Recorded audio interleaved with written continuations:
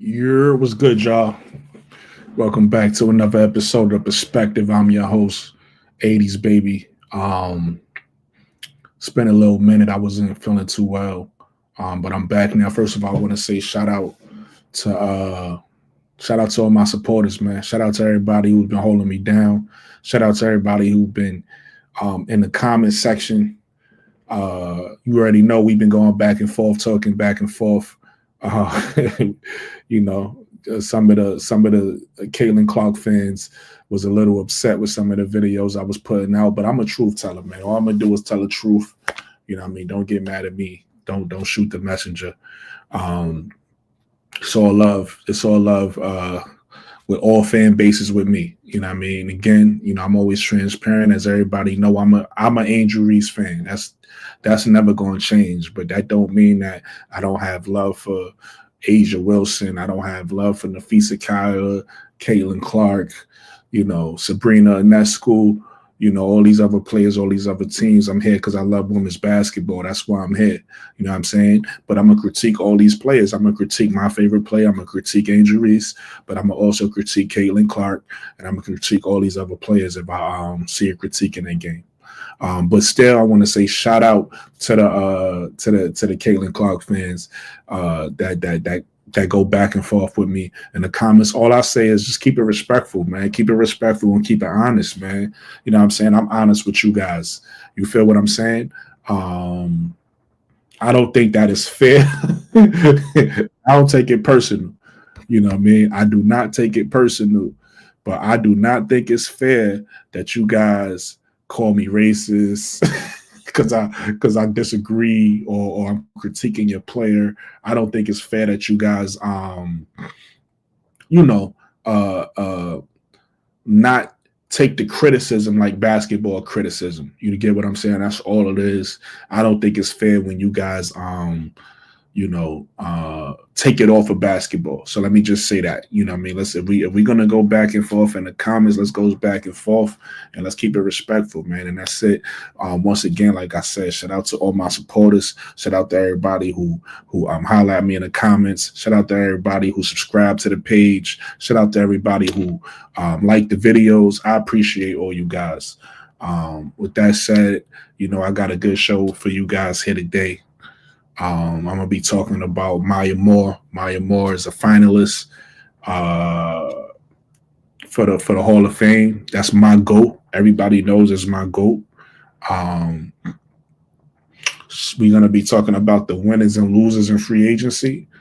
We're gonna be talking about the Valkyrie. I feel like the WNBA and the Valkyrie kind of dropped the ball. Right? They had All-Star Weekend in Oakland and Golden State. Excuse me, in Golden State, and in the Bay Area, and I didn't see a lot of Valkyrie. I thought I'd just see more interaction. That's all. Just even if they're not playing, not doing anything, I thought I would see something. I didn't see nothing, so I just want to talk about that. I'm gonna talk about a few things that's been going on in college basketball. It's interesting because the AP top 25 change. I know a lot of people are upset. I know there's a lot of upset LSU fans out there. There's a lot of upset South Carolina fans out there. You know what I'm saying? They fell out the top 4, so we're gonna get into that. That's interesting. We're gonna talk about Madison Booker because I think a lot of people be sleeping on Madison Booker's game, right? We're gonna get into that, and then we're gonna also get into what historic WNBA franchises you guys think need to come back, and or what new franchises you want to come about. So we definitely gonna get into all that. Like I said, hit the like button, subscribe to the channel. If you if you're watching me on a playback, make sure you talk to me in the comments, and we get into it. With that said, like I said, I've been gone for a little minute. And what I was trying to do too before I was gone, I was actually like not trying to go live. Nate, what's up, my brother? I'm, What's going on? ain't nothing. Let me finish this, and I'm gonna introduce you in a second. I was actually trying not to live for a little while because what I was trying to do was I was trying to. So sometimes when we do these lives, we go for a while. Sometimes we have long content, which is cool. So I was like, you know what? Everybody don't have time to watch a 4-hour video. So I said, let me chop some of this content up to make it more digestible. And a lot of people was flaming me in the comments. Oh, that's old. I know it's old. That was the point. The point was to give y'all some material maybe that y'all missed or something y'all ain't see. They'd be like, oh, that's old because you know it's free agency. So somebody might have already been traded. So they was flaming me. So listen, man. So I stopped doing that for a little while. I'm trying to explain why I haven't had content out. So I was trying to do that. I was trying to chop up that content before I went live. People started flaming me, so I stopped doing that. It's all good. You know what I mean? The people talk. I'm gonna give the people what they want. So then after that, I started to feel, you know, I was having a rough week, a little fatigue, dealing with work and stuff like that. So I really, you know, I'm never gonna force a video if I don't feel the energy, if I ain't in the mood, I'm not gonna try to force a video out. So I kind of fell back from that. And then Valentine's Day came up, and you already know priorities. I had to spend time with the lady. So that's why I haven't been around. You know, a little hiatus. But you know, I was letting everybody else eat. Sometimes you gotta step aside, you feel me? You know what I mean? I'm a big deal in these YouTube streets. Sometimes you gotta step aside, let everybody else. You know what I mean? With that said, though, let's get into the show. Nate, what's going on, my brother? How was your day today? Pretty good, man. Nice. This is my brother Nate, y'all. He's about to be. Did you create your channel already, or not yet? Not yet. I'm gonna go ahead and create it. Even though, thanks to your man Trump, I'm not gonna be able to get my equipment for a while because it was coming from overseas. But I think I'm gonna go ahead and start it.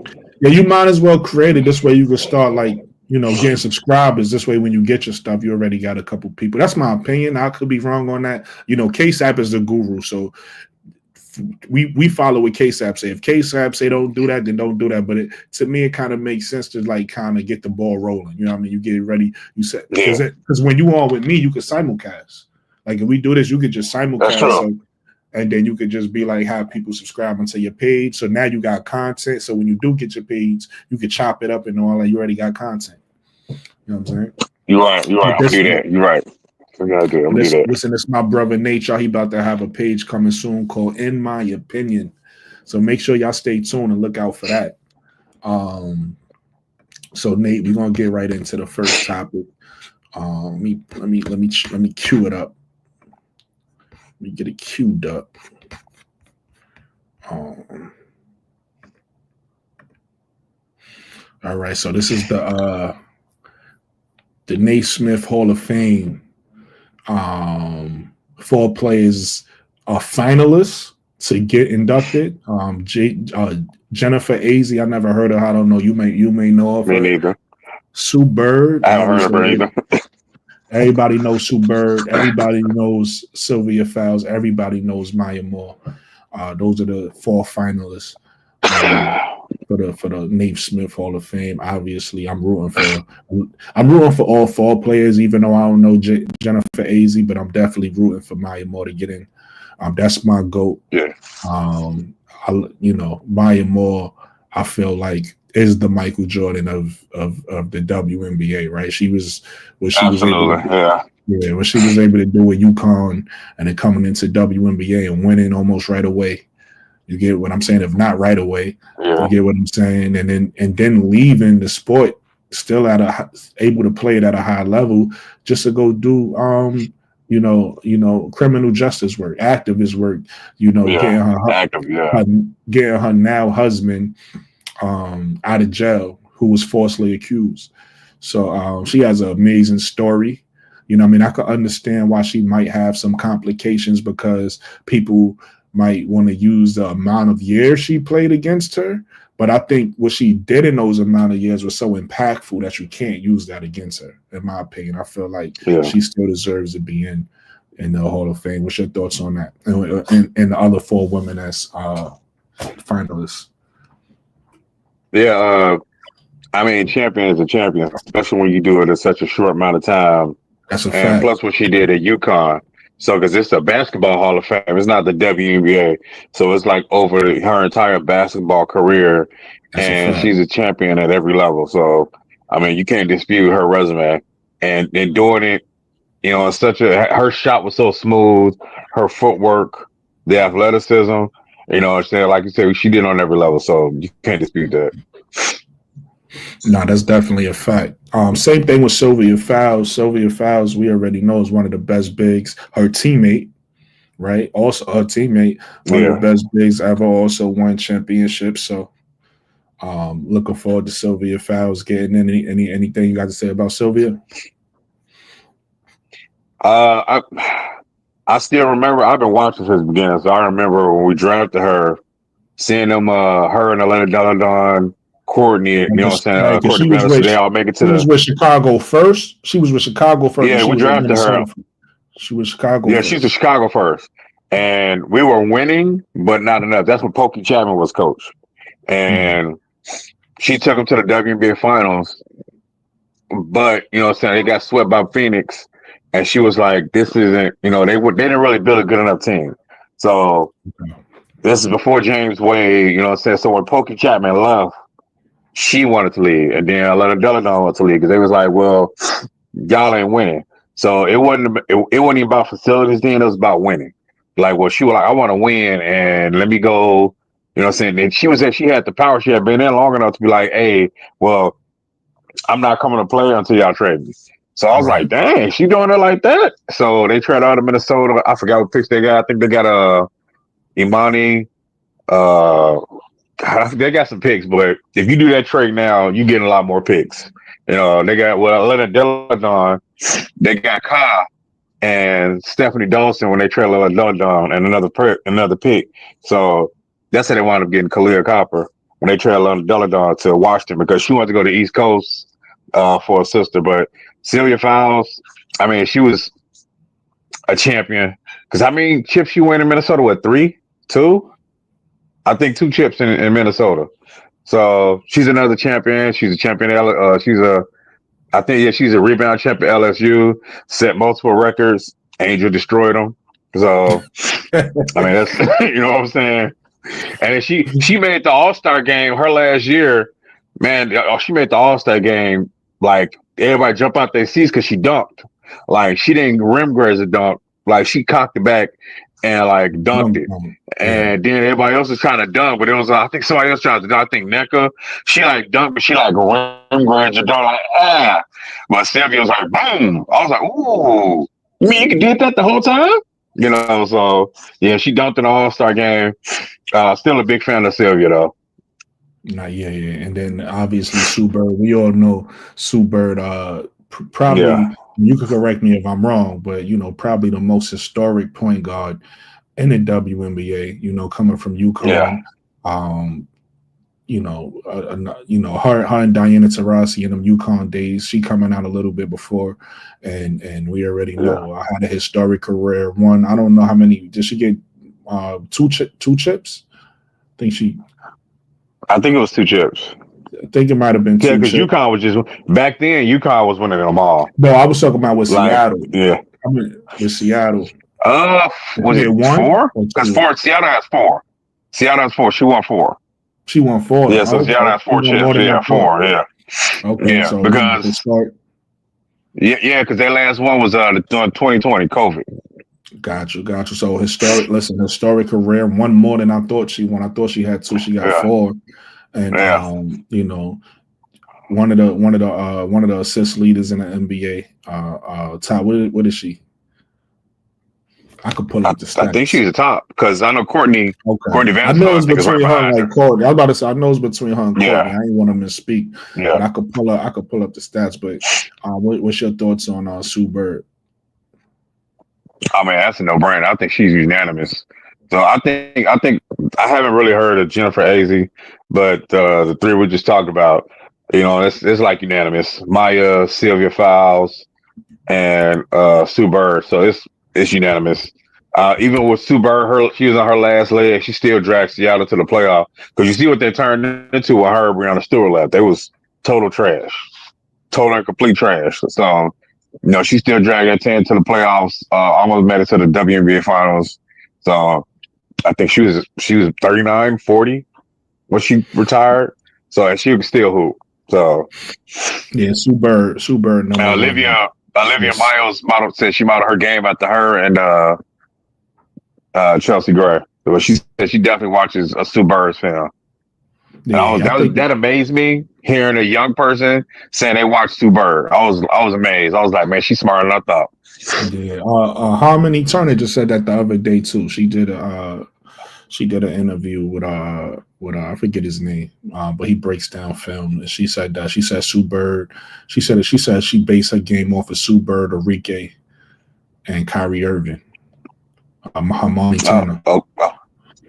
So those are like total different point guards. Each Enrique and Kyrie are kind of very similar. Sue Bird is like a total class. She's definitely she's gonna dice you up. So Sue Bird, I'd say, it's totally different. Enrique isn't so she's a shooting guard. Let's keep it real. She's a shooter. So she's a volume shooter at that. Yeah. Basically, AKA I think chunker. she was I fuck with Enrique. I know a lot of people be coming down on her. But I think she was basically talking about different parts of her game. I think she was saying like, because she's a scorer. So I think she was saying like the scoring part of her game is Enrique. I think she was talking about the ball handling her part. She learns. I don't think she's saying she is Kyrie, but I think she was saying she learns from Kyrie in that aspect.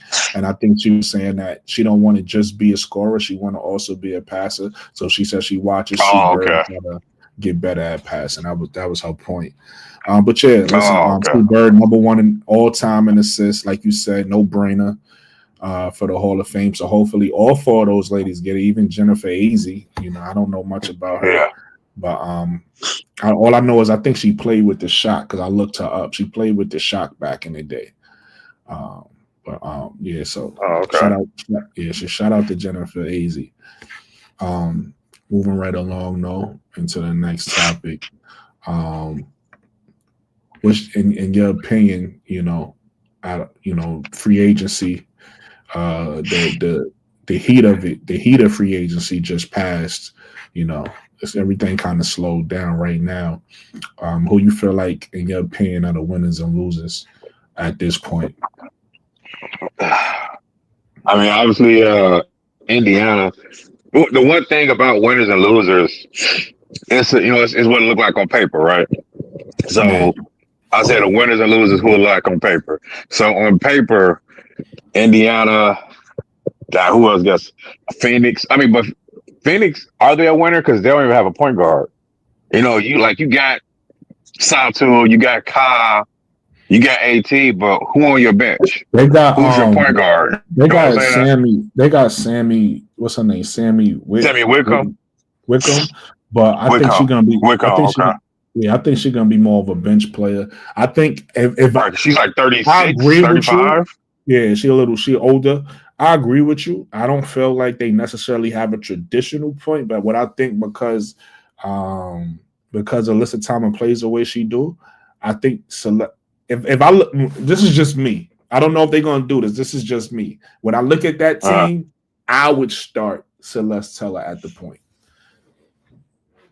Because now you got a 6-foot guard there. She could play defense, right? And she could do wing things and you letting Alyssa Thomas do your point guard work. So I would start Celeste Teller if I was in that situation. Okay. Right. Second year player shows some good thing. Got some playoff experience last year, bounced around before. Phoenix was like, no, stay here. We got you. Yeah. Yeah, and then bring Sammy off the bench. Well, who else coming off your bench though? Like who's subbing out Kyle? Who's subbing out Satu? Right. They still gotta fill the rest of that team. Fill out the rest of their squad. Yeah. But when I would say Phoenix because they got Satu, Indiana. Actually, Indiana because Indiana's actually making sure they have an actual full team. Yeah, they Like the they biggest paying winners. people off. Yeah, they big definitely in there. I'll say Fever. Yeah, definitely Fever the biggest winners. New York didn't do anything. I mean, the Aces got Jewel, but oh yeah, matter of fact, the Aces they got Jewel and Cheyenne Parker, which I don't think they got her on like a training camp deal, which is weird. But I guess they trying to finagle money. They almost had Brittany Griner, but they were trying to get her to take a pay cut. She was like, "Nah, I want to get paid." They said, "Well, we want ring." She was like, "Nah, I want money." So she went to Atlanta. I have no idea what Atlanta's doing. Atlanta's a loser to me. I was like, Atlanta's a loser. Like they got. It's the way you say loser for me. Like for real, there's a loser. Like they losers because they got a coach that want to run and gun, and he like, bet we're gonna get you some slow bigs. You know what we doing? What are we doing? Yeah, I'm with you. What are we doing? I understand the Kalani Brown pickup for them. Oh yeah, for the Mercury, right. And then you got Brianna Jones and Brittany Garner playing the 4-5. Oh, you was talking about. I'm sorry, you was because when you said the way they coach play, I automatically thought about Nate Tibbetts. You was talking about the Dream still. Yeah, the Dream. Okay, Tresco, the coach they got from Florida, he runs and guns. Okay, I didn't know that. Yeah. He runs. He's from Florida. Yeah, he was there for like 20 years, and it's like, "Bet we're gonna give you this bag." You know what I'm saying? Take this money. And he got two bigs. All right, cool. And he got two bigs, traditional bigs. But Brianna Jones she don't shoot really. To your point, it don't make sense to me because Brianna gonna have to come off the bench. Like I don't see them playing the 4 and the 5 together. I don't. But you gonna have to. You get her. You gave them both max money. Brianna Jones making 200. Yeah, you got to pay them. You got to start them. You're not paying them 200 to come off the bench. I'm pretty sure she don't. She like, all right, we're gonna bring you in, and you gonna come off the bench for 200K. She like, no. She could have went anywhere. She could have went to Seattle for 200 and come off the bench. She came to Atlanta to start. So what was it? Jordan Canada, Alicia Gray, Ryan Howard at the 3, and then Brianna. And like those 3 can run, but then you got Brianna Jones and Brittany Griner. Neither one of them run. Like the 40-yard dash, they're running about 6 seconds. 5-6 seconds flat. Like I've seen Brittany Griner labor up and down that on rival. No, 5-on-5 is different, and the court is bigger, and you chasing around another center like a Cardoso who's gotten smaller and a lot more muscle. And she like, bet I'm trying to run you out now, and now she got a 17-footer. What? Do you see her jumper? She like, she got more muscle. Like she lost the fat. I want to say fat. Yeah, I'm gonna say it. She lost the little healthiness she had because like she had no break. That's the one thing. She had no break, and Angel they had no break. So when they came from college, like she was big, but she wasn't as agile as she needed to be. And I think actually when she got hurt, I think that's when she like got heavy because she wasn't able to do what she wanted to. So when she got heavy, like that's what she said. She was never comfortable because she didn't trust her shoulder to like mid-season toward the end, and then she got hurt again. So she really didn't have. She was never comfortable all season. So year 2 Camilla and year 2 Angel is gonna be crazy. But as far as free agency, Atlanta is a loser to me because you get 2 bigs and your coach wants to play a certain way. He want to run and shoot, and you get them 2 bigs at the 4-5 and then Griner got 213,000, and you gave Brianna Jones 200,000. So you're obviously starting both of them. And then like the Kalani Brown thing, I think they just took her for salary, but the Kalani to Mercury, like that's your big. I think Kalani might be coming out the bench. Yeah, he's the same way, running down. Yeah. So, and that's why Brittany Griner left. Yeah, and I think that's why another why Brittany Griner left. She like, I'm gonna see what y'all gonna see what I can do. Cause he was like, stay down in the post because you can't run it. Because you can't. You know, she trying to run and shoot threes on her rival. This isn't 5-on-5. You ain't doing that. And you know, she probably shoot a couple here and there. Like you like, all right, I'm finna shoot this. You're not running and gunning like that on 5-on-5. Run up and down the court. You too big. Like what that one-on-one showed me. What that one-on-one, you like. I think somebody else pointed this out. Like you know, we used to hoop. We hooping like, especially when I growing up. We hooping 3-4 times, 3-4 games. All right, bet, run up. You know, and not tired. We shoot, you know what I'm saying? All right, you got to win by 2. You know what I'm saying? When one-on-one showed me, all of them out of shape, except Fee. Like the ones that's not out of shape, you saw them, oh, okay, all right. This using the brain. I'm gonna foul you. Skylar, Fee. There's only a few that's in shape. Courtney Williams. But that one-on-one showed me, oh, you doing too much partying in Miami. You know what I'm saying? Because you so used to this small court, you out of shape. But let's see, losers, Mystics, because they did nothing. Seattle a winner? I think Seattle's a winner. Yeah, Seattle's definitely a winner. Seattle got 3 first-round picks next year. 3 first-round picks. Let's see. LA is a winner. But at the same time, can we consider them a loser for giving up that number 2 pick? Yeah, that's a. I mean, ain't that kind of like a loser activity by giving up that number 2 pick? So that's a good question. Yeah, you know, because it's you still get a generational talent number 2. I understand you like, we want to win. I'm not giving up that number 2 pick. Oh, we don't know who coming out. I think their thing was if it ain't Page and Dallas wouldn't try to trade. I think that's what it was. Dallas wouldn't try to trade that number 1 pick. And it was like, all right, well, we might as well trade it because Olivia didn't want to come to LA. That's another thing I want to point out. So it's just Richard Cohen. He pointed out that a lot of teams talk to the players. Go out talk, but they talk to a lot of college players about their team, and they can say certain things in the interviews that make them go a certain way. Like that's like asking, let's throw Olivia up there. Like, hey, Olivia, would you want to, come off, play off the ball, play some 2, and what you think about LA or what you think about Seattle? And you can respond. It's like if you really not you want to push your draft stock down to 3, and you're not an LA person or a Seattle person, and you're like, no, I'm just a point guard. Because I heard her say in an interview, she's like, I'm only a point guard. That's it. I don't do 2. But then she sound too, and she's like, I in the W, women that handle the ball, so I'm trying to use that playing with Hannah, but I'm only a 1. I don't play off the ball. She literally said that. She said, I'm only a 1. Anybody with basketball IQ know that, though. So anybody that's going to draft her to play the 2 yeah. That's dumb. I've heard certain people that don't want Chicago to get her. I'm not going to say their names. Like KSAP said, don't give them no name. But say, oh, Seattle's obviously going to draft her because they can run a 2-point guard system like she's doing in Notre Dame. That's only because Hannah is Hannah, and Hannah finna take over at Chiefs. It's different when you go onto the W. You know what I'm saying? She like, well, this going to be my team, so I want to take over. Now she go to Chicago. If I'm Tyler Marsh, and I'm just, hey, look, this is what we're doing, Courtney. She's going to take over, so we need you to ease her in, show her the playbook, show her how to run screens, but this is going to be her spot. That's easy, because Skylar looked like she could still play for another 3-4 years. Courtney looked like she done about the 1.5, 2 years.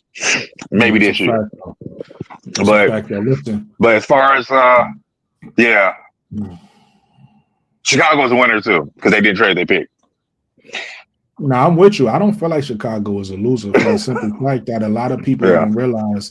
One, I think the Kia Nurse pickup is actually a low key solid move. Right, I like Kia Nurse. Real solid. First of all, one of the 3 of the biggest needs that Chicago had was playmaking, 3-point shooting, and perimeter defense. Well, Kia Nurse alone solves 2 of those issues.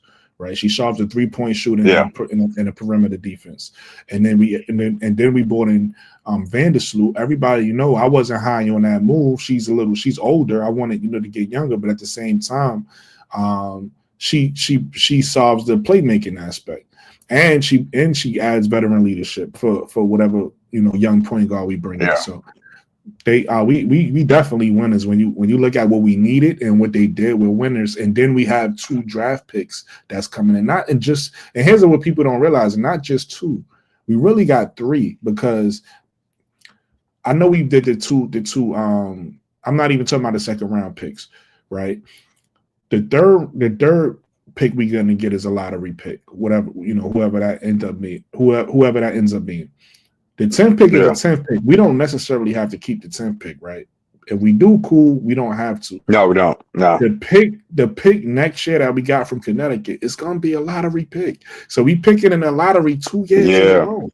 So we could get a lottery talent this year and a lottery 2 years talent in a next row. year. And listen, I know we don't want to think about it. I'm not even thinking about it. But if Jeff mess around and finagle a lottery pick in 2027, I thought about it already. Lottery pick for 3 years in a row. Lottery. Next to Angel and Camilla. Now we listen. That's the future. We're worrying about 2025 right now. We're winners right now. Right. With that said, listen, everybody, if you're watching this live or if you're watching this in a playback, make sure you hit the like button. And please subscribe. I want to get the Mikachu. Mikachu is up hot before we get to the topics and everything. How was your day today? It was good. Nice. If you want, we touched on 2 topics, so you could touch on both of them, or you could just touch on the topic we talking about right now. The first topic was about the Naismith Hall of Fame is 4 finalists: Maya Moore, Sylvia Fowles, Sue Bird, and then this is a player that both of us don't know, but you might know because you're a WNBA historian. Jennifer Azzi, she played for Detroit Shock, so you may know of her. But those are the 4 finalists that's making it. You want to talk a little bit about those 4 players, or 3 if you don't know who Jennifer Azzi is. Talk a little bit about those 3 players and what you think about them possibly being entered into the Hall of Fame. I don't know if all 4 gonna go into the Hall of Fame, but definitely Maya Moore. No, definitely, yes. No. I wasn't saying that you think all 4. I was just saying say a little bit about. No. I saw the 3. I didn't see the 4, so I have to look about Jennifer Azzi. We didn't say much about her. We just wished her well. Yeah, neither one of us did. Yeah. We just wished her well. That's what I don't know. Oh wait, is this the? Oh wait, this Mikachu. Is this the one that be like, you know what I'm saying? Yeah, this Mikachu. You know what I'm saying? Is that Mikachu? Is that you? Yeah. Oh, okay. I thought, okay. Give it a stack. You know, I was like, okay, Brooklyn, okay. All day, every day to oh Jesus! What's your thoughts on those 3? Just their career, and I've seen the Naismith Hall of Fame only induct like maybe 2 or 3 WNBA players. Right. I think Maya Moore definitely. But it's a toss-up. Like, I wouldn't be mad if Sylvia Fowles go in before Sue Bird. You know what I'm saying? Yeah. Because Sue Bird was 3 years out of retirement. Freaking Maya Moore. I think she retired last year, right? She retired in 2023. No. 2023, yeah. We get 2025, so that's like 2 years. Yeah, 2 years. Yeah, 2 years. Yeah, so I wouldn't be mad, but Sylvia Fowles and Maya Moore getting inducted, that would be a blessing for Minnesota. No, that's a fact. Now that you threw in AZ, they probably, I haven't seen Maya Moore's game, not gonna lie. I follow Sue Bird because she's from New York. That's the only reason. And Sylvia Fowles, I seen a couple of, before she retired, a couple of her moves. She's solid as a power forward / center, because she'll grab you a couple of rebounds. Like, I'll give it like maybe 10, 15 rebounds a game. She was a beast on the boards. Definitely. She was like 6'5", 6'6". Her shots is when she's feeling it is definitely on point. But yeah, definitely Maya Moore is getting inducted. That's a given. But I would say this. I agree with you because Maya Moore is my GOAT. So I think she should get inducted, hands down. But if people do push back, the reason why they will is the amount of time she played. She retired early. Now I don't think that should hurt her at all. But I'm just saying that'll be a knock to her getting, and not anything she did, because she's a winner. She won on the college level. She won in the pro level. You know, when she was playing, amazing numbers, but she retired early. So a lot that might, if people, you know, you got your haters. So if people want to push back, that's what they would say. She retired early. I don't think it should bother her though. But I agree with you. This is about you being in the Basketball Hall of Fame. Michael Jordan retired twice. So Right. I don't want to hear that talk about, oh, she retired from the game and she left the game. Listen, I'm with you. I'm just telling you, I was playing extracurricular devil's advocate. activities. I'm with Like, you. nah. Right. As long as her resume, her resume puts her there. Yeah, regardless. Yeah. We going based off. But Sylvia Fowles just retired last year, didn't she? Did Sylvia just retire last year? She retired. Yeah. She retired 2020, not 2024, 2023. Yeah, same time as Sue Bird. I think she retired before Sue. I think she retired before Sue. Maybe 2022 or something. She retired before. I don't know. I'm deferring to y'all. I wasn't watching, so I don't know. I know it was when Candace was still with the Sky, so it must have been 2022. I think you're right. Yeah. Yeah. Nah, I wouldn't be mad, but all three. Yeah. That's two UConn players. I don't know what Sylvia Fowles went to school. But LSU. LSU? Yeah, Sylvia Fowles from LSU, okay. yeah. Yes, so it's two predominantly like exclusive college teams. Like everybody talk about LSU because of old girl that just left, you know, Angel Reese or whatever. Angel. And they coach. Yeah, Angel Reese. But UConn, when Gino Auriemma retires, he needs to go down as the GOAT because he's the winningest coach out of all sport, like women or men. He's the most winningest coach. Yeah, that's a fact. That's a good point. And then our second topic was winners and losers in free agency. Definitely Atlanta. I heard that one. Well, Atlanta, what? Yeah. One or they taking the lost. biggest L. Okay, like bro. Told you, L. Zahir. Nah, B. I thought they was in a rebuilding mode. They ain't bring nobody to help out besides getting them slow ass bigs. No offense to BG. She definitely needs to think about retiring. And I thought this would be like her comeback, so I thought they was going to stack more people with her. Because the way she plays, she needs a true point guard. Yeah. She's not an off the dribble type of big.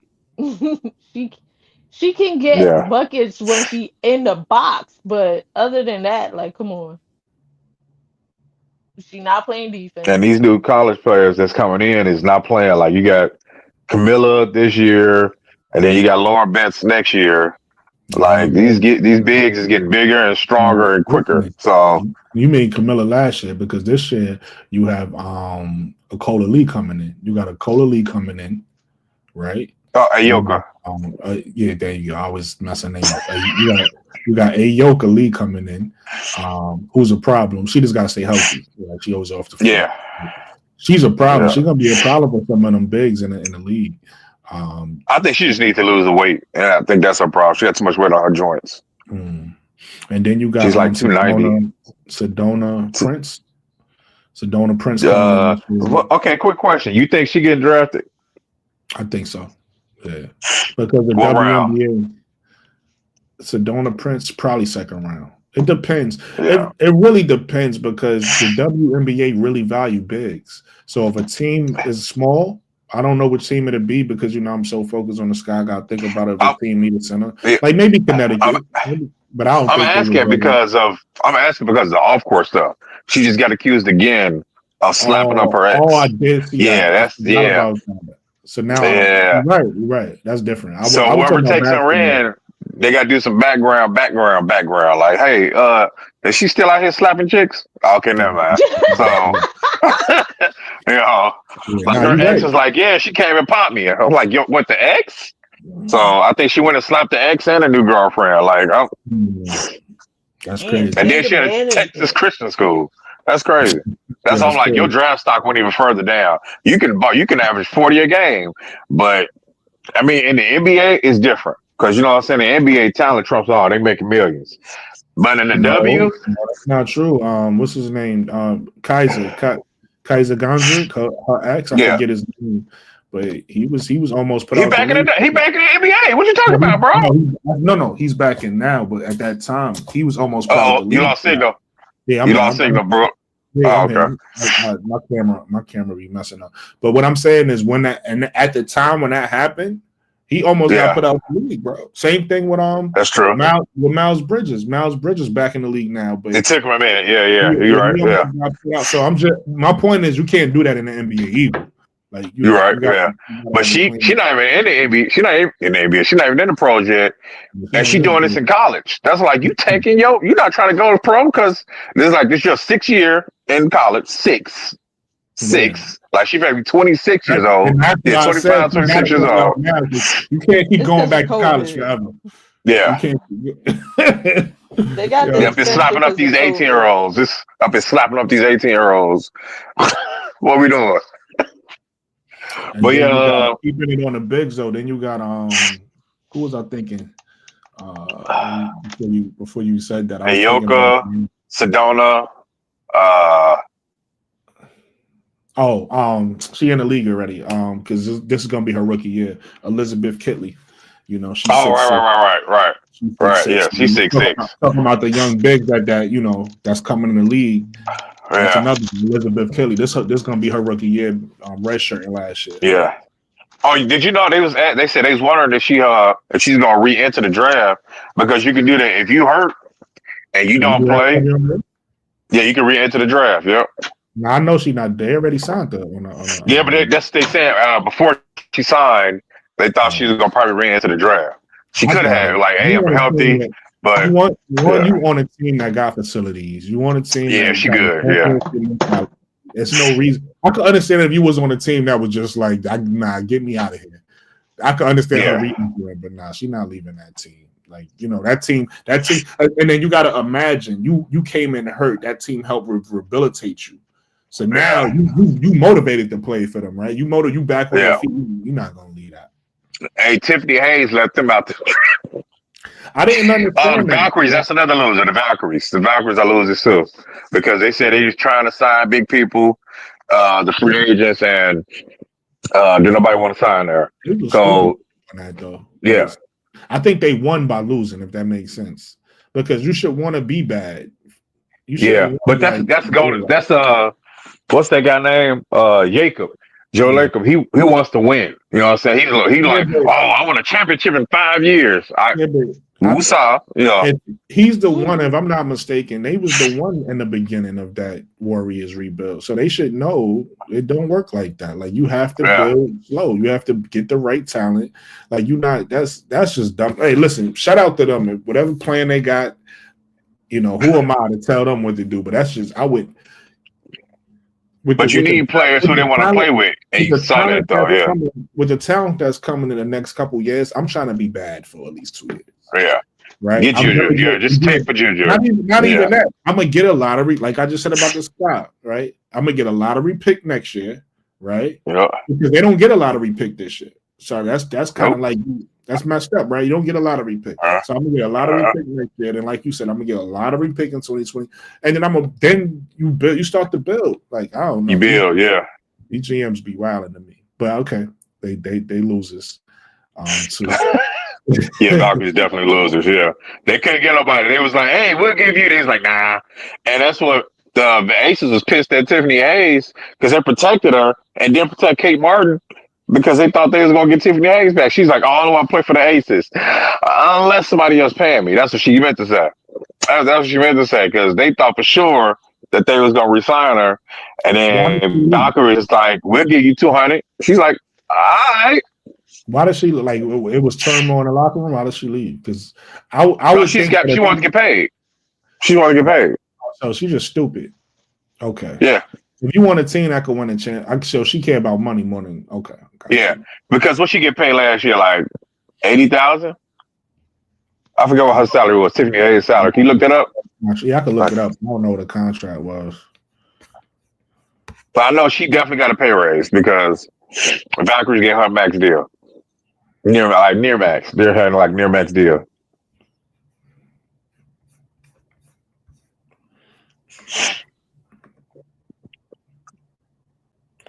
Well, they're not gonna show what it was last year because she already gone.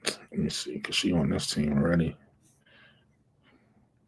Yeah, she got 200,000. Last year, I don't even know how to look up last year's salary.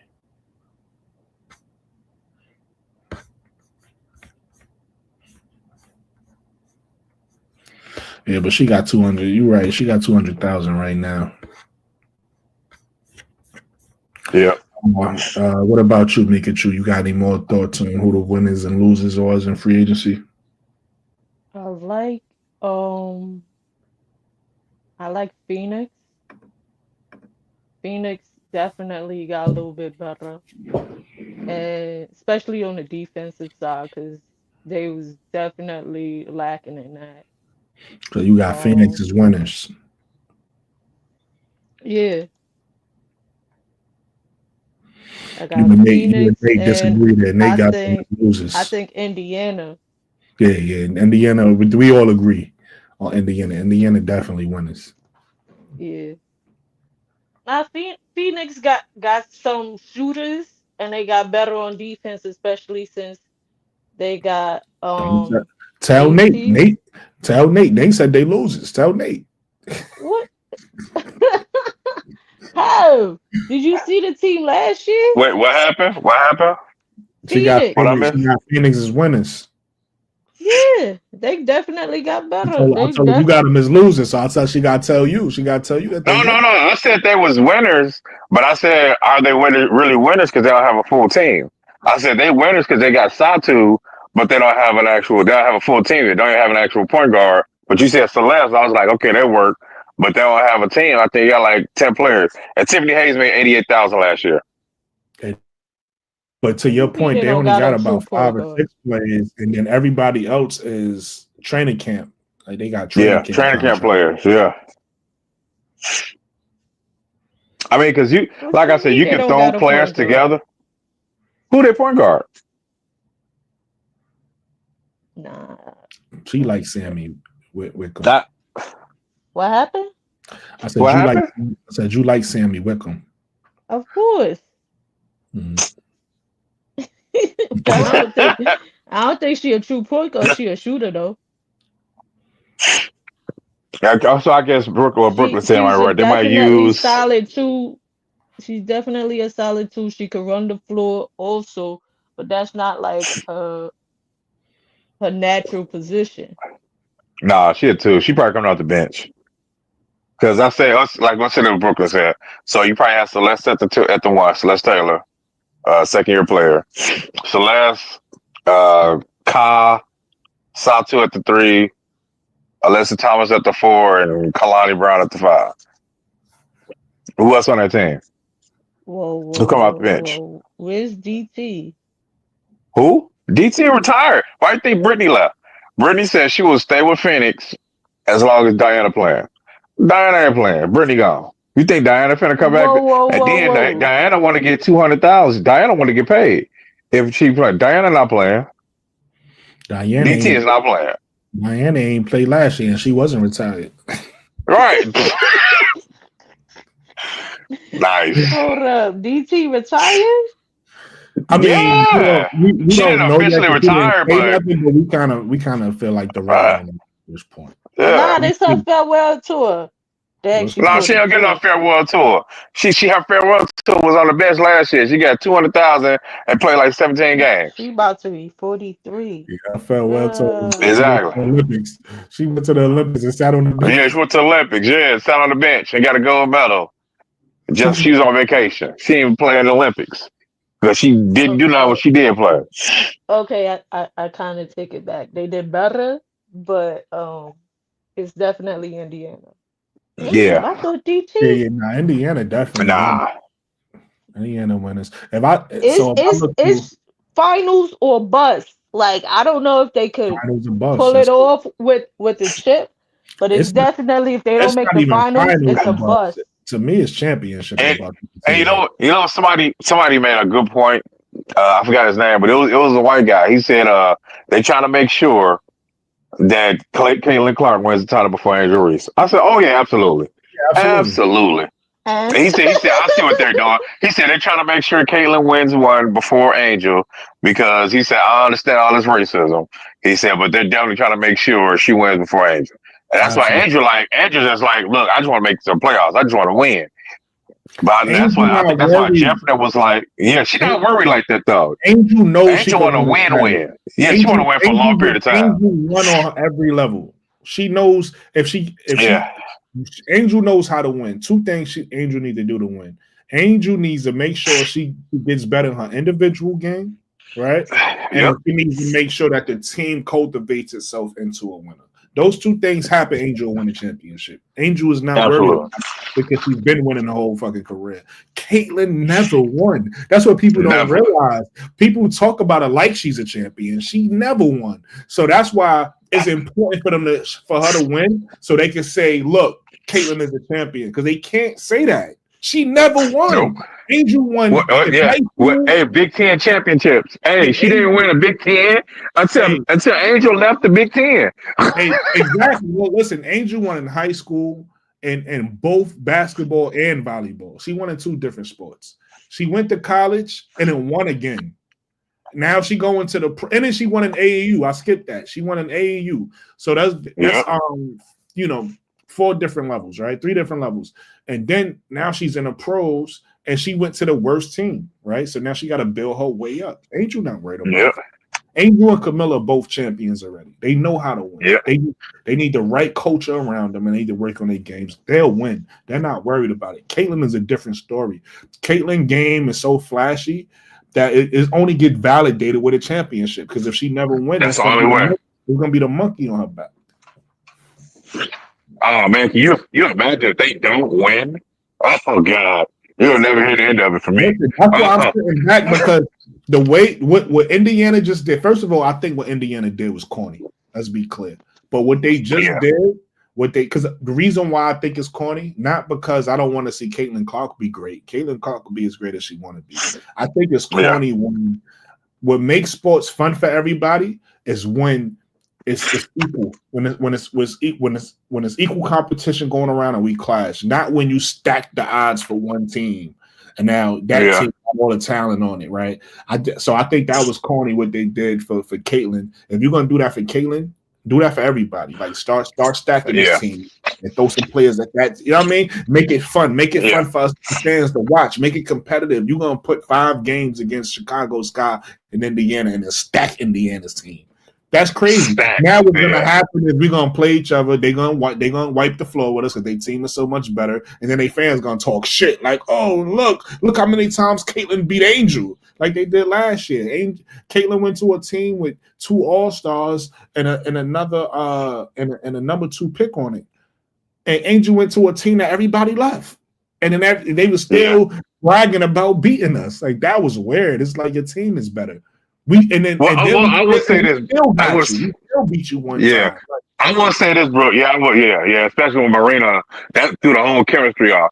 I would say that you can throw a whole bunch of players. And I said this before. You can throw as many good players on the team as you want. We saw this in the NBA. You know, that Laker team. When they threw Karl Malone, Gary Payton. I mean, they went to the finals, but they couldn't win it. You know, they lost to a lesser talented team that had better chemistry. You know what I'm saying? Mm-hmm. So as long as they surround, I think that's they trying to make sure, just trying to make sure he get the right vets this time with Angela and Camilla. Vets that actually want to, you know what I'm saying, want to work with them. You hear, I ain't gonna talk about Annie was mad because they was giving Angel so much love. Well, why you come here? I don't want to talk about that half. But anyway, Kia Nurse, love, you know, she's like, oh, they're a point guard and a shooter, you know what I'm saying, dream. Rebecca, they love playing with Angel. That's all they was talking about, Angel and Camilla. So you got the right vets. Courtney, talk about Angel. She's like, that's why I came back, because Angel and Camilla. So you get the right vets that want to pass the ball, you know what I'm saying, to these players that can pass the ball to these players, you have a better team. But you throw a bunch of people that's used to being the alpha, and then they're like, hey, I don't want to step on your toes here. They're like, no, it's you here. And then, you know what I'm saying, it's bad chemistry. You know what I'm saying? Because like Hannah and Olivia. Olivia been in the gym since last year. She been working with Hannah. So they got their chemistry straightened out immediately because they was just, you know what I'm saying, passing each other. She's like, hey, I'll be the point. Hannah told her, I'll be the two. You take it. You got it. She's like, all right. So you got to have that chemistry ironed out. And hearing Dewana talk like, hey, what do you want to be? What do you want to do? I want to be great. I don't think it won't mess right away. I don't believe it will. You throw all them people together, you got to have actual chemistry. Everybody got to know their role. But you bring a bunch of people that's already knowing their role in the door, like, hey, I'm finna hit you. You know what I'm saying? Let me know who you want me to be. You heard Kid Nurse like, hey, watch the screen right here. They're going to come back. Let me know where you want me. She's like, I'll talk to her. She in Miami. Hey, what you need to know? So it's it's good to have the right vets around you. And I don't necessarily think they're going to be that much better. It depends on how this roster look opening day.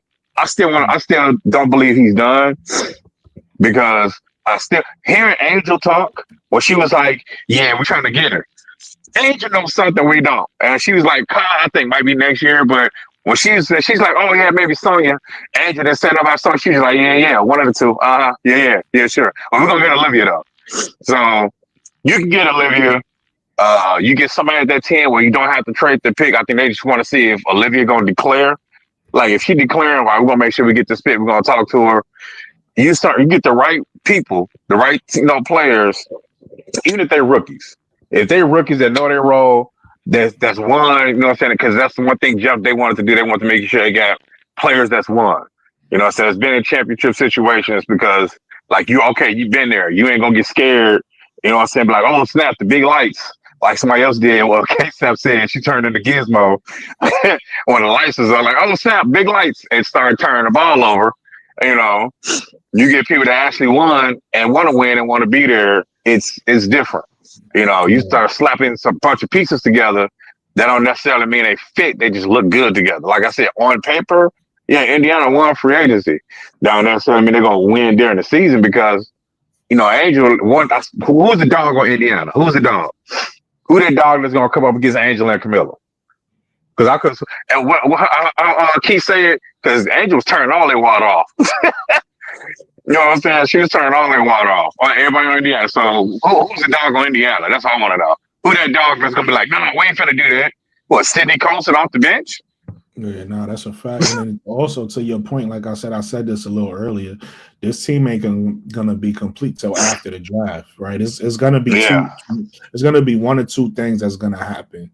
Either we're gonna draft two solid rookies, or even maybe three. You know, we got 4 picks now, so we're gonna draft three solid rookies, or we're gonna draft one really good rookie and then, you know, make a trade, or maybe they trade. Listen, I don't know what's in Jeff head, man. Maybe he trades for a veteran with the picks still. Who knows? But I think it's more likely he traded up to 2 than trade for a vet for that 3rd pick. Our team is not complete until after the draft, and then we know what we have.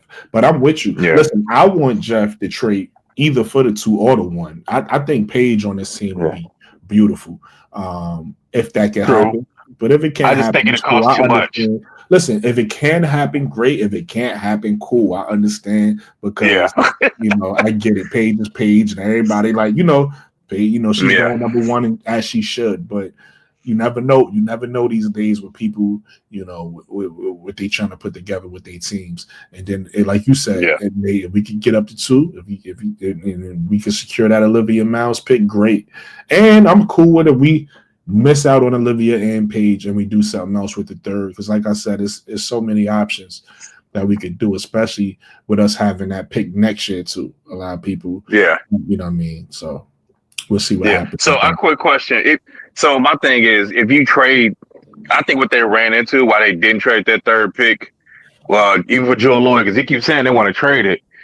But if they wanted to trade it seriously, they would have traded it already. Because you see what Seattle got. You see they got that number 2 pick, and then they got a next year's pick. that's what Jeff was like. Nah, I'm not getting you all these picks because they wanted 2 first. They wanted, hey, all right, give us the 3 and 1 next year. And he's like, I know. Jeff was probably like, no, I'll give you probably maybe the 3 and the 10, or maybe the 3 and the second. He's like, no, we want the 3, the 10 and 1. We want 1 next year. And he's like, nah. So even if you trade for somebody like Ryan Howard, I still wouldn't do that because they're gonna want a 3. They want 3, 10. They're gonna want a pick next year, and then since that's a swap, they're gonna want, all right, give it to a 2027. And that's my thing because these picks get more and more value. That's one thing they said. These draft picks are more and more value. So it's before it's like, all right, here you can take this pick. Man, you see these players, and then every day now Michaela Blake's dropped another 50 piece, and she a freshman. 55, right? I've been talking about Michaela Blake's, man. Like, yo, Michaela Blake's 55. Man. Michaela Blake's and Camille Pierre, man. I'm a fan. I'm a fan of Vanderbilt. Shout out to those 2 girls. They got a bright future ahead of them. And shout out to that program. Hopefully, I want to see them fighting for a Final Four. How big is she, Brooklyn? You know her height, weight? You know, at least her height? Camille? Her position? Yeah, Michaela Blake. I'll tell you right now. Keep talking. So that's why I think that's why he's not in a rush, and I'm glad because these teams seeing now, like, all right, since 2026 is a swap, either give us Connecticut pick, what they're not doing. We don't want your pick because that's a swap with Minnesota, so we want your 2027. And you're like, no, I'm not giving you 2027 because that's even if you're not bad, I'm not giving you a 2027. 2027 is gonna be deep. You never know. So that's why he's not in a rush. That's why I'm like, yeah, don't be in a rush to sell out the picks. And they probably tell Angel like, hey, look, this is what we're gonna do. We're gonna try to get Olivia. We're gonna talk to her, and I'm pretty sure Skylar talked to her too, because Skylar was at Notre Dame. So I'm pretty sure Skylar asked her, and she was like, probably like, nah, I'm not so I'd rather probably stay close to home and at Chicago. She ain't going to Indiana. And, you know what I'm saying? Notre Dame was right there, and that's the area she's from. So it's the different things that Seattle is doing. I don't see them going for a point guard, and Skylar's there, and Skylar's not going anywhere. I know she's 35, but yeah, Skylar, you see her arms, man. Skylar preparing for play another 3 years, at least. Skylar can play. She could go. I've been saying that. Listen, it just don't make a lot of sense to have a point guard and then draft a point guard and say, especially in a draft where you got a bunch of different wings that you need, right? So it just don't make sense to me. Like like Sonya Citron is right there, and that's what you need. Yeah, you're gonna draft a point guard. That only makes sense if you trade in Skylar, right? If you're gonna bring in Olivia to trade Skylar, and then I don't think they trade in Skylar because Skylar want to be there. To answer your question, she 5'8". 5'8". She 5'8", and Tanaya Lawson is 5'9". Man, they both 5'8". They both same size, 5'8". Tanaya Lawson 5'8", 5'8" too. I thought she was 5'9". Nah, she 5'8". That's crazy. And Tanaya Lawson coming out next year. I don't think she declaring this year. She could, but I don't think she would. She probably asking like, "Hey, what's my draft stock?" If she does, she'll wait till the tournament's over, till the season over, and then probably declare if she was to. But I haven't heard any inklings about her, declaring this year because she could, but she'll probably wait until the new CBA next year and then declare. So, but it's also where they want to play and where they see they fit at. So, I know everybody like CBA, they got NIL deals that turn into just regular, what's the word? Regular sponsorships when you go pro. And that's another thing Angel was saying. That's why I think Flo still might come out because, so her music, since she can dedicate a lot more time to her music when she's out of college. Because usually her podcast, that's all she talk about. Now her man and her music and basketball. So, what I'm saying? I think she still might come out. And if Flo come out, that's really throwing her. You already know Flo going to Seattle. If she comes out, she definitely going to Seattle. Oh, we got our 2-guard right here, bet. We got our 2-guard right here. Well, and she's 6 feet. She grew even some more, so she's 6 feet. I think all the girls 6 feet. I just think they even if they not 6 feet, they gonna be 6 feet when they come in the league. They gonna make them 6 feet. Easy for the because they got them. They listen to them Easy at for 5'10". They listen Yeah, to them she at 5'10". 5'11". No, but they listen to them Yeah. at 5'11". So when she come into the league, she gonna be 6 feet. Paige is gonna be. Oh 6 yeah, feet. yeah, she's gonna be 6 feet. Yeah, he throw the right shoes on them. They 6 feet. Yeah, they all gonna be because they're gonna be the same height. Evenly, I don't even know why they don't just call Dejanay 6 feet at this point. They call her 5'11". Just call us the girl 6 feet. She's 6 feet. Yeah. And then Dejanay playing a small forward in Dallas. That's He what playing I'm a small saying. forward, right? She's gonna have Yeah, to. she's a small forward. Yeah, she's gonna have to play the small forward. So just call a girl 6 feet and call it a day, man. Yeah, for real. Yeah. Yeah. So it's going. I know this season's gonna be real interesting, man. It's got a few more games left in the season, regular season. It's gonna be real interesting seeing how these teams play. Tamia Gardner, Kiki Rice, she's a sophomore. Oh shit, junior. When Kiki Rice coming out? Next year, she a junior. Tamia Gardner too. Okay. I don't know about her. I gotta look her up. Mm-hmm. I haven't been too impressed with Kiki Rice. I just like a game here and there. She's been good, but I know sometimes it's the system. I just feel like Kiki Rice, like you said, maybe it's a little bit of system, and a lot of times we judge players based off how other players is playing. She hasn't been explosive, right? She hasn't had none of those type games. Pause. So a lot of people are high on her, but I think her game is still. I think she's still. She one of the best guards.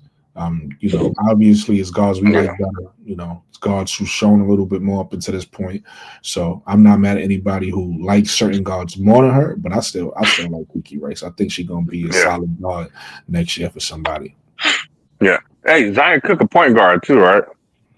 Zion Cook, I think she could play the one. I think she's more of a two, but she could play the one. Then she just get. I think I just smell on Seattle too. She got Seattle signed her too. Yeah. Yeah, Seattle. Yeah, they getting all these guards just to pick another point guard at 2. Yeah, sure. Okay. I think the smartest, like you said, now that they got Lexi Brown and they getting all these guards, I think the smartest thing for them to do is to get a backup 4 to like take over for Nneka.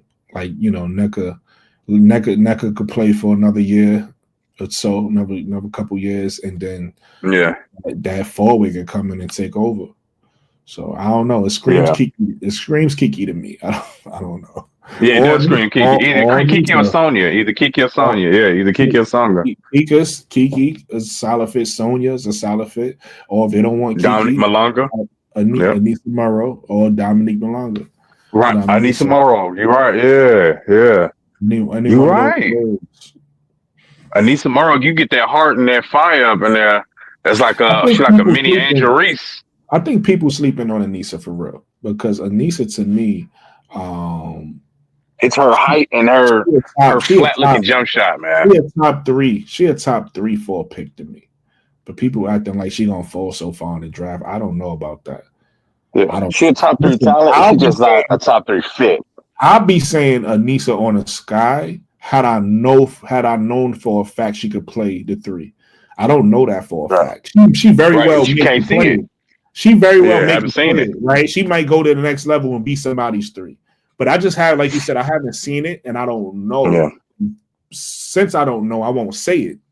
But if I seen it, I will be saying Anissa for 3, Anissa at the sky, Anissa for 3. But I will have to see it first. I just haven't seen it, and I don't. And I think she knows she's not coming to Chicago either. Because what Angel said? Angel ain't said nothing about Anissa Morrow. She said Olivia, we trying to get her. She said, Olivia, we trying to get her because we're gonna need a future point guard. She said, we got Sloop though. We got Sloop for now. For now. She said, now about Anissa. She's like, yeah, Anissa gonna be good, but we need Olivia though. She's like, yeah, we trying to get her. Yeah. Now, what did you take from we trying to get her? What did you think? What did you take from that? Oh, I didn't. I'm hearing you say it. I didn't hear whatever you said. No, she said that on her podcast. Yeah, she said it on her podcast. She's like, well, Lisa. But I'm with you. She was. Yeah, they need her. I'm with you. I've been saying absolutely. She said, "Yeah, we're trying to get her." Lisa Leslie's like, "Man, her draft stock rising. She might be a 2." She's like, "Y'all might get Sonya Citron," and Andrew was just like, "One of the 2." She ain't said nothing like, "Yeah, we might get Sonya." She just said, "One of the 2." Listen, I heard, we only getting Olivia. If we end up with Sonya, I'll be cool with that too. Obviously, my pick. Yeah, I'll be cool with that. Yeah. I'll be cool with it only because of what we can do.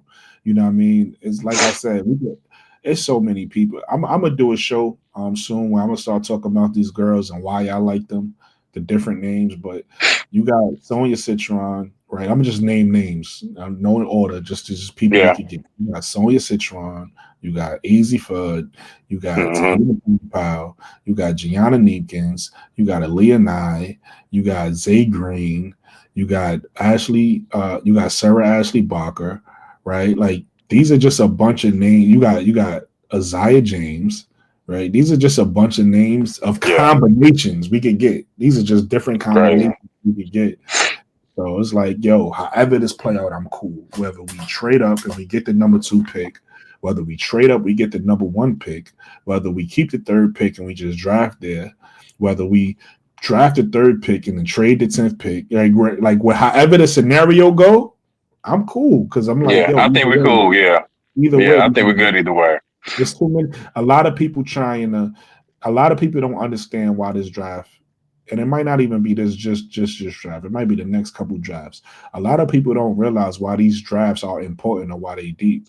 You know what I mean? A lot of people, I'm hearing people say, oh, these drafts ain't da-da-da. You got to realize, and you just said it yourself, Nate, how many super seniors is in the motherfucker. Yeah. They're coming out now. They're coming out next year.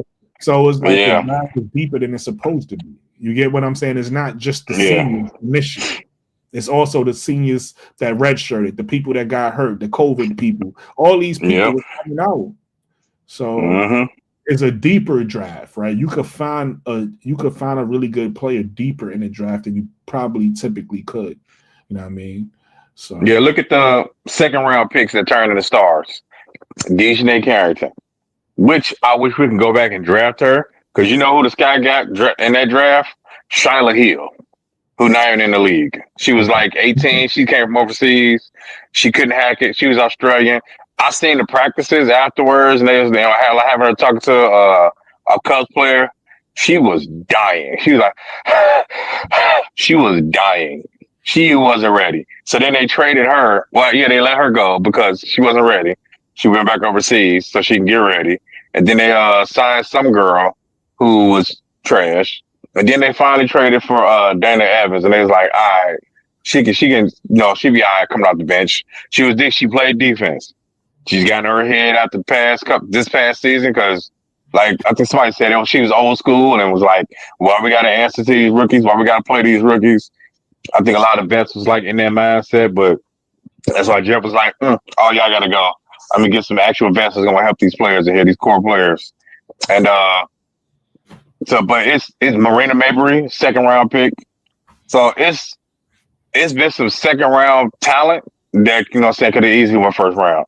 And that's why it's important to make the right picks, and you see these drafts and you see who could fall. And that's why you like, if this person comes out early, then everybody else getting pushed down. Like, let's say for argument's sake, Tanaya Lawson and Flaugier announced that they're coming out. Man, you know what that's doing to the draft? Everybody draft board messed up. Everybody's like, well, Tanaya Lawson is easy a top 3-4 pick. You know what I'm saying? With her scoring ability. And so is Flaugier. So who getting pushed down? Page is 1. So who's 2, 3, 4, 5? You know what I'm saying? So that's why it's important to make the scout properly, and scout for fit. So Maddie Westville, also, she could slip to the 2nd round because she was injured the first part of the season, but she wants to play. It's like, oh, I'm surprised she didn't just redshirt. No, because she's leaving this year. She want to play in the pros, and seeing who she's working out with, and hearing her talk about the game. Yeah, she's been working on her defense. She got a couple blocks today. You see her shot is pretty, man. And she only a few games back from the injury, getting back, so her foot speed is still a little slow. But you get somebody like that, like, okay, I see what I got to work with. I see your basis of what you work with. I see your base. Okay, we can speed that up. We can speed up here. You got a little bit of athleticism, not a lot, but a little bit. Your shot is nice. So you shooting at 3 like it's, like it's pure. I think she's 40% from 3 or 37, 30. I think she's 40% this year. Olivia is 47. So you got a base. That's why it's good to scout and scout for fit. You know what I'm saying? So I think Brooklyn was like, you can get her a 16 because I don't know who he said he'd get at 10. I'm like, man, if she keep playing like this and they're number one seed, you think she lasts in the 16? Minnesota gets Maddie Westphal. Come on, man. Actually, I don't think she want to go to Minnesota because she like, I eventually want to play. You Yeah, gotta listen to Pilly with, you know what I'm saying? None of these You know players what I'm want to saying? go to Yeah, they want to play. You heard of me tomorrow. I don't want to just go on the team and sit on the bench. Yeah, She said that, like, I want to play. Yeah. I don't have no problem coming off the bench. Yo, Nate, hold on. No, because we're gonna get into college basketball on my next topic. So I just want to I want to get to that topic. So so first of all, what's up, K-Sap? Salute to my big brother K-Sap in the chat. So this is a topic that I just thought was kind of curious by the WNBA, right? The All-Star game. The All-Star game was in Golden State this year, right? Yeah. And it was in the Bay Area, and the WNBA has a team that's brand new, that's just opening up in the Bay, right? And they having all of the All-Star festivities in the same building as this new team, right? It's the owners as this new team. Yeah. Why wasn't like some type of Valkyrie interaction with the All-Star game this year? I have no idea. It should have been something going on. They didn't even have to, but look, Nate, they didn't even have to play. They could have just been like visible, like doing interviews. Hey, this is the team, this is the logo. You know, have Kate Martin out there because she's popular. Have Kate and what's her name? Since she signed Kate and Tip. Tiffany Hayes. And WNBA play. Yo, I'm gonna land with this. And they had WNBA players in the building. I seen Rakia Jackson out there, DNA, they out there taking pictures. So if you like, I don't understand why they didn't have Valkyrie representation. That's all I'm saying. Yeah, what you think about that? Matter of fact, I'm gonna start with Mikachu. I'm gonna start with Mikachu because go ahead, Mikachu. Kayla Thornton? I know the last name Thornton. She was in the Celebrity All-Star game. That was about it. Oh, okay, I didn't even know that, but at least she did that. They sprinkled a little bit, but like between like the NBA and the WNBA, like fusing like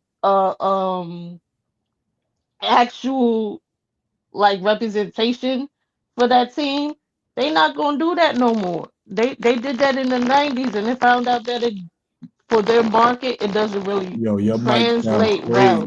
Yo, Mikachu, sound like your mic farting. I don't know what happened. What? Every time you talk, it just sound like your mic. Ah, man, hold on. No doubt. Yeah, it didn't sound like it was farting. but here's why I disagree with that. Why you fix your mic, Mikachu? Here's why I disagree with that. I would agree if this was like, because you know some in the WNBA, it was some owners not owning that team's franchise no more. It's a private owner. So if it's a private owner, I get what you're saying. I'm like, yeah, they not gonna represent. It's the same owners. You in the building. No. What I'm trying to say is when they did it in the 90s and the 2000s, it didn't translate well because nobody knows much about them. You know what I mean? So now they not pushing it as much. Yeah, if it was in Chicago, you would have had dumb enough Sky representation. If it was in Indiana, you had a whole bunch of Caitlin Clark references when they, I think it was last year they had it in Indiana, right? Yeah. There was a whole bunch, but like I think it's next year. I think next year gonna be in Indiana. No, she said the NBA game was in Indiana last year. Yeah, she did. They had Clark and Caitlin there. Yeah, I remember that. Yeah, it was last year. Okay, it was last year. Yeah, all up and down. They was promoting that because the WNBA starts in May towards the summer, and then like early October and stuff like that is when the playoffs kicks off. But yeah, I would have liked it, but I didn't like.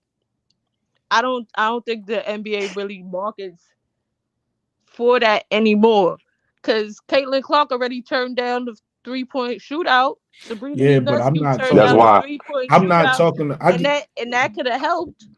Yeah, but Mikachu, I'm not talking about the NBA. I get what you're saying. I'm talking No, about. I'm talking. I'm literally No, she talking talking about. about when. No, she talking about Caitlyn turned down the NBA All Star game 3-point I shot. know. That's. I'm saying I'm not talking. I get. I so get so that what I'm part. saying is the WNBA has poor promotion, Mm. and the NBA from history's past knows that, so they're not going to promote unless you bring us the big stars. Nobody cares Yeah, about the Valkyrie. Who you got on the Valkyrie? that's what I was finna Nobody. say. Yeah, they ain't got Nobody No, nobody. big Yeah, stars on but the I'm talking Valkyrie for about. me to help I promote. agree with that. I'm talking about something different. I'm not talking about the NBA promoting the WNBA. I'm not talking about the NBA promoting the Valkyrie.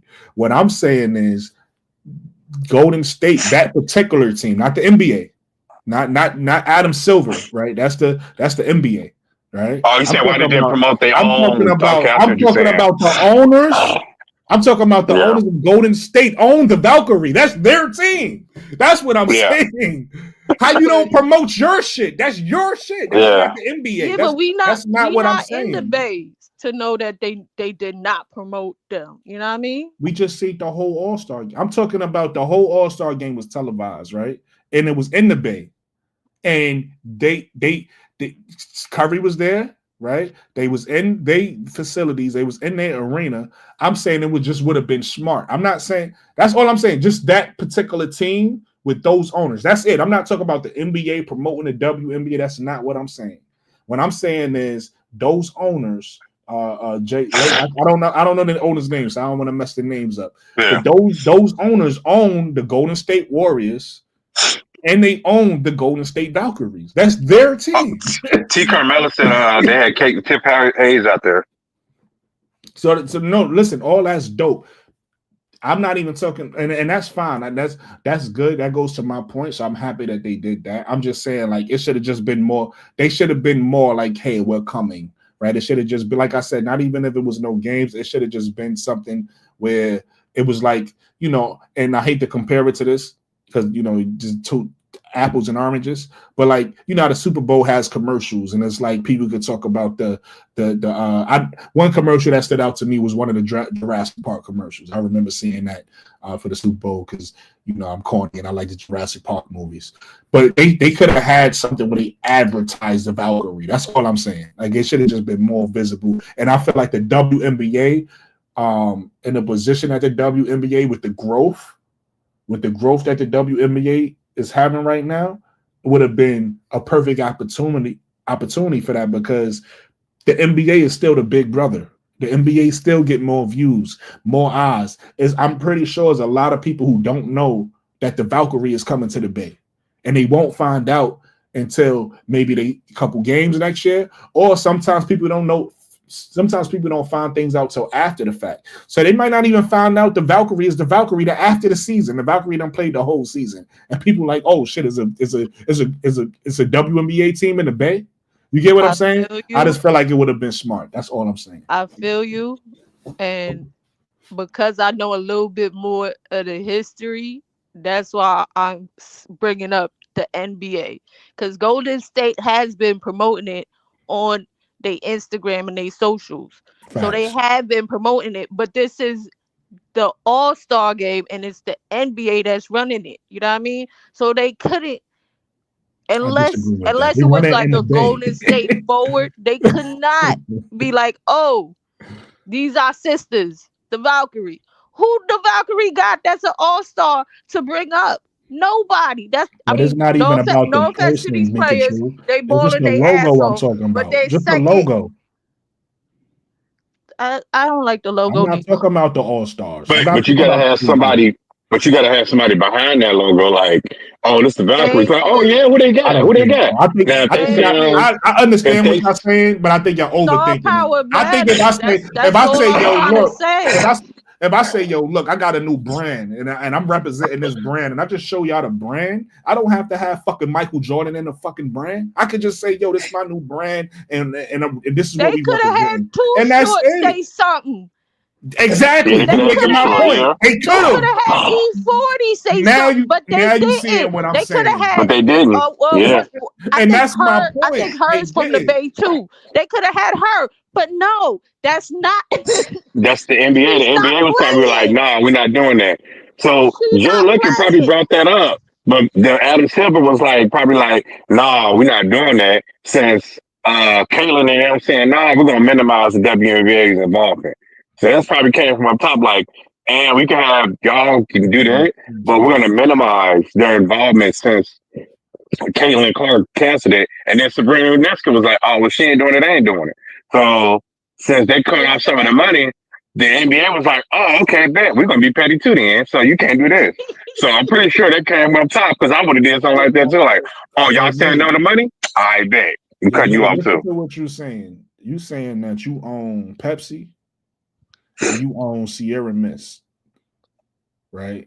And you saying that you going and you own both of these. These you know this supposed to make money for you, and you saying that I'm only gonna represent Pepsi. Fuck Sierra Mist. That don't make sense, bro. They both your product. I understand that. That don't make sense. Not saying you're wrong. I'm just saying I'm saying the NBA is petty. They petty though. We talking about the NBA is petty because did you not hear freaking the guy who's the owner for the New York Knicks? What is his freaking name? That's James Dolan. Dolan been running to Adam Silver like, hey, we need to get money from the women, the WNBA, because he mad because the guy that he sold the Nets to, he mad because he sold the team, and now this guy making millions off of it. So he like, hey, you need to make sure we compensate it because I sold the team and I ain't making no money. Can I curse? So because I got words for James Dolan if I see him. Absolutely. He can suck a whole motherfucking dick. I do not care about James Dolan. He could die tomorrow and I would not shed a tear. I'll probably be happy and dancing on his motherfucking grave. The way he treats the Knicks players, the way he treats Spike Lee, the way he treated the Liberty and sold them to Westchester and left them for dead. Fuck him. I can't stand that motherfucker. That's a fact. Like she sound like Bernie Mac on strip club. She sound like Bernie Mac was going off at the Players Club. You said who the Knicks owner? I'm like, I don't want to say his name because I can't stand him. But he's been the main dude saying, "Hey, Adam Silver." Listen, he's the reason why I'm not a Knicks fan. Right? Like I said this the other day, Mikachu. I'm the type of person that I can't be a fan of organizations because once you become a fan of an organization, that means you're a fan of the owner. That means you're a fan of the G. It's not just the players. People think you just no. That means you're a fan of all the decisions they make. And if I was a Knicks fan, I would have been miserable for the past 20 years, 30 years, probably 40 years. And I have. There you go. And that's why I'm a player fan. Like Bulls fan. A player makes me like a franchise. I can't just like a franchise because of the franchise unless I could respect the owners all the way down. Like for instance, I could understand how somebody could be a Spurs fan. It makes sense, right? They even when they bad, you can tell they're gonna make the good decisions to be good, right? The Knicks, right now shout out to the Knicks. Right now they making all the right decisions right now, but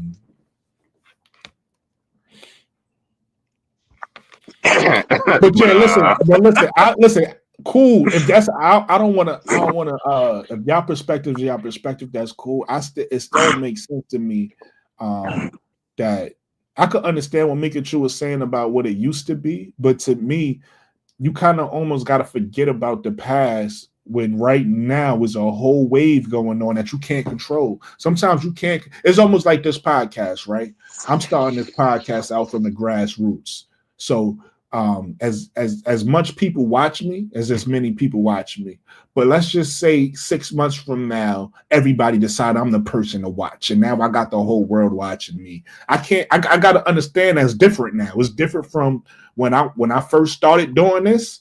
And everybody got eyes on me now. Now I got to move different, operate different. You see how Mikachu just said, can we curse? I'm like, hell yeah, we can curse. I might be in a situation then where corporations is watching me and I'm like, nah, we can't curse. You get what I'm saying? Like, wait, no, we can't. They sponsoring us. This podcast. Like, wait a minute, Mikachu, wait a minute. It's like, no, you get what I'm saying? No, right, but my point is everything changes. So now that, unfortunately, I get the history of the WNBA, but after 2024, You move different. You got to market your players different. Whatever you was doing before 23 in the past was 23 in the past. Whatever they decided was cool then. 2024, now you got to market your players different. You got to 2026, I think is when it's going to change, bro. When everybody getting all that money, I think that's when it's really going to change. When they negotiate everything. But to me, if you wait till 2026 to change, that's my point in this topic. You dropping the ball. If you're gonna wait, the fact that think about what we said about a few episodes ago. The fact that they thought just televising Caitlin Clark games was enough. Yeah. That came back to bite them in the ass. And then they realized like, Angel to be Angel. Yeah. They realized like, oh, okay. So it's like if you still ain't get it, if you still like, nah, we gonna wait, then guess what? Like for instance, remember I just said if everybody watching this, Jay always, what's up? What's going on? JG always. Remember I said if people 6 months from now people start watching this, I gotta change, right? Yeah. You don't know what the future holds. All these new fans that's interested today might be gone in a year. They might decide. They might be said, I don't care no more. Then what? You gonna go? Then what? Then you got your same old product that wasn't making no money. Then what? Yep. You get what I'm saying? But I'm just saying, don't. But you gotta look at it this way: the promotion for the WNBA has only been solely from the players of the WNBA, because management or whoever is in promotion has dropped the ball for years. Since I would say the late 2000s. Promotion for me has been trash. I stopped watching. Total trash. Literally, you'd say the game will be on the Yes Network, and the Yes Network don't carry it because ain't nobody watching the New York Liberty lose. So we'll play something else. Like the marketing for the WNBA has historically been dismal. Like that Kyle Pratt commercial. I can only compare it because right now I'm also a wrestling fan, so wrestling is up too. So I'm like, dang, I'm trying to hold on to my childhood watching the WNBA, supporting them to try to bring them up, and they still dropping the ball. Like, come on. But that's my point. I'll make it true. You don't think that, right? You just said yourself they've been historically dropping the ball for years. So you don't think that at some point, when things change, right? Things done shifted now, right? You got more money coming in, more eyes, more viewers coming in, and then you got more people wanting to invest, right? When that happens, you can't operate how you used to operate or what's been happening. You got to now switch. You got to switch gears and say, all right, boom, everything we've been doing before is a wrap. Everything we've been doing before is a wrap. Here's a new game plan now. This is what we're gonna do going forward. That's what I'm saying. That's how they gotta operate now. That's just my opinion. Feel you. And what I'm trying to say, I don't know if I'm saying it eloquently enough, is whoever is at the top of promotions needs to be fired. His whole staff is trash. And they need to get somebody new, because the only people that are promoting the WNBA is loyal fans that have been wanting them to reach higher heights. Yes, it got better. Talent has definitely got better, but talent ain't gonna bring. Don't you know the rule of basketball? Talent can only get you so far. Hard work and discipline gets you further, gets you championships. Right now, the promotional team for the WNBA, I used to write to them too, like email them, like, yo, you could do this better, you could do this better. You was passionate. Now that's the fact. See, that's what we agree. They need to get a new team in there. They need to get new, even if it's not a new team, they need to have a new direction. They need to have new ideas. You can't operate, and that's in my thoughts, in my opinion, bringing that topic up, and we'll move on to the next topic so we get back into college. But my thoughts in bringing that up is this is just another example of, I think the WNBA is missing it. They still missing it. They still not realizing, like, hey, it's new eyes, and what you want to do for new fans is keep the product fresh. Hey, listen, bang, yo, look, this is what we doing, blah, blah, blah. That's just my opinion. But getting into the next topic, the latest that's going on in college, we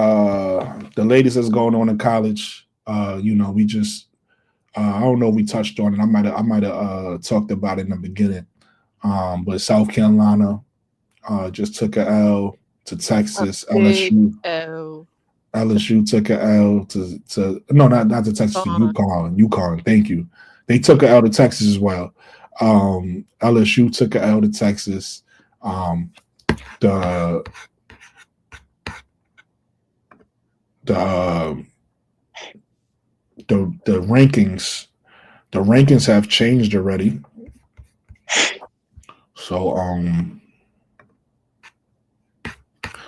see what you guys thoughts on the new power rankings.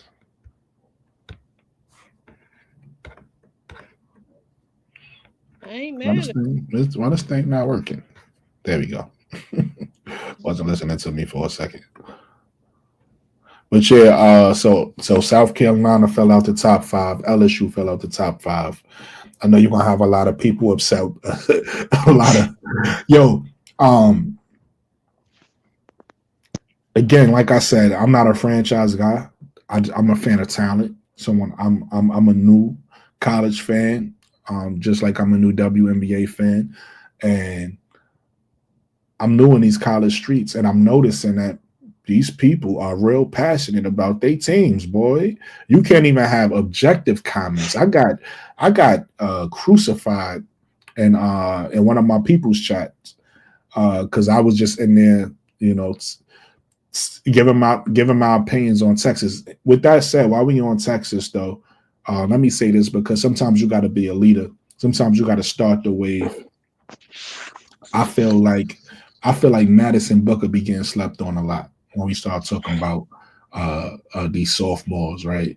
These we start talking about the Juju Watkins of the world, the Hannah Hidalgos, the Malaysia Fawalis, the Tessa Johnsons, that whole sophomore class. A lot of people don't bring up Madison Booker's name a lot. I know they know she's there. They know she's a big deal, but people don't always specify it. So I want to take the time out on my channel to give her flowers.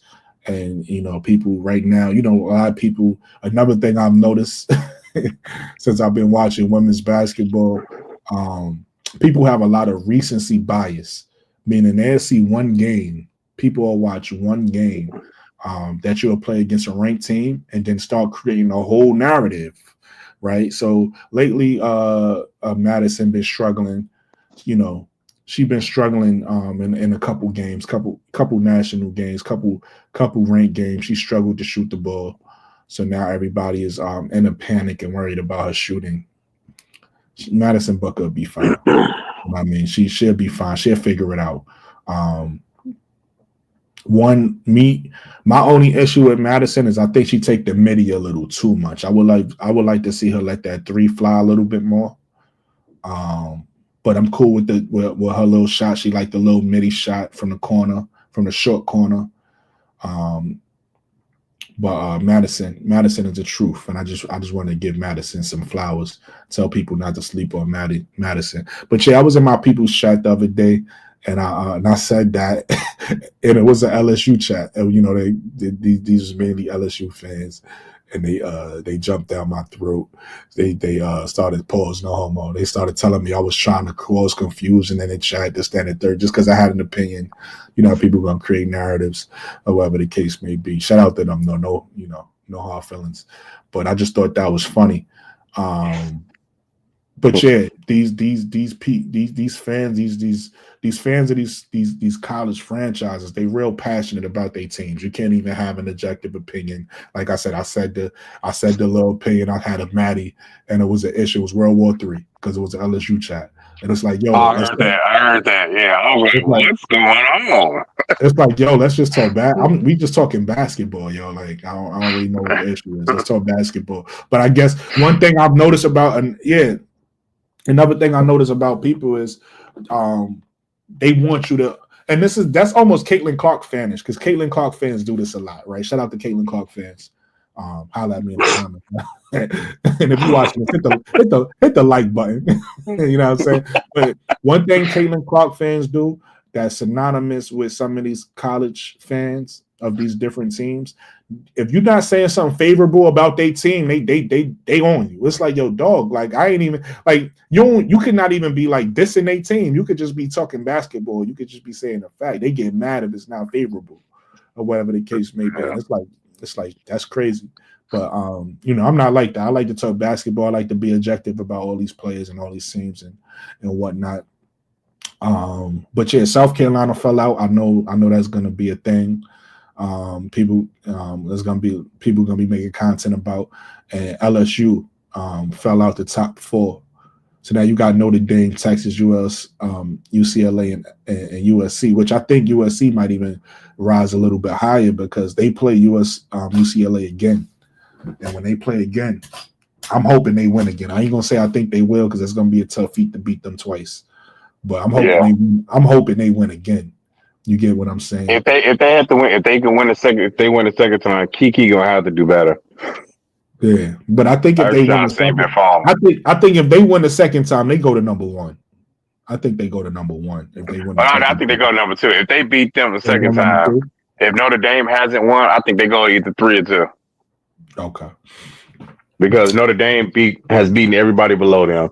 Notre Dame has beaten Texas. Well, besides UCLA, they haven't played them yet, but they beaten Texas, USC, and UConn all by double digits. Right. And that's why I said I think USC goes number 1 because USC would have beaten UCLA twice. You get what I'm saying? Yeah. And they obviously not number 1 anymore, but they was the number 1 seed. So I feel like if USC could beat them twice, it'd do it. But they might go number 2, like you said. I'm just saying, we never know. But that'd be interesting if Juju could pull it off. Like you said, Kiki had to play better. But if Juju could pull it off, gotta be. I don't know what's going on with Kiki, man. It's like she inside her own head. It's crazy. You see her play, and you see her shoot, and you're like, that's not your shot. Like it's like, what is you shooting? That's not your shot. Like her form looks different. But when she on the free throw line, when she in her comfort zone, like right on the baseline, and she shimmy and she shoot a jumper, her form looks totally different. So it's like, what are you doing? Like that Washington game. I saw the Washington game. Her shot wasn't falling to save her life until like toward the end. And then she got in foul trouble. So it's like she's inside her own head like Juju was for a while. So I think the worst thing she did was going to USC. Her stock went to the basement. I mean, it's rising a little bit now, but that was the worst thing she could have did was to go to USC her senior year. That was crazy. I know she didn't want to stay in Stanford because Cameron Brink left and then the coach left, but going to USC was the worst thing she could have did. Yeah. What's your thoughts, Mikachu, on these new rankings? I don't follow college that much, but based off what I saw on the YouTube channel that was streaming it and on ESPN, that ranking sounds about right. I'm just shocked that do you have a college team? Point guard, huh? Mikachu, do you got a college team? No. Okay. It's the opposite. So I got a pros team, but I follow like players and coaches. And Dawn Staley is my favorite point guard, so I rocks with her team. Got you, South Carolina. Got you. Yeah. Good. I ain't mean to cut you off. I was just curious if you had a team and like if you was followed the team or not. I'm with you. I don't have a team. Proximity, it would probably be either Syracuse or St. John's. I don't rock with Rutgers because they, like I said before, I played basketball in college, and they beat on my team too bad. So I don't even like New Jersey like that, except for like some, artists and musicians and stuff like that. Nah. Yeah, I think South Carolina is just in their head because they won the championship, so they just relaxing. or maybe it's just one of those weeks, you know what I mean? Because I saw that game and they couldn't even buy a bucket. Yeah, Everything that was like was they, there was a lid on yeah. freaking rim, and every time they threw up a shot, the joint just bounced off. I'm like, You yo, know I'm what you had it, not going you know. to have. Yeah, when you said it was a lid on rim, you know what you made me think of? You know What? that meme that the girls be doing and they be talking about the guy that came through that just went crazy. And then they be talking about what they be saying, hand on neck, something on front of Oh, it. You said it was lit on rim. on fronted, leg up. Lit on rim. That's what you made me think of when you said lit on rim. You stupid. But yeah, I'm like, yo, I saw that game. I was like, damn, UConn had all the right moves, and South Carolina was just playing a shitty basketball game. Nah, that's a fact. Definitely a fact. Yes, to me, it looked like South Carolina came out like, oh, we got this in the bag, because their defense was just horrible. Like mhm. they, like Izzy Flood made them look like they was insane, man. Like she cut like fake, drive to the basket, pump fake, Paige got it to her back, flick. I'm like, man, y'all making her look like a superstar right now. You know, I know when she was healthy, that she's a star, but my God, yeah, y'all just made her look otherworldly. And Paige wasn't even doing nothing. Yep. I think that's what even more Paige was 3 for 12. She hit the first three. But Azy, and Kept then passing Azy it. wasn't even hitting. Yeah, she was passing it, but then Azy wasn't even hitting really to the third quarter. Third Yep. quarter, she like, man, I'm taking y'all out. 18 in the third quarter. That was crazy. In the third quarter, just hitting from everywhere.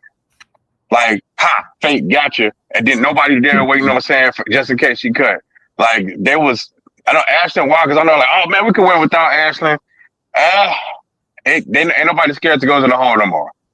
Like, cause Ashlyn Watkins was there, Swatkins was there waiting for you. Exactly. And Ashton and it, Watkins. yeah, Swatkins was ready, you know what I'm saying? So when she tore her ACL, I was like, oh Lord. Ah man, it's gonna be even harder because Dawn refuses to start Malaysia because she got like a seniority thing, like, hey, you gotta earn it. These seniors here first. But when your point guard isn't a threat on offense, I was gonna do the same thing. Like, oh, you ain't shooting? Bet we finna double whoever in the post. You took out the rest of your offense is gone. All we gotta do is double Tina because she's the only scorer. Who else scoring? Because But I think when Malaysia came off the bench and started giving them a spark, that was a good look. But yeah, Malaysia is still a hothead. I mean, she's still young, yeah, so she yeah. really doesn't have. Uh, In the she control. has a high basketball IQ, but she doesn't. She's not refined yet. You know what I mean? Yeah, yeah. But it just looked they it's like they was real lackadaisical, man. It was real lackadaisical with their movements, with their cuts, with their rotations. It was real lackadaisical. And they came out of halftime. I'm like, all right, here we go. Nope. Like, I don't know. They was eating a lot of peanut butter and jelly or something. I don't know. They was heavy. Like it was sand in their boots, man. Oh no, they ate the wrong food. They was kicking it before the game. Like, oh yeah, we're gonna tear UConn up. Man, everybody thought the same thing. Like, they, you know what I'm saying, UConn was finna get ripped. Yep. UConn came in and was like, oh, we got AZ. She just hit 34 last game. Came in and hit 28. Paige didn't do that. They kept, you know what I'm saying, they had to stay on Paige. Paige just dishing it off. That's all I heard. And she missed it.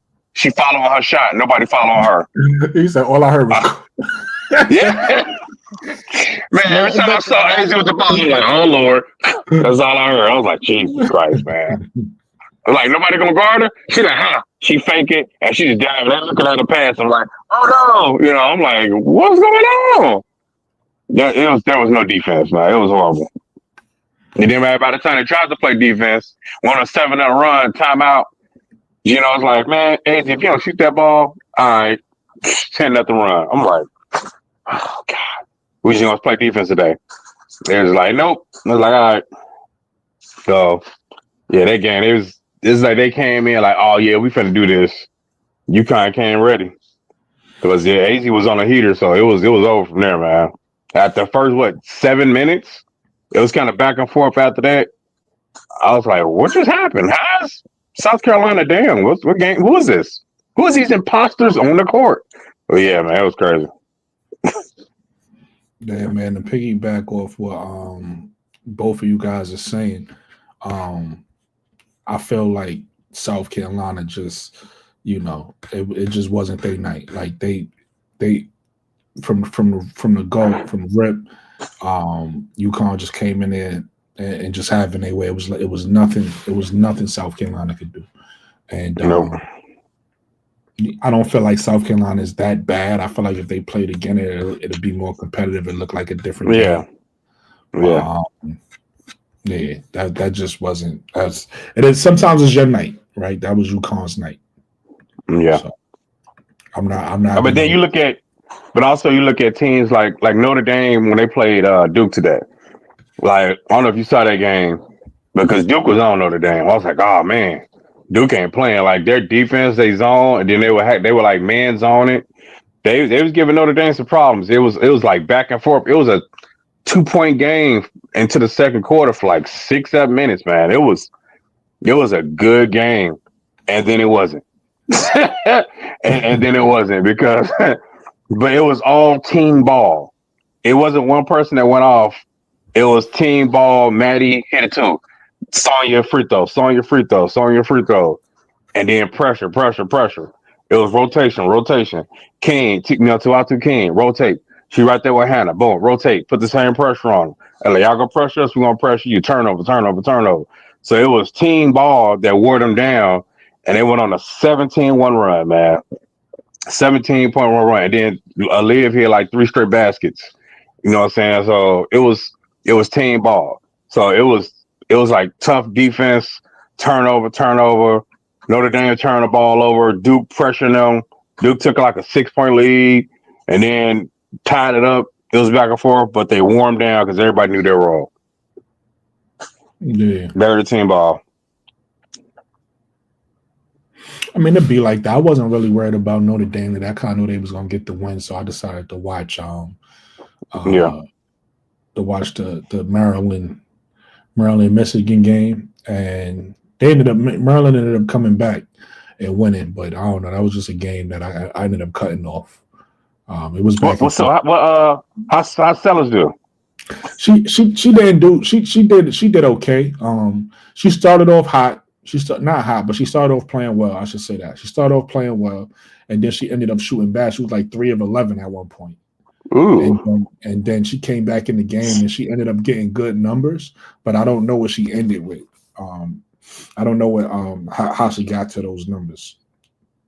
And that's why I like AZ, how she's, because she went through so many injuries, and she had to get a basketball psychologist because her mind was like, what's going on with my legs? She don't want to wind up like her mother.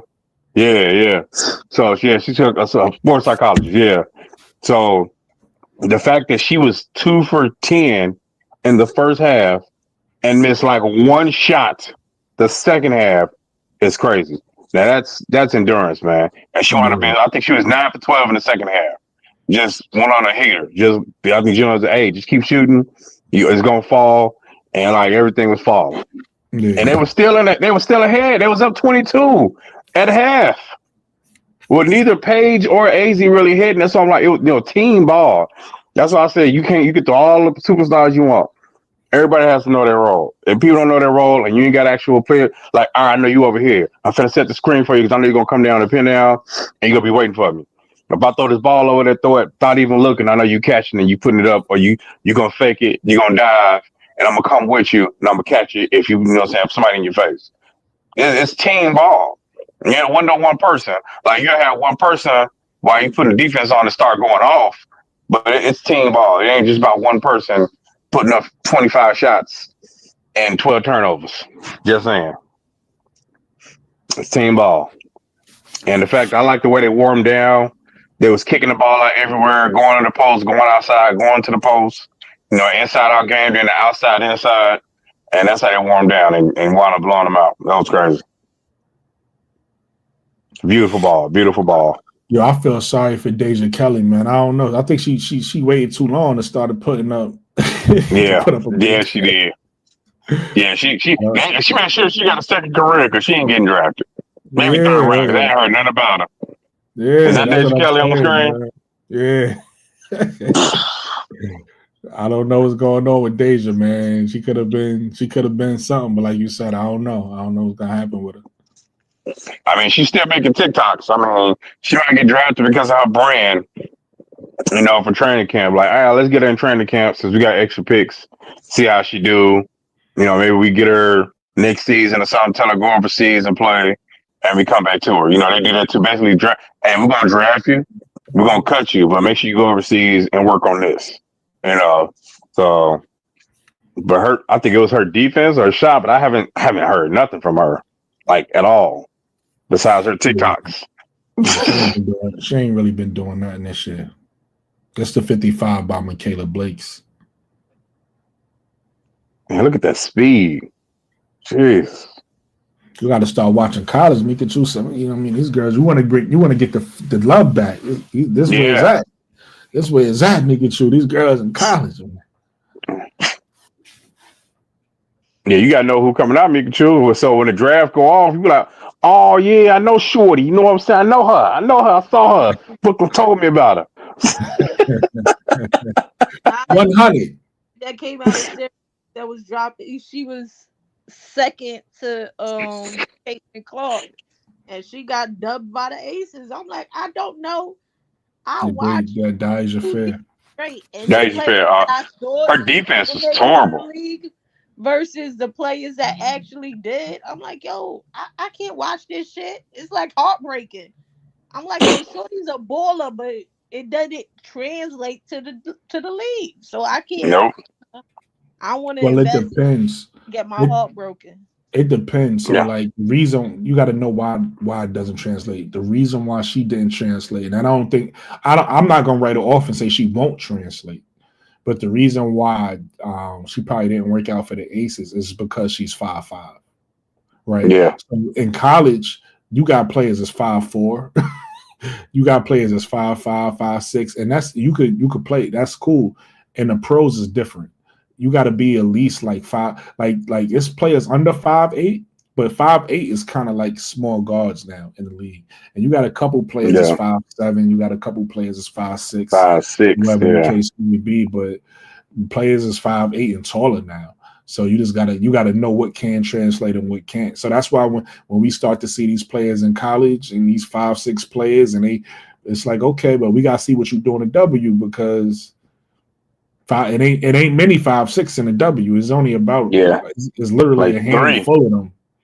I don't think it's a handful of them. It's like 3. It's probably Jordan like 3 or Canada, 4. Dana Evans, and one more. Mariah Yeah, Jefferson. Dana Evans, Jordan Canada, Maya Jefferson. Right. That's it. That's all I can think of. Yeah, I There's think probably that's maybe it. one more, but that's all I can think of right now. Yeah, I think that's it. So, But Becky said it was her defense.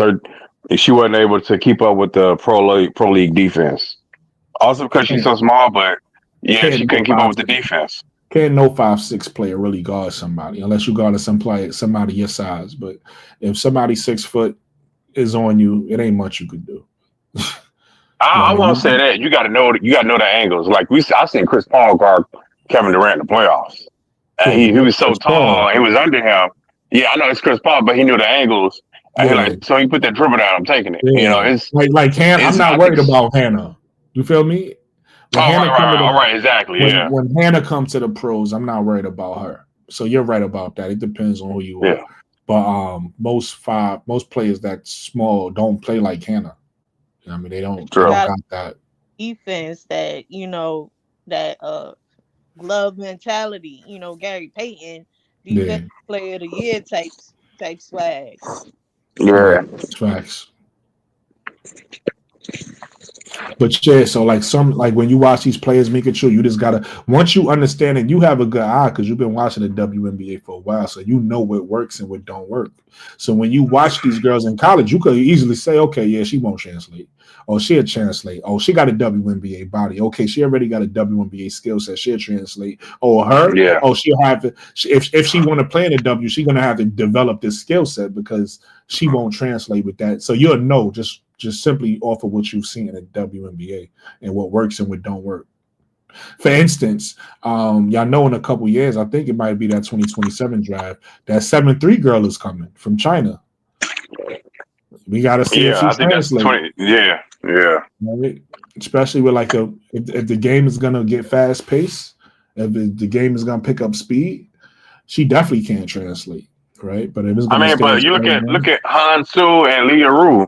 They play good in spurts, but their foot speed, they're so tall, they foot speed is too slow.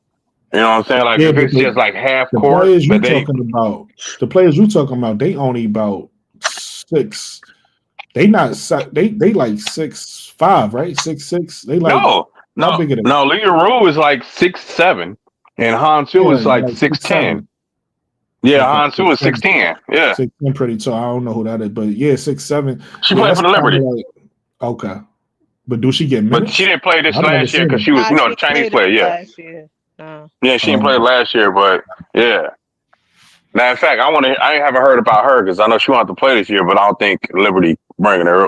What I'm saying, bringing her over, but she's like a reserved free agent or something like that. One of them special free agents, like they still got her rights or something like that. got But you, yeah, yeah. So like you said, I'm not sure. We already talking about Brittany Griner foot speed. So I exactly. don't Yeah, know. I don't know how well these girls, these tall girls, is gonna translate. We this got to see. generation I'm just not getting saying they faster, and can. We got to yeah, see. Nah, but you got as a big, you got to bring more to the table besides just defense and rebounding. Now you spreading Mhm. the floor and you can shoot the three, and that's what a lot of these European bigs bring to the table. So that's why they getting yeah. drafted quicker. Facts. That's why Camilla been working on her 15-footer because even Kia Nurse was saying she's like, yeah, now she got like a 15-footer. She's like, oh, that's gonna be awesome. So yeah, Camilla been working on her shot over there. So I can't wait. I know I can't wait for the draft and for the season to start because the NBA got me bored. NBA got me bored right now. I'm waiting for this. I'm like, man, y'all, let's just skip to the freaking draft, man. Let's get to March Madness, determining the WNBA draft. I'm sick of the NBA right now. Y'all sick of me. All I right, ain't so even we're gonna. watched the All-Star game this year. I was like so pissed off.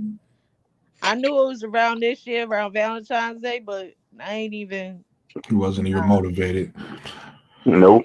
All right, so we're gonna I didn't move even on. look at it. Yeah, so we're gonna move on to the next topic. And it's basically I keep doing that. It's basically what franchises you either think should come back or what new franchise you think should The comments need to stay dead. you think so? Stay dead. Why It's why you personal say reasons. that? Oh, okay, I Personal. got you. Because the reason why I was I was surprised you said that is she's on the top team in China, Han Su. The reason why I surprised you said that was because that's the most historic. Again, I'm just thinking about the WNBA being great. Comments The versus the comments. Liberty three Let times me in let a you get row it out of in. their Man. four championships. So they can Whoop they stay dead to behind. me Got you, forever. got you. Fuck out Listen, here. I understand. And as soon as you I, said I, Houston Collins, I'm like, watch. I understand the sentiment definitely, but like I said, when it comes to the WNBA, though, that's the most, in my opinion, right? I think that's the most historic Yeah. franchise. Man. They They have four won chips. Yeah. they won 4 in a row, right? I don't know if they won any more than just the 4 in a row, but is there any team that got more chips than them? Do they have the most chips? Or I No, know I Seattle think has four. I Minnesota think got 4, Minnesota right? got 4. Say that Yeah, again. Seattle has four. Yeah, I think the most is four. Detroit, No, Shock had I 3. think Minnesota got 5. Minnesota got 5. Yeah. And then what else? What you were saying? Nate, who else got chips? Detroit. It's a bunch of franchises that want some chips. They won. I think like Detroit Shock. They won 3, but I think 5 is the most. I don't think Houston won after that because then LA took over. Then they won 3. Got the Houston. Yeah, so Yeah. We got the Cleveland Rockets, which is coming back. I don't know if y'all heard the news, but they'll be back. Yeah, I heard that. Yeah. I'm glad she set the bar at like 16 to 18 because then you don't want to start diluting the product and start looking like the NBA. You got the Miami Soul.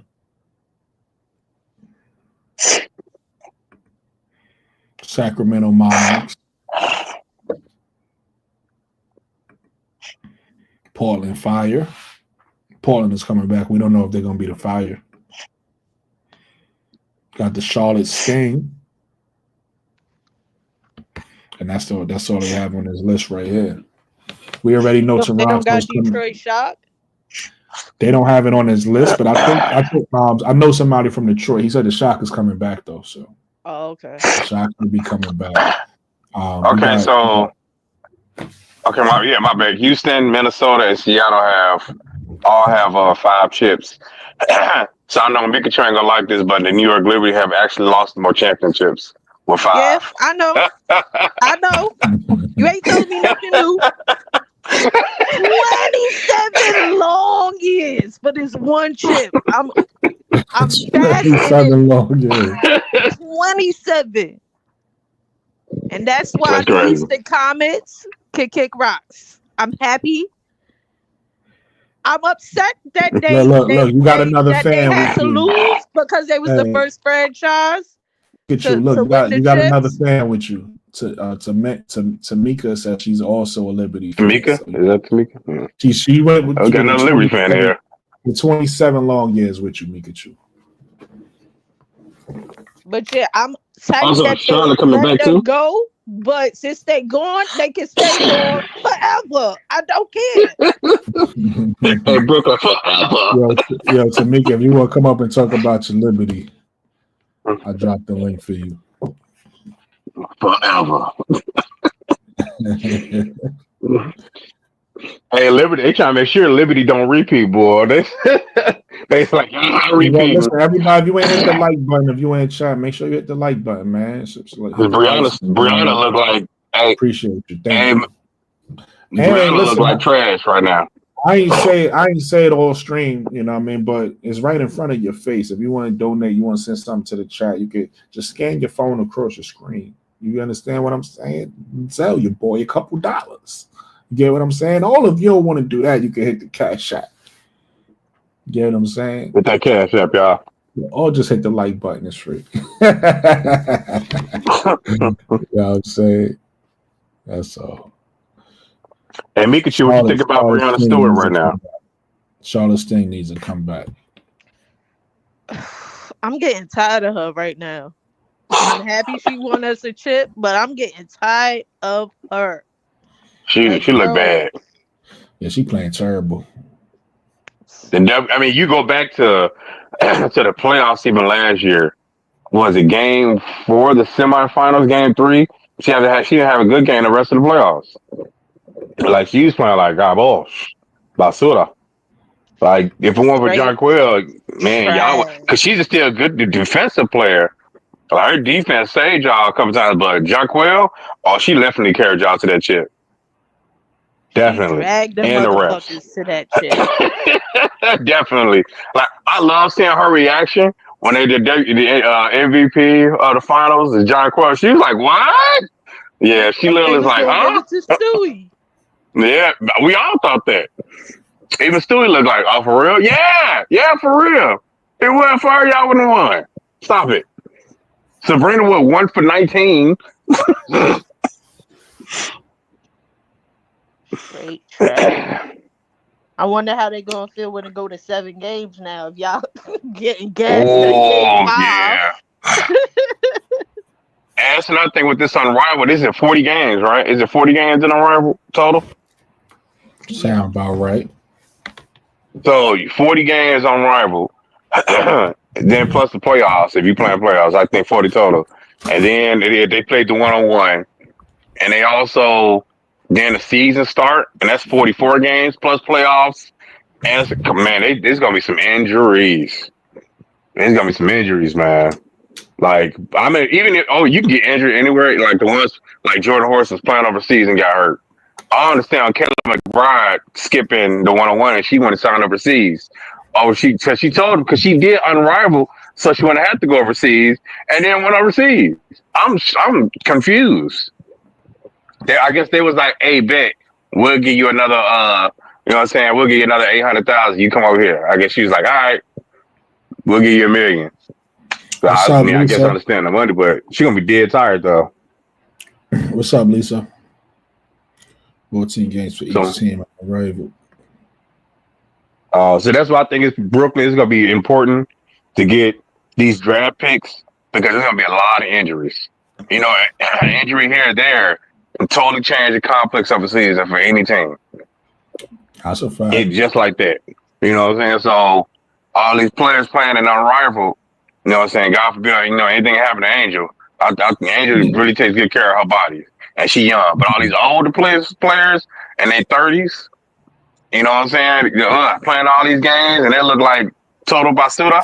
They're huffing and puffing out there, running up and down, playing. Oh, man. And then they go 5-on-5, run up and down that bigger court. Oh, they're going to be down left and right. They're going to be like, time out. Send me out. We just started. It's only been like 3 minutes. Send me out. I'm tired, man. Man, they ain't going to have their legs. Like, I give game 15, you're going to be seeing some people out for like ankle, strained quad, torn knee, hamstring. Like, it's going to be hitting, man. Because that's what I ain't like the overseas thing. I'm like, oh, okay, I can do all right, but I'm like 40 games. I'm like, whoa. I'm like, man, that's gonna be a lot toll on their body. But Caleb McBride doing unrivaled and overseas, and that's too much. Like Marina, because that's how she kept getting hurt. Because playing year round, man, you got to give your body a rest. You know, I understand they want the money, but you got to give your body a rest at some point. Like when you're young, I understand. So. Huh? Tika Miller says Marina finessed a check out of unrivaled. Oh, has she even played yet? Nah, I don't think so. Marina, I don't think she even played. Like, that's crazy. Good night. I'm a stream run on my phone. All right. Have a good night, Lisa. I appreciate you for liking the video. Appreciate that, Lisa. Marina definitely finessed the check. I think Sabrina did too. She left. She's like, hey, I'm not gonna be here. I'm finna go to this model place in New York. You know what I'm saying? I'm finna go. That's crazy. And they get her like the biggest payday. That's crazy. But I know this season coming, and that's why I say it's important that Jeff got those draft picks. And now, man, and now Marina want to get traded again. That's why, and I think somebody's right. I think Keisha was right that Liberty offered Connecticut the 7th pick, Markeisha Davis and something else, and Connecticut was like, nah, they don't want to trade her. Like, oh, we still want to try and win. Natasha Cloud and Marina like, nah, we want to play. We want to actually go somewhere to win. So Connecticut actually doesn't want to trade them because they're like, oh, we want to keep y'all so we can try and win. And they was like, nah, actually, Natasha said, I want to actually be somewhere with facilities and everything. So they got money. They hold out on it. Who lied? What is he smoking? What is they winning? Facts. Connecticut is trash right now. Talk about it. That's because they don't want to give a lottery pick to Chicago. Before I could say, talk about it. They straight trash. I'm like, you got Cloud, nice, okay, but you literally gave away all your pieces. Yep. What is she coming to rebuild? She an older vet. Yeah. What the heck is they doing? Yeah, I don't understand it either.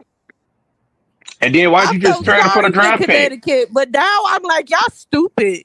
Listen, they literally turned down that 7th pick and Markeisha Davis. Listen, I think something else, but yeah.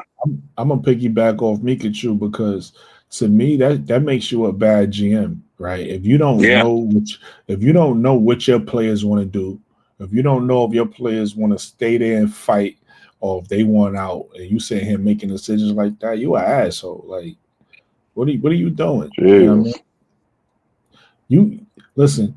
If you Connecticut, right, and you got two players that has trade value, that's solid, like Natasha Cloud and Marina Mabry, and you got a team that's clearly rebounding, okay, cool. You start shopping those players around, seeing what you can get for them to help your rebuild. You don't say, nah, Yeah. we trying to win, we gonna keep them. Like, that's just dumb. That's just bad. That's what I'm talking about, man. Like you said earlier, Mikachu, everybody need to be fired, man. They need to fire the whole staff. They need to fire, yeah. Man. So yeah, TK Carmella says Cloud, Cloud, Mabry, Charles, and 3 overseas players. That's it. That's what they got. Facts.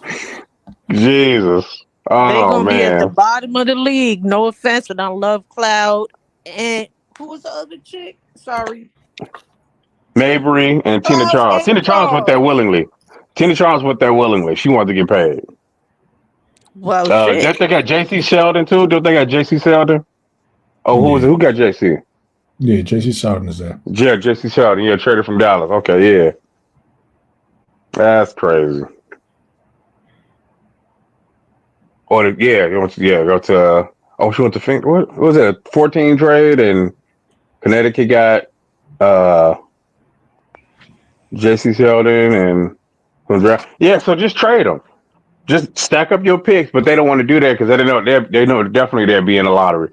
But you got two players that don't want to be there, so that's why Marina was like, "Oh, y'all don't want to trade me." So she had her agent tell ESPN that she requested a trade. That's crazy.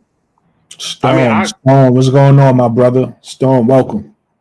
Storm, what's going on, Storm? Always pulling up. I know Marina. Somebody called her like a portal thought because she always want to get traded. But I'm like, I kind of understand that she came to a team wanting to win, and everybody left. But at the same time, that person was right. You knew this team. You knew they was gonna leave. You knew everybody was a free agent. Really quick. She knew they was gonna leave though. Watch Diamond and Shell start balling out next year. I was thinking the same thing, bro. Watch. I was thinking the same. She because she was coming off an injury, so she was still injured. So I'm like, I think they probably saw her hooping like, all right, we're gonna ball out, and we're gonna be looking at her like, yo, Diamond, where was this last year? Diamond? Right. What was this last year? Like, come on, man. My God. I got a feeling. But yeah, and they gave her 130,000. They gave her 130,000, bro. Hey, but listen, this is the perfect place. We're gonna see what she can do. She's gonna go to Connecticut, see if she can really revive her career, or if it's really over. It's without no big eyeballs. You're right. Because Chicago is a big market, so she ain't got a lot of eyeballs. All she had to do is worry about you going out there playing ball. So you're right. That's a perfect spot. And she don't got to worry about anybody behind her. Like ain't nobody can play. You know, she's the best player at the small forward there. She ain't got to worry about losing her job. So. Oh snap! You're right. She can play as bad as she want to play. Ain't nobody there taking. Yep. Marina will have been on every team by the time her career's up. Damn. She's gonna be a journey woman. Y'all for real. That's definitely a portal thought. Oh my gosh. Like this college or something. Oh nope, trade me. Nope. But who trading for her though, Brooklyn? Who trade Natasha Cloud? I can see because she's the WNBA champion. She's won before. Listen, I got a perfect team for her. I feel like Mikachu gonna yell at me though. What? New York. What they need a vet. They need a vet. Well, either or. Y'all need a vet off the bench. I feel like I was just thinking that, so I'm vet. not even mad. I was just. I feel like maybe because with her shooting ability, I feel like she's a vet y'all need. Remember we was talking about a few weeks ago. You said now Satu. I even said this in that live too. And what's the name? The dude was, I forget his name really quick. Wody Mac. He wasn't feeling that idea because he wanted Satu. But I was saying like Satu is a worse fit because with Satu being there, number one, y'all might lose one of y'all big three. Y'all might have to trade somebody get her. Or if y'all keep y'all big three, somebody is gonna be somebody gonna lose shots. Remember, we was talking about that. We was talking about somebody got to sacrifice. Y'all get Mabry and bring her off the bench as a sixth woman. Nobody got to sacrifice. Everybody still gonna have the same amount of shots, and then Mabry could come in and be that veteran off the bench because I think y'all gonna play some young players next year. I think Gerard. I think you know what I'm talking about. I forget her name. Gerard. Yeah, I think she's gonna get minutes. Colorado. Yeah, and I think Markeisha Davis is gonna get minutes, and those are young players. So you want a veteran to be around them to kind of like, you know, give them confidence when they shots is not falling. You got a veteran out there with you. I think Mabry is a perfect fit, but I think they already made. Oh, see, I didn't know. I thought it was. No. I think I heard it right. I think it was Connecticut that said no because I think they already tried. Yeah, Connecticut said no. Yeah, they already tried to make that trade. Connecticut said no. So they tried to move Natasha. That's a perfect fit. I did a video on it. That's a perfect fit. Yeah. Liberty tried to trade for Natasha Cloud because she wanted to go to New York, and Connecticut said no to Liberty's 7th draft pick, Markeisha Davis, and something else. And yeah, that's what she like. Oh, for real. So why are you trying to keep her? And that's what Marina was like, because she found out they trying to keep her because she asked her agent like, "Hey, what's going on? Why am I still here?" And he's like, I think so. Like, hey, when they said they want to try and win, she's like, nah, hey, let them know I want up out of here. So that's why they hit from ESPN. Marina Faber requested a trade per her agent. So she told her agent to let ESPN know that she wanted to trade. They might revisit that because that's a perfect. If you think about it, that's a perfect fit for all teams involved, right? All parties involved. Marina goes to a winner, or a team that can win where she wants to be, right? Yeah. New York, they get a veteran player, somebody off the bench that they need to try to repeat, right? Mm-hmm. And then Connecticut gets the 7th pick, and they get So they already have. Say no to that, man. I don't understand. That's what I'm saying. They already have but look, they already have the 8th pick. You got the 7th and 8th pick, and you rebuilding. You speeding your shit. Like, what's the problem? I don't get it. That's just. Are they that worried about giving the Sky a lottery pick next year? Come on, man. You can't worry. You get 2 first-round picks this year. You can't be worried about a lottery pick next year, and you can get 2 rookies. So you can get two really good rookies this year. Yeah, in that first round, 7th and 8th pick. What you saying, Nate, might make more sense. They may be salty that they giving us because think about it. You don't make a deal like that thinking you're gonna blow up the team. So they probably they probably salty that they got to give us their pick that they like. Nah, we don't. We want to keep because if they give up Mabry, it defeats the purpose. Mabry is the person they made the deal for. Now you're gonna give up the person you made the deal. So it was probably a salty move. Like, nah, we keep it Mabry. Yo, but T. Carmella is stupid. She said Tina Charles says she's taking the whole team camping and fishing in CT so they could become one. I said, damn. now y'all the Girl Scouts that play basketball in y'all downtime. She's stupid. Oh God, that's hilarious. What you were saying, Mikachu? I forgot, but I'm definitely thinking that they stupid for that. Like, that is petty as all hell. And that's super petty. That's super petty. That gotta be a reason because it don't make sense. If you think about because when you make a trade, you want to. What I hate was when people make trades. You know, how fans be coming up with trades, and it be the one they only think about they one team and how they one team benefit. When you think about trades, you gotta think about how everybody benefit. That's a trade everybody benefit from. So, like, why would you say no? Now you gotta figure out why would you say no. It gotta be you gotta be salty. You gotta be salty. Like, nah, we keeping Mabry. Because it don't make sense. You don't say, give me your 7th pick. You can have Mabry. We not gonna be good anyway. Right? She's not gonna make us that much better. She's not moving the needle for us. Give us a 7th pick. And if New York is willing to do that, why wouldn't you make the trade? It don't make sense not to make the trade. It don't make sense. It don't make sense. And also, Brooke, they also like they must know something because they at least trying to like, okay, we gotta keep these players. because we got to at least be better than Chicago because it's a pick swap. And they see Phoenix is like, oh, we finna load up. We finna make sure Chicago can't swap picks with us because they own the swap between Phoenix and Connecticut. Yeah, so whichever one of y'all suck the most, we taking y'all pick. But see, where Connecticut is not thinking, though, if you have the 7th and 8th pick, that's attractive to somebody that might be like, oh, I want those. You might could get a better player than Mabry. Now you might you trade Mabry away. You got the 7 and 8. If you so worried about getting a player, you trade the 7 and the 8th pick for a player better than Mabry. Exactly. You can wait till right to draft day. Like, hey, y'all want the 7th and 8th pick? Give us such and such. We'll take Matt Washington. Hey, you want a true rebuild?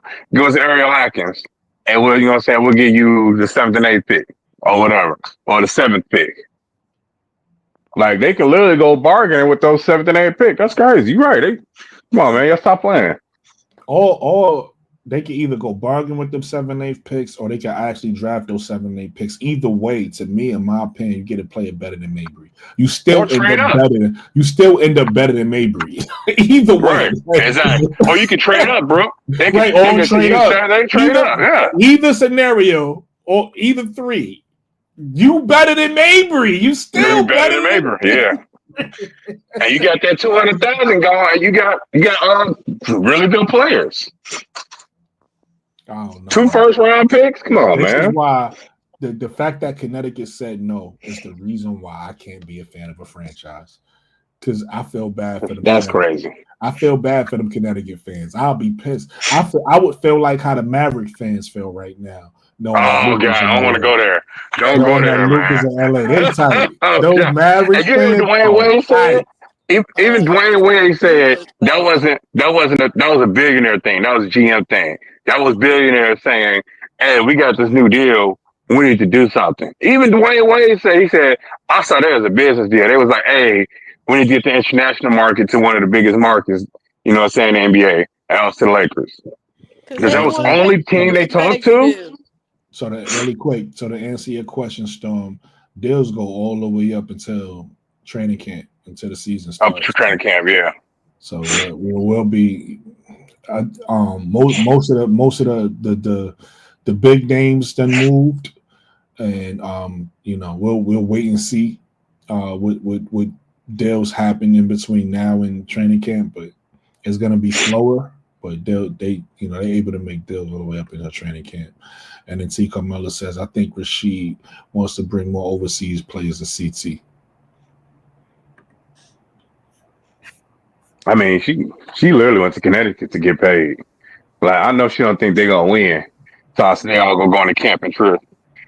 Natasha and Mabry like, girl, we're not trying to be here. I'm trying to go somewhere else and win. What you think about Seattle Storm trading for Mabry? Yeah, Natasha is a point guard, so and that's another good solid fit. Any place she could go. I did a video. I talked about all these teams already. That's another one. I don't think that it's a smart move if we're talking about she's going to Seattle for the 2nd pick. I think no. I think that's a dumb move. But I would trade Las Vegas' first pick next year. Yeah, because they got 3 first-round picks next year. You can either get one of them picks. Like, we'll give you Vegas' pick next year. They probably gonna want that. Like, no, we'll give you Vegas and Los Angeles. How about that? Because both of them gonna have good records. So, but you got 2 of them. So I'll give you Vegas' pick, 2 of them, the Vegas and Los Angeles pick next year. Because they're not gonna use all 3 of those rookies. What's good, Faz? What you do to get blocked, man? My big bro don't just block people for no reason. Or it might not be him. It might be I'll be getting blocked too, so it might not be K-Side, bro. His moderators got a trigger. Oh, yeah, his moderators be on one. Yeah.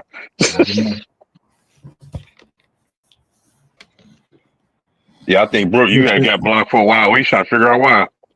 Yeah, so it is what it is. I mean, but the fact that I look at the fact that this business is booming and the contract's trying to be crazy, it's also the fact that we talk about the WNBA all year round. I've never talked about the W this much. But that goes back to my original point, my earlier point, when I said things done change. Advertising, yeah. So once you know it's a shift in your business, you got to operate differently. You can't continue operating the same way you always operated, because the last thing you want to do is lose the fire that you got now, right? Because ain't no guarantee. You don't know, you can't control this thing. You don't know how long these odds is going to be here, and you want them to be here for as long as possible. So you got to do everything in your control. It's almost like me. Case in point, I'm a new YouTube channel.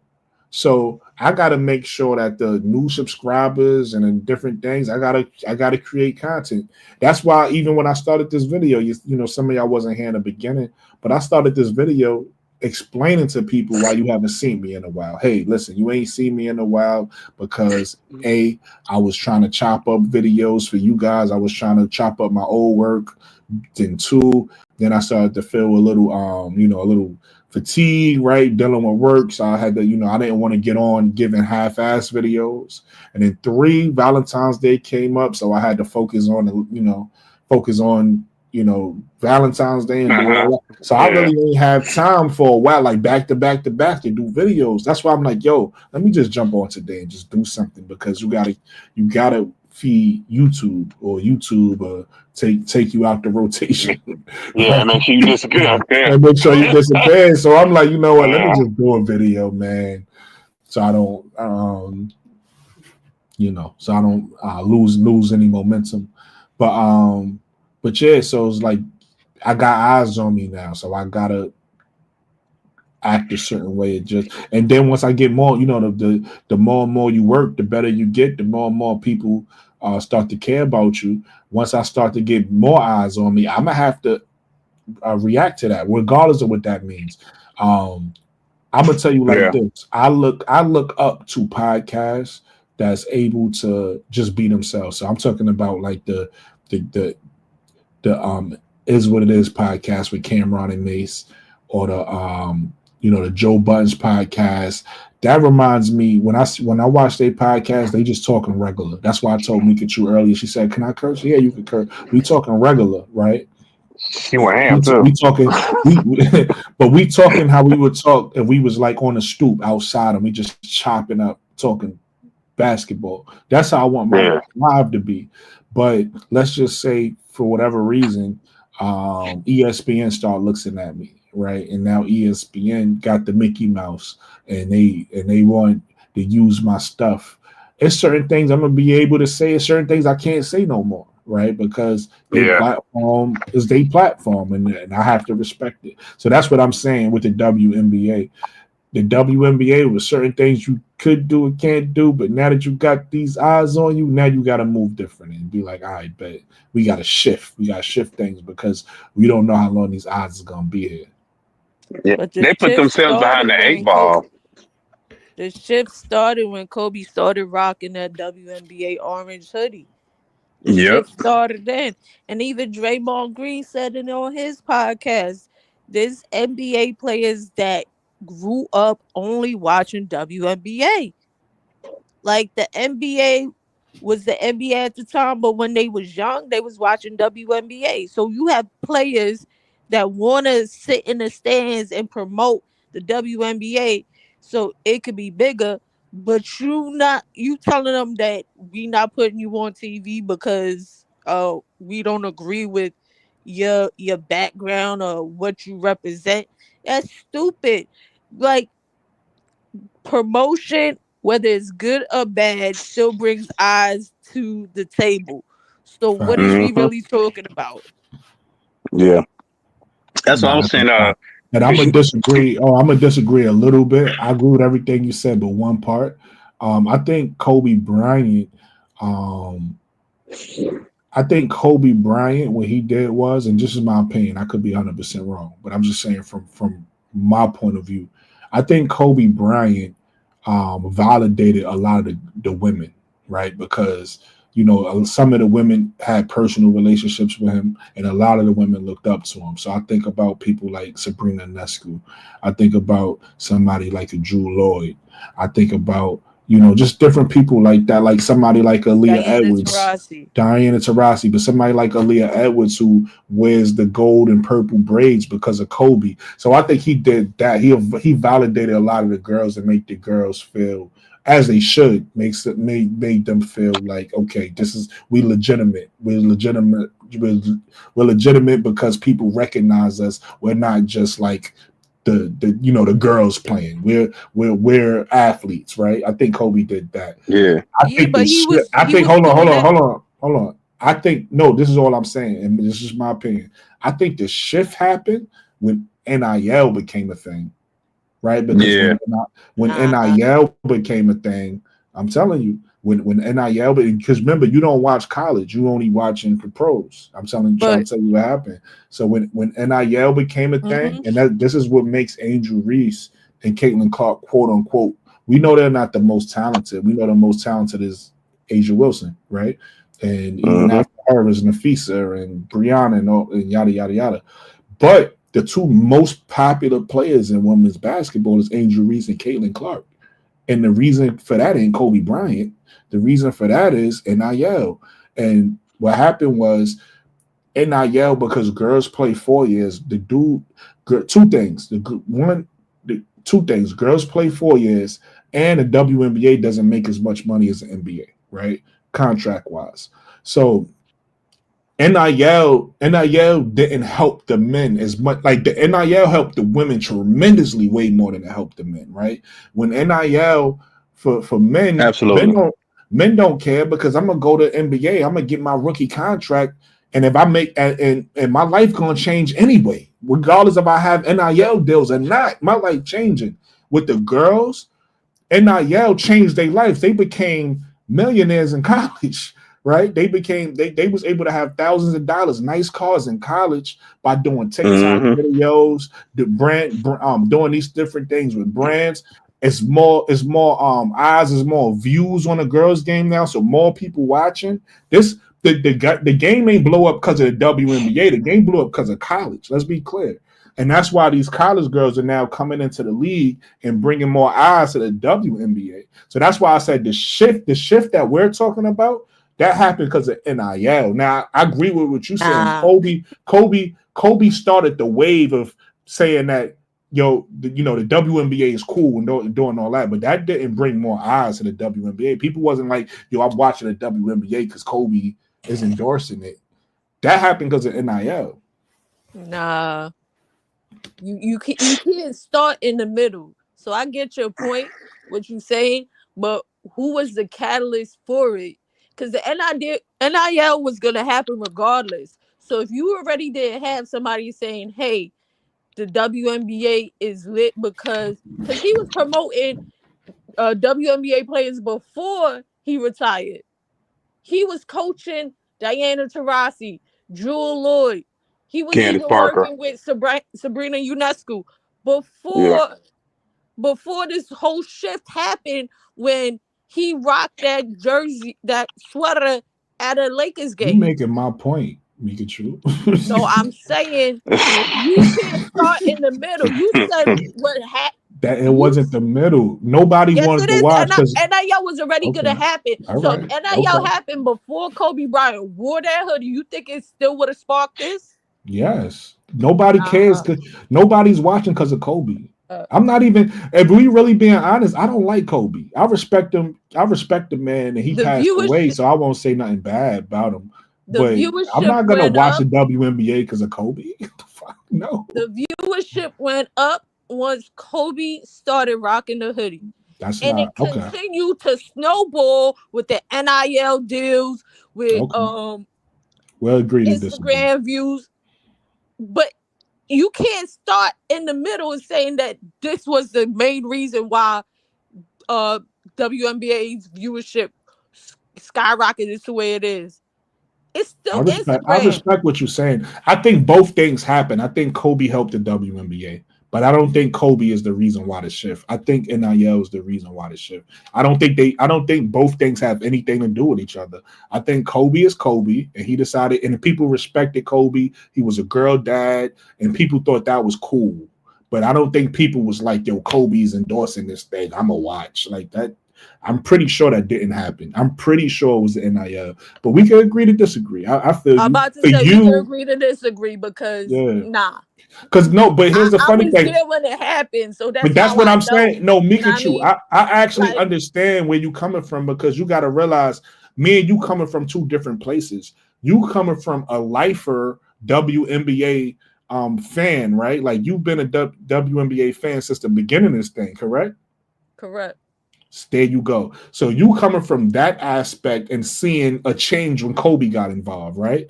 I'm coming from the person who would never watch a WNBA if it wasn't for Angel Reese. I would have never watched. I don't give a fuck what Kobe did. I would have never watched. I had interest. My whole viewpoint changed. My whole viewpoint before, I was like, yo, why would I ever watch?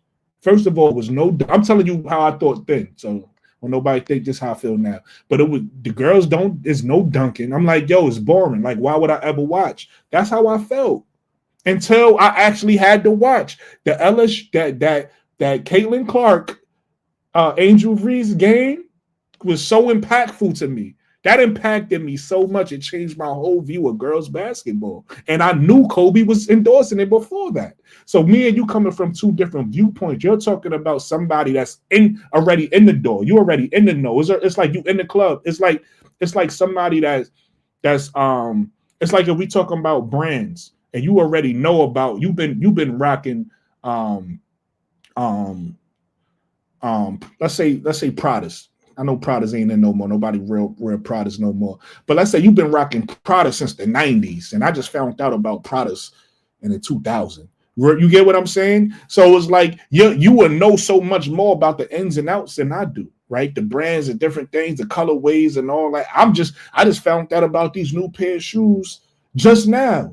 You get what I'm saying? So you coming from a person that's already in the know, already in the door. So I get what you're saying. You was already following women's basketball, and Kobe came and he made it bigger for you. And then the NIL came and it got even bigger. I'm coming from an aspect of somebody who was never watching. Like I never watched, and I knew about Kobe endorsement. He was a girl dad. You get what I'm saying? And I think if I'm not mistaken, correct me if I'm wrong, because timelines might be off. I think Kobe passed away. God rest his soul. I think he passed away before the NIL became a thing. Correct? I forget the years or whatever everything happened. But God rest his soul. I think he was already right before it happened. I think he was already dead and gone. God rest his soul. You know, him and Gigi and everybody else that was on that chop or whatever. I think they was already gone. And then NIL came a thing, and then it was a shit for a whole bunch of people who was never watching, right? So I think for people who was watching, I think for you guys it was a bump, maybe because Kobe it was like a slight bump or whatever, and then it was a bump again. But for us, for people who was never watching, we didn't give a fuck what Kobe was doing. Kobe ain't gonna make you. Kobe ain't no shifter. Kobe ain't shifting no culture, right? Like. But I do understand the point you coming from of somebody who was already watching and seeing the impact Kobe had on women's basketball. I definitely get that.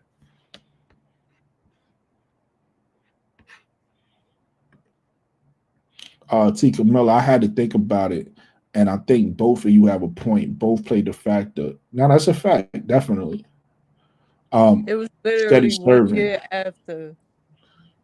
Yes, he did. Yes, he did. Now So that's it. NIL happened 1 year after he passed away. Facts. Was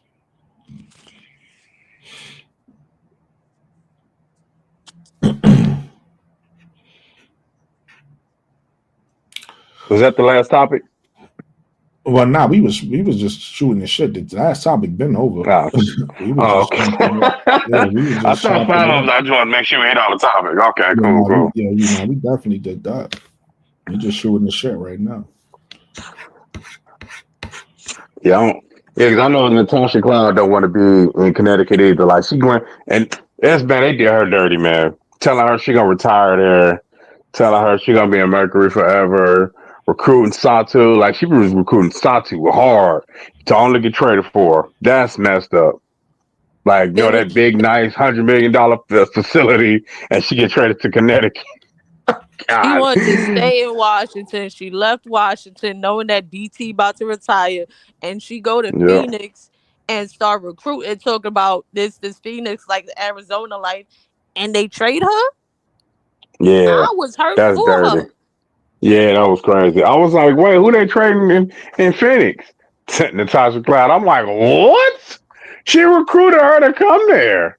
I'm like, that's dirty. But I mean, it's business though. They like, who you want? All right, give us Kai. No, they ain't having it. Give us Natasha. All right. Yo, but to your point, doing dirty business, I heard that damn, I can't think of the GM name for the Lakers right now. But I heard he was talking to Danny Ainge. He asked Yeah, Danny, didn't tell him. Yeah, didn't he even asked tell him Danny that the Ainge to deal was do for a Luca. deal and tell him Luca was coming to God. the Yeah, everybody, them GMs is pissed, talking boy. about doing dirty business. That was Yeah. crazy. But they can't never do a deal with some of these GMs no more. They're pissed off the whole league. Literally the whole league. GMs is pissed. They's like, man, y'all not even gonna say nothing. I could have gave you five. I would have gave you 5 first round picks and my firstborn. I was like, whoa. But that's how pissed the GMs were. Like, what the Nets got 5 first round picks from the Knicks for Michael Bridges. Or was that Phoenix? Yeah, Phoenix got 5 first round picks. Mikal Bridges, yeah. That's crazy. And you only get Anthony Davis and a first and a throw-in dude for Luca? That was Jesus stupid. Christ. They threw away My the God. bathtub with the water in it, giving away Luca because he's fat. I'm using air quotes. Is y'all stupid? Yeah. Yeah. I They take a love talk fat for Luca. and they didn't want to pay the 350 because he's That's what supposed to it get that was. 350 max. It was the money, yeah, that Say it with 350. your And chest. now That's since he got exactly traded, what it was. he can't get that 350 now. They don't want to pay him that super max because he's still doing ignorant young person stuff. Yeah, Because the guy's still in his yeah, 20s. Like, come he's on. still doing like he acting like he's 19. Yeah, because I didn't know Luca was only 230 when he came in. He was so much slender. He was 6'7", 230. That man a gained 40 pounds. Yeah. 40 pounds.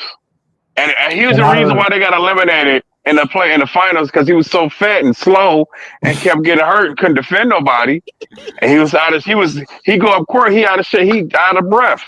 And Kyrie was doing it by himself. They like, dude, so this what you doing? Yeah, So, I heard it was the opposite. Though. I heard that we don't know what happened. I heard that he told management he's not signing the extension, and so that's why they made the deal. Whatever. I don't. No, agree he said he was gonna sign it. No, okay. he I heard but I heard the he, opposite. So it might have been a false report. But I heard that it was fine. Yeah, it was definitely about the money. Yeah, it was a business thing. Yeah, I heard that he that said was all business. Yeah.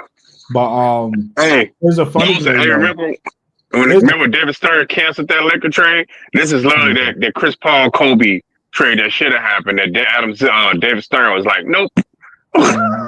Oh my gosh. Dwight Howard and Chris Paul to the Lakers. Mm-hmm. That was definitely a cheat code that I would not have been mad about. But damn, David Stern. That's the one thing. That's the one thing you gave me the WNBA, but that's the one thing I wanted to kick you in your nuts for. Like, why you do Chris Paul like that? What he do to you? Yeah, that's a fact.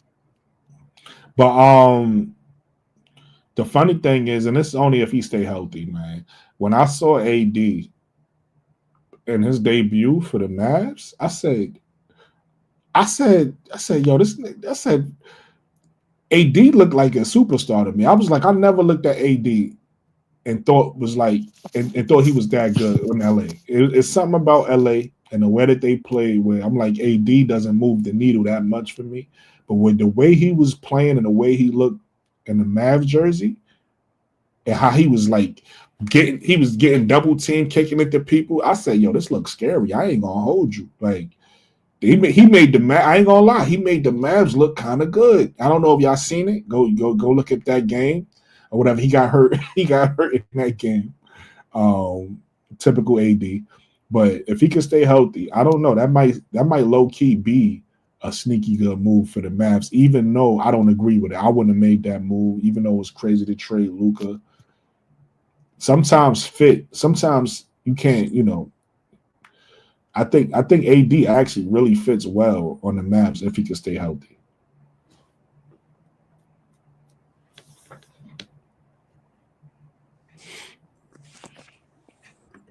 I don't know if they're gonna make the same push. The Mavs. I mean, people been saying it that they could go back to the chip.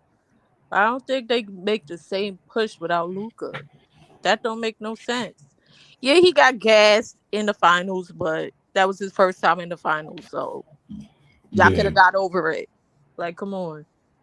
I'm with you. I don't think when I look at this team, I don't think that they could necessarily make it back to the finals.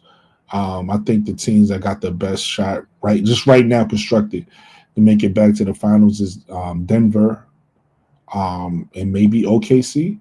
But like I said, I don't know. I'm just saying how one game is one game. That's a small sample size. I'm just saying how he looked in that game. I was like, oh shit, go look up. You'll see what I'm talking about. If you go look up the highlights, that was the best AD I've seen in like 5-6 years.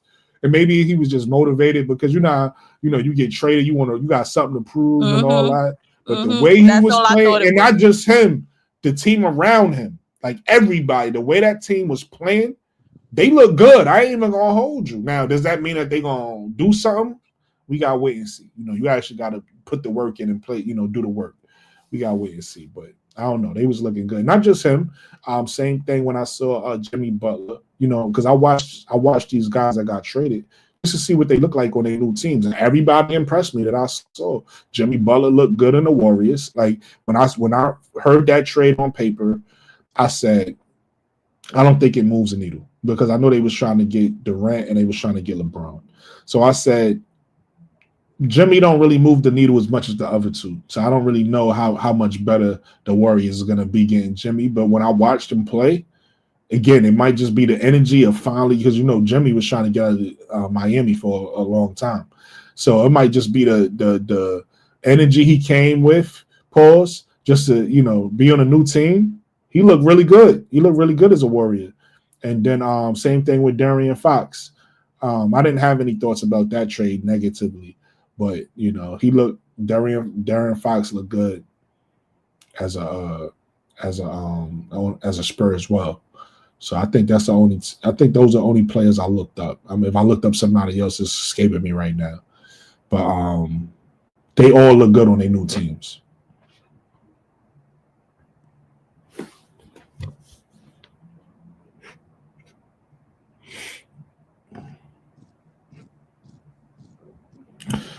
You don't think Luka looked good on the Lakers? I don't know if I saw Luka debut. I actually did. I saw Luka after the fact though, because he was hurt when I looked at those other guys. He wasn't playing yet. Luka looked okay to me in the Lakers. He still looked fat and out of shape. So it's like I don't know how much I assess Luka's performance. His performance didn't look dominant. He looked like Luka. Luka doing a step back and doing Luka doing that slow step back he do and that shot he do over his head and making it just you shake your head like how does somebody like Luka? It's almost like going to the park and you seeing a person that's nice playing basketball that shouldn't be nice. It's like, yo, you're not athletic at all, but you make all your shots. Like that's what I saw from Luka. It was just like the fat guy out there doing a step back, sinking the shot from deep that you don't think he should be able to sink, but he just sinking it. I mean, he was doing Luka-like things, but he just didn't look dominant to me. So I don't know. I didn't really get that. Like when I watch AD, it looked like he was playing with a motivation. So he looked dominant. Jimmy Butler looked dominant. Luka didn't necessarily look dominant, but I do think it's a good move for the Lakers. I think it's a great move for the future. I think it's gonna I think in the future that'd be really good. How good they are right now, I'm not sure about. Especially with them losing AD and not having somebody to replace what he did defensively. I understand they got a defensive scheme now and they playing differently. I don't know how good the Lakers is gonna be. I'm gonna have to wait and see. I'm gonna have to see that. And so far, I haven't seen anything to make me feel good about the Lakers right now. Texas is notorious about not playing star players unless they play for Dallas. They wouldn't even pay. Oh, you saying pay? I said play. They wouldn't even pay Nolan Ryan back in the days. Got you. I know Texas was notorious for that. The fat guy that doesn't care. It's hilarious.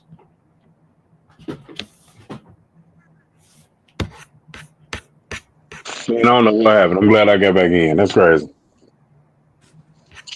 StreamYard be acting funny. Oh yeah. Yeah. I had to totally return my phone off. Totally restart everything. It was crazy. Yeah. A minute ago, I couldn't even hear y'all. I had to come out and then, log back in. Yeah, it was doing that earlier. But listen, when you want to broadcast with people, man, that's how you hold each other down, man. Somebody can't talk, somebody not talking, whatever the case may be.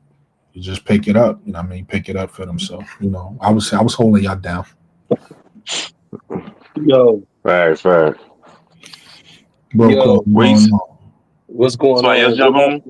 When I was saying the fat cat that don't care, he reminded me of the fat kid that's on the block that could play, that could shoot. His name was Tony, and he was a chubby Italian dude. You know what I'm saying? Tony was a fat, and he was, you know what I mean? He was on the block, and all of us was black on the block mostly, and we used to go to the playground. And I used to pick Tony all the time on my team because I found out, by playing in the backyard, I was like, man, this little fat little got a shot. God damn. I mean, shooting behind, he used to play trick shots like behind on the side of the garage to the rim, you know what I mean?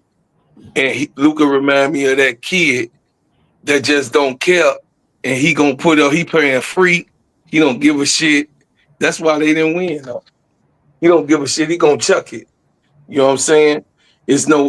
Which is good with no intensity. If you could play free like that, but you know, he just remind me of that kid that just don't really give two shits right now in his career because he's 25 years old. So right now, him getting the chip ain't too serious for him. I mean, if he get one, fine. But when he get in 30, y'all gonna start seeing a different Luka because I believe that he will try to get more in shape and do whatever. But right now, 25 years old, you can't really tell him shit. And he's at max contract right now at 25. So ain't really nothing you gonna tell no kid that's almost 25. You know what I'm saying? I mean, that's almost 26. That's 25 years old making hundreds of millions of dollars. Ain't too much nothing you could say to him. I mean, not even the owners. That's why they got rid of him. He think they like 16. uh, And he been a pro since he was 16. He played right. Yeah, overseas. that's a fact. Yeah, that's true. They trying to deal with Luka. They like, you think this a game? He like, yeah, this is a fucking game. I don't give a fuck. Like it's a game. To your point, bro, Claude, if you're gonna make a 25-year-old get focused, you put him around LeBron, somebody we know LeBron took care of his body for forever. So maybe that inspire Luka. Maybe Luka see how LeBron take care of himself and say, you know what? Maybe I need to start, taking care of myself a little bit better. Well, I know one thing, they got a forever Laker. And Chuck said it the best to piggyback off what you said with LeBron. He was like, he ain't listening to nobody that he could bust in the gym. Like, yo, if I could beat your ass, that means you ain't That's shit. true. So I'm not even listening to you. That's I'm a gonna fact. listen to somebody that I look up to. So if That's a LeBron good James point. said, Yeah. you can do you, but you need to, work on this, Right. hit the gym a little bit harder and do this so you can last longer, whatever the case is to, get him to focus more. No, that's a fact. That's a good point. What's up, Miss D? Hey, I believe that he listened to Kyrie. He did because Kyrie a champion. So, but he didn't. Kyrie just ain't a pushy. He just ain't a pushy vet. Kyrie like more like, see, whatever you do because Kyrie don't have you know what I mean, a real hardcore workout. Kyrie got a workout that keeps him limber. He does yoga and different things like that. And gymnastics. Kyrie does gym. Hope y'all know that he do yoga and gymnastics and formalities, like type workouts. He don't hit the gym like that. He does like one-leggers and stuff, like Pilates. Kyrie is into all of those type of things with his body. You know what I mean? Knuckles on the ground, sitting there, you know what I mean, in the plank position. That's the type of stuff that he does. You know what I mean? He does not really, because he was talking about, I know he was talking to Kai. Kai was asking him, Kai is on YouTube, but he was asking him hold on, really quick for you finish your thought, bro, Claude. As you talking, I want people to watch this so they can see why I was saying what I was saying. Like when I saw this originally and still now, it didn't really wow me. Like he looked, of course he's Luka, so he's gonna make his shots, he's gonna look good, but he just looked fat. He doesn't look explode, like he doesn't look pause. He doesn't look like excited. Like I don't know. This didn't make me feel like, oh yeah, they about to win something. Basically, is what I'm saying. But he's gonna look good. He's Luka. He's gonna make his shots. He's gonna make certain passes. It's gonna look good. But it didn't really it didn't move the needle for me. But yeah, bro, Claude, I just want people to think about that while they're watching this as you're talking. Yeah. So it's like he. I was just referring to like the leadership that Kyrie had. Kyrie, like, well, it's up to you on what you do. But with LeBron, like you said, LeBron gonna take it a little bit more serious, put him in the gym, have him work out with him, you know what I mean? Make him do certain things. And, I think it's good for him to be around Bron, and it's also bad when it comes to him not giving a shit about what nobody say. Cause like you said, he ain't, somebody like LeBron, he ain't gonna buck him like that. You know what I'm saying? Cause of course he might look at him and see old man washed, but old man got a track record. Old man got, and he's still playing at 40 at a high level. So, maybe this was a good trade for Luka, but definitely a better trade for the Mavericks who want to win now. Better trade. If I start playing AD's debut, y'all gonna be like, oh damn, like AD look good. That's how I felt. I was like, oh shit.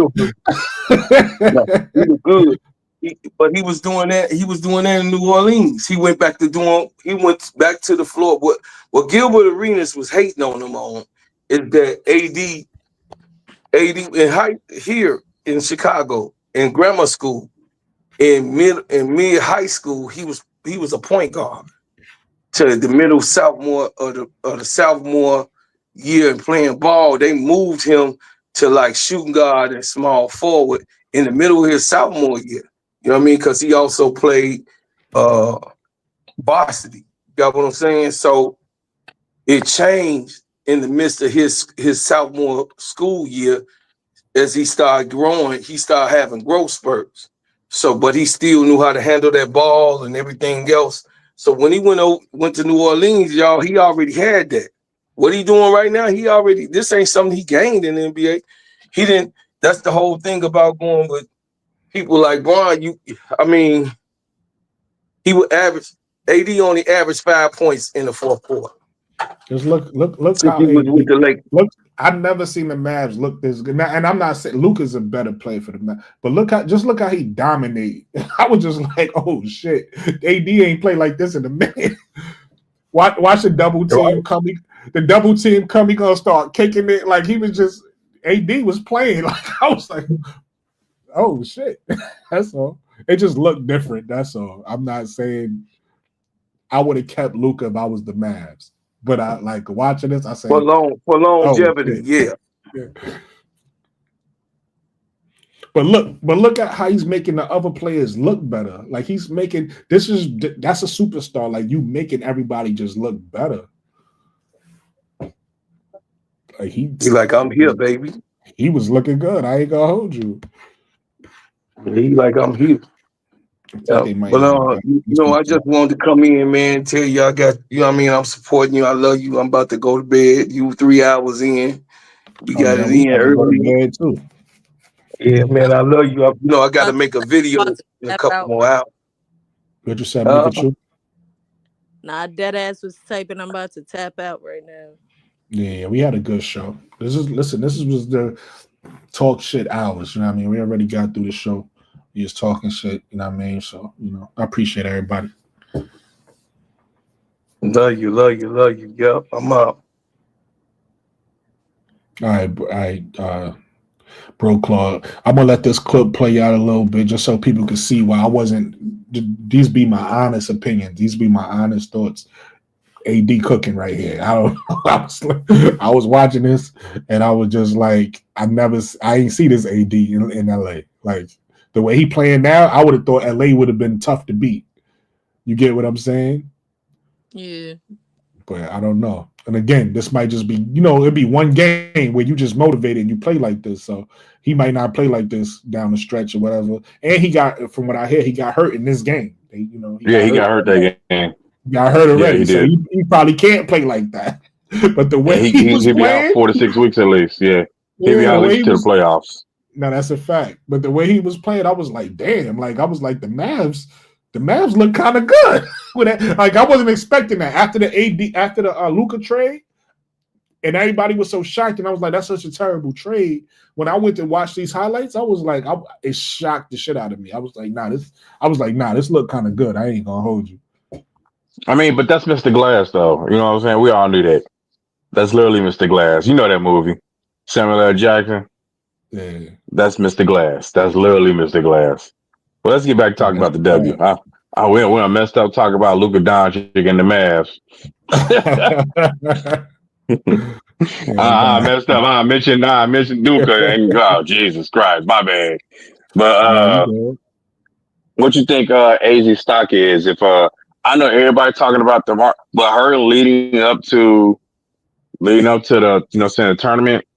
If AZ keeps like we said, Paige gonna be number one regardless. She can go 3 for 12 the rest of the season. She's still gonna be number one pick. But what do you think about AZ stock and where you see her landing if she continues on this plateau and staying healthy? Because I heard they said she coming out. They said Paige is coming out. She coming out. She's not staying to Paige leaving. No. Of course. Listen, AZ stock to me, I think is rising. I definitely think it's rising, but I still think people are gonna be concerned. The thing about because we got to compare it to the other people who got hurt, right? You look at Paige now, and obviously, the girl fell on her leg a few months ago, so she was out. But Paige injuries, and I said this funny thing is, I said this just before that happened. I said this before she got hurt. But Paige injuries is kind of like behind her at this point. Like you don't look at Paige and wonder, is she about to get hurt, right? Same thing with somebody like Tahina Pow. People forget Tahina Pow was hurt a few years ago. It was a few years both ago. ACLs. So now it's behind her, and people don't worry about her game to game. I don't know if AZ is in that spot yet where people is comfortable not worrying about her, right? Once she gets to that point where people was like, nah, her injury's behind her, she's a lottery pick, right? And I don't think that changes. I think even with the worry, she's still a lottery pick, but she might not go on a lottery, which is, like I said, which is good for us. This guy that's trying to get talent, we would love to get a lottery pick outside of the lottery, right? So I think that's the issue with AZ. I don't think there's enough time left in the season for her to put that doubt out of anybody's mind. If this was something, like I said, if she would have came back, this kind of like Olivia. Olivia was hurt last year, but she came back looking like no on fire. Nothing is reminding you of that injury. So she looks like you could trust it. I don't know if people are 100% because AZ playing well right now. She could fuck around and get hurt in a week or two. And then we right back at square one. Right? We right back at square one. But obviously we hope that doesn't happen. If AZ stays healthy and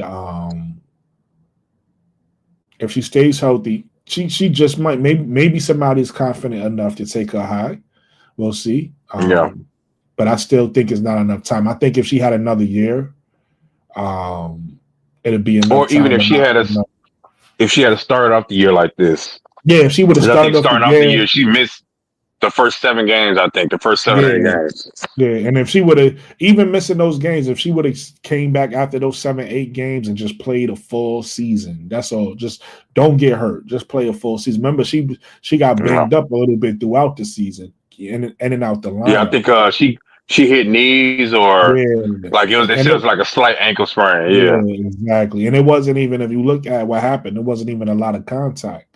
So it makes you worry. It makes you worry. Like, oh, if we take her, is she going to be available? Because the last thing you want to do is draft a player and they be out for two years. That sets you back in your rebuild. You get what I'm saying? So, but I love AZ. I would, the way she's playing, I want to believe her injuries behind her, and I hope she falls at 10 at this point, because she's probably raising her stock. She might go, 8. She might, Before I was confident. Before I was confident to get her at 10. Now I'm not so confident. But I'm happy for AZ. I love the way she's playing.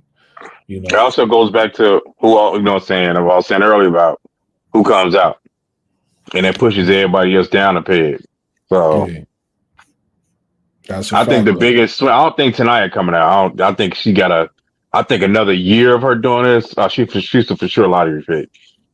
But Tanaya, she's not coming out. Yeah, Tanaya. But I think Flau'jae, she can come out and she won number 2. So I want to see what she's going to do and how LSU do in the tournament. Because Anissa's coming out. Anissa can easily go. She can go number 2 as well. But I think with them losing Jordan Horston, I told her Jordan Horston was like 6'2". She was a small forward, right? Yeah, we're losing her to ACL, and they want to win now. They're either trading that pick or they're using it on Sonya or somebody like Anissa Morrow. Somebody that can basically play alongside NECA, Gabby, because they're going to start.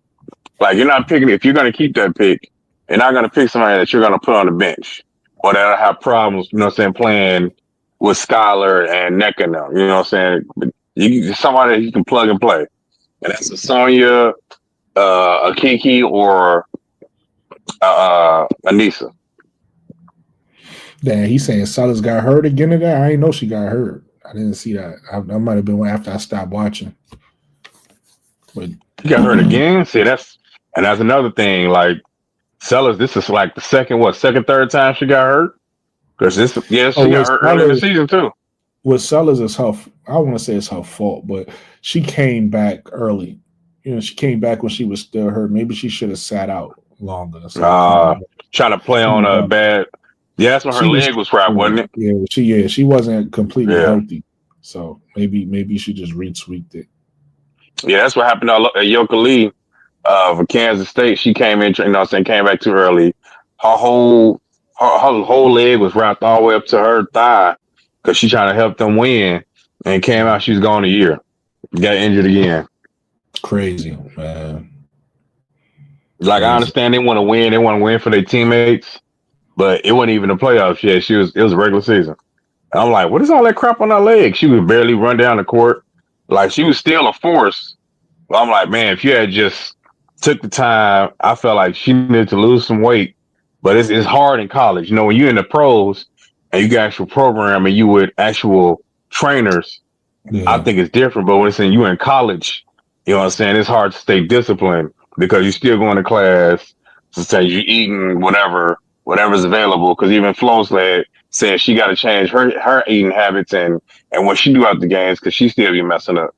But when you get to the pros, it's a whole different level. So you have to, hey, this is what you're doing here. You got a coach. Like, all right, you need to do this. Make sure you hit the trainer at 6 a.m. You need to be here. It's a different level.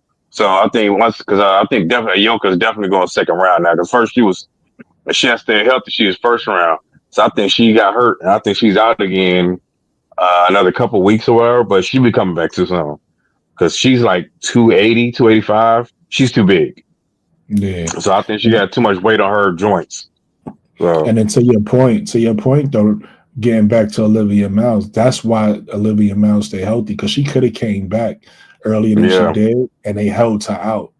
yeah, That tournament last year and 2024, she could have came back last year, and she decided they kept her out for this year, and that's it's why like, she. yeah, just wait, yeah, come back full strength, yeah. It's So like, yeah, just come back full strength next season. We'll have everybody healthy, because that's why Maddie was like, Maddie could have played earlier, but they wanted to make sure she was 100%. So, because I think it was her toe or something. I think she had broke a toe or sprained a toe or her ankle, but they wanted to make sure she was fully available. And she's been coming along. You ain't playing a while, you rusty. So, but she's been coming along, and I'll be fine with, if we can't get AZ at 10, I'll be fine with Westbell at 10. I don't think she lasts, if they keep going and she keeps playing better. I don't think she lasts to 16. I could be wrong. I will hope so, but if you can get my dream draft, Olivia at 3, AZ at 10, and Westfield at 16, because I don't think they wouldn't be able to keep all 4. How many spots is available on the squad? Was it 9? 3 I think spots? it's only 3, but 3. I feel like we should get I feel like, especially with us letting Kennedy go, I feel like we should, if we draft 3 players, we should draft a point shooting guard and a small forward. You Yeah, feel what I'm that's. Oh, saying? that was a powerful. Okay, that Maddie a power forward. Yeah, Maddie. I mean, she has a skill set to play the 3, but I think she's a bit more suited as a stretch 4. But Yeah, I would say obviously Olivia.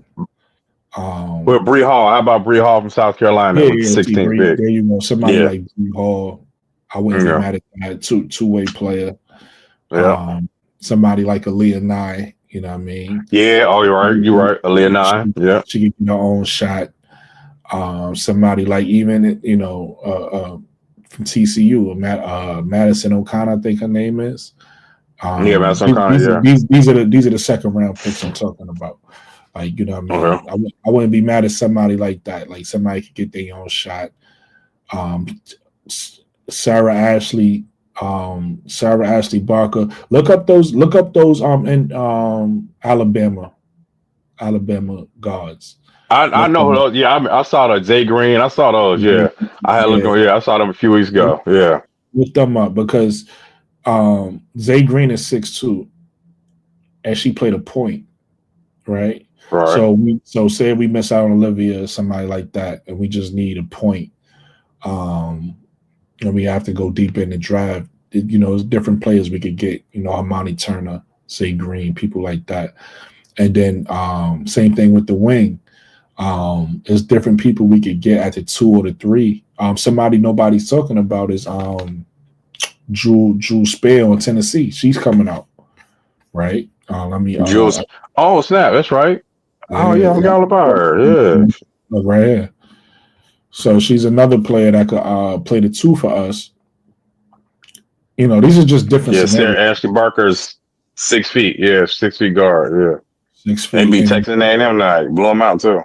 Yeah, and then she plays more. And the thing I love about Alabama, they have 3 6-feet guards, and they all play different. So it's like Sarah Ashley plays more as like the shooting guard type, the ball handler, get her own shot. She's like they go-to scorer. Zay Green is more like the point guard. She sets the table, and Aaliyah Nas a stretch. She's like the catch and shoot player, come off screen, stuff like that.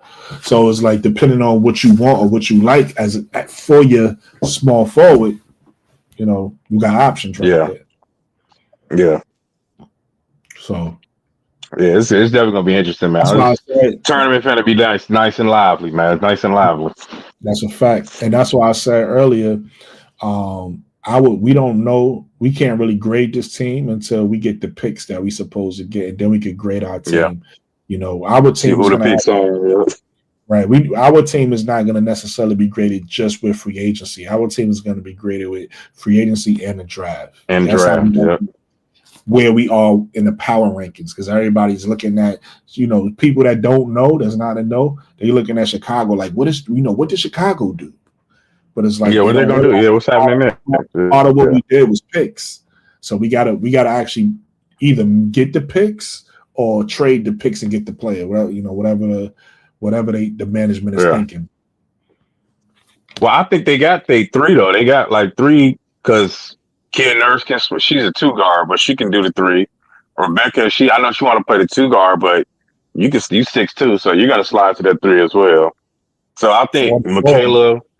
I think Michaela she's not a starter. As much development she got to come out balling because she's still too big and she's still too slow for me. She don't look like she lost too much weight, so she still got huge legs, which means her foot speed is still slow. So to me, that she's a high end role player coming off the bench. Like she's not a starter to me. I'll agree with Zoe on that. She's not a starter at all. I know Bro Claw was like, Nate, do you understand what Tyler Marshall? He gonna make her the new jacket. Look, I disagree, Bro Claw. I disagree. So this is my opinion on Michaela. I think we gotta wait and see. I don't think she was a starter last year, but I do think she's getting better. You gotta realize she's a young player. She only been in the league 3-4 years or whatever the case may be. Hey, I understand. She better come out balling though. That's what I'm saying. I think she's getting better. Yeah. So I think she could be a starter. I think she could put herself in that position. She was a starter. Who's a starter for New York? For right now, she's our starter. She's saying Michaela. For right now, she's our starter because with Kia on a bad team. That's what I'm saying. For Kia right now with Kia Nurse and Michaela, those are our starters until we game. That's why I keep saying the draft or we make a trade or whatever we're gonna do until the draft comes and we you don't think Rebecca Allen starting over Michaela? You don't think Rebecca's starting over Michaela? Nah. I'm starting her at the 3 over Michaela. You are? Especially if she's healthy. Because she want her comeback year. If you get to training camp and we have preseason games and Michaela she looks just a little bit better with her shot, okay, that's good.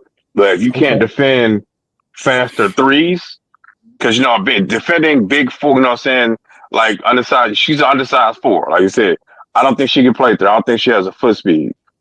But if she can defend some 3s and she can score a little bit, fine. But Rebecca's more of a 3 because she's tall. She's she's quick and she can shoot. She's literally a 3 and D. So I know she want to play some 2, but I would play. So we can get Olivia, even if Courtney probably start off and Olivia wind up taking over, but you still got an actual point guard. Even if it's Olivia or Courtney, you got Kia Nurse at the 2. I'm putting Rebecca Allen at the 3 because she can defend a lot more of the 3s in the league. And I want Michaela coming off the bench, like to get that scoring punch. I don't want you starting and then we get in the hole because you can't keep up. You can score and you can back them down, but if you can't, you giving up. You give me 15, but if you're giving up 22 at the other end, what's the point? You know what I'm saying? So it's been nullified. So and then because I think we have enough 3s. So I think they probably getting a backup 4 because would they already have a 4 or they probably do some training camp contracts? That's what I was looking at. Rebecca being, I was looking at a 4 stretch 4, backup. She's 6'2". I see more of a 3. And she a 3. Okay, I ain't gonna argue with you. Yeah, I see she's a 3. Yeah, because she want to be a guard. So I was like, all right, we could have you do 2-3. You know what I'm saying? You could run some 2 and some 3 because she can play. So if she's over her injuries as well, Olivia Miles, AZ Foot, Maddie Westbeld is perfect for this team. Okay. All of slotted in together. Olivia can score, and she's a scoring point guard, or she can pass it depending on who around her. Like she can score a little bit, and then she start dishing it because she said she's a pure point. And then you get AZ, pure shooter. You know what I'm saying? But she turned more into just a shooter. Her defense is actually, stepped up too. I give her credit on that. She's definitely improved her on ball. Mostly her help defense has been a lot better. Her help defense has gotten better. And Maddie Westbeld, she's been improving her defense. She got a couple blocks today. Been moving her feet better. So I think you get the backup 4 for Angel, and you got that backup 4 solidified. Maybe because you got that vet Elizabeth Williams to help both of them.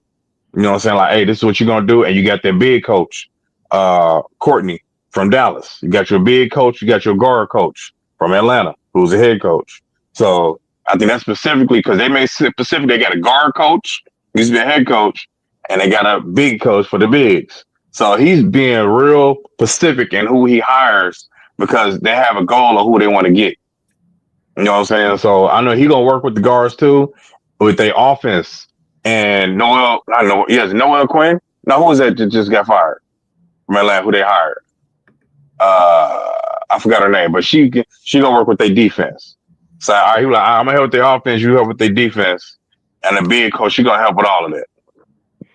Because he said he used to watch her work with the bigs in Dallas, and he was like, man, that's good work she doing. And he brought her on his staff. And I love the fact that he's hiring number women too. You know what I'm saying? Hiring number women, and they black women. So he basically giving them a chance like Cheryl Reeve did for Katie Smith, but she wants to go to college. So bring them on like Eric Tebow. He's assistant coach for Minnesota. Yeah, for Minnesota now. Yeah. So I think he's kind of doing the same thing because they Pacific and he's, you know what I'm saying, the strategy he's using. So I think make sure Angel gets a good stretch big behind her, a stretch four.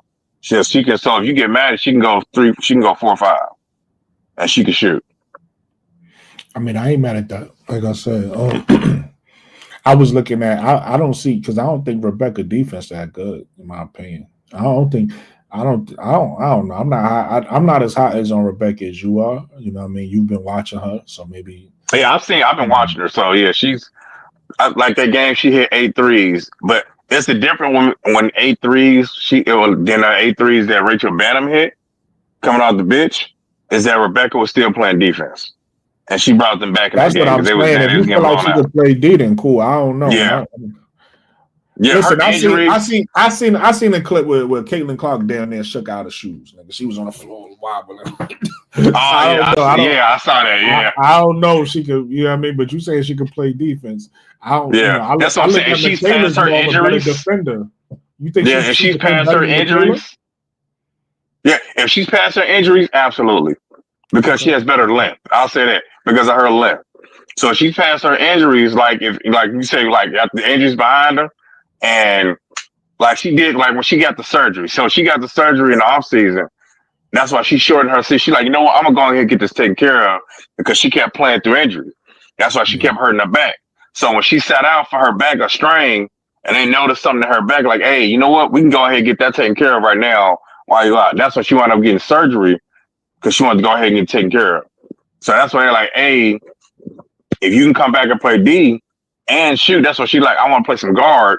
Because she feel 100% now because she got, you know what I'm saying? Like, I think it was like a chip in her back, like a moving bone. So that's why I was like, I'm good. I'm not good. I'm good. Not. So they went ahead like, hey, we see something back there. We go ahead and cut it out while you out, while you sitting out. That's why she went ahead and took out the rest of the season because I think she had a hamstring, just like with Diamond. When she was playing overseas, an old girl elbowed her back. And she was like, man, I just thought I got elbowed. And she went to this guy CT. They was like, hey, you need to come back. And they found the tumor in her back just from getting elbowed. So just like with her, like, hey, you want to say we found something in your back, you might as well go. We need to go ahead and cut it out now. So if she's 100%, absolutely much better than Michaela. Much better. Okay. When healthy. Because like I said, Michaela's good. She's younger. That's fine. Michaela's not a starter.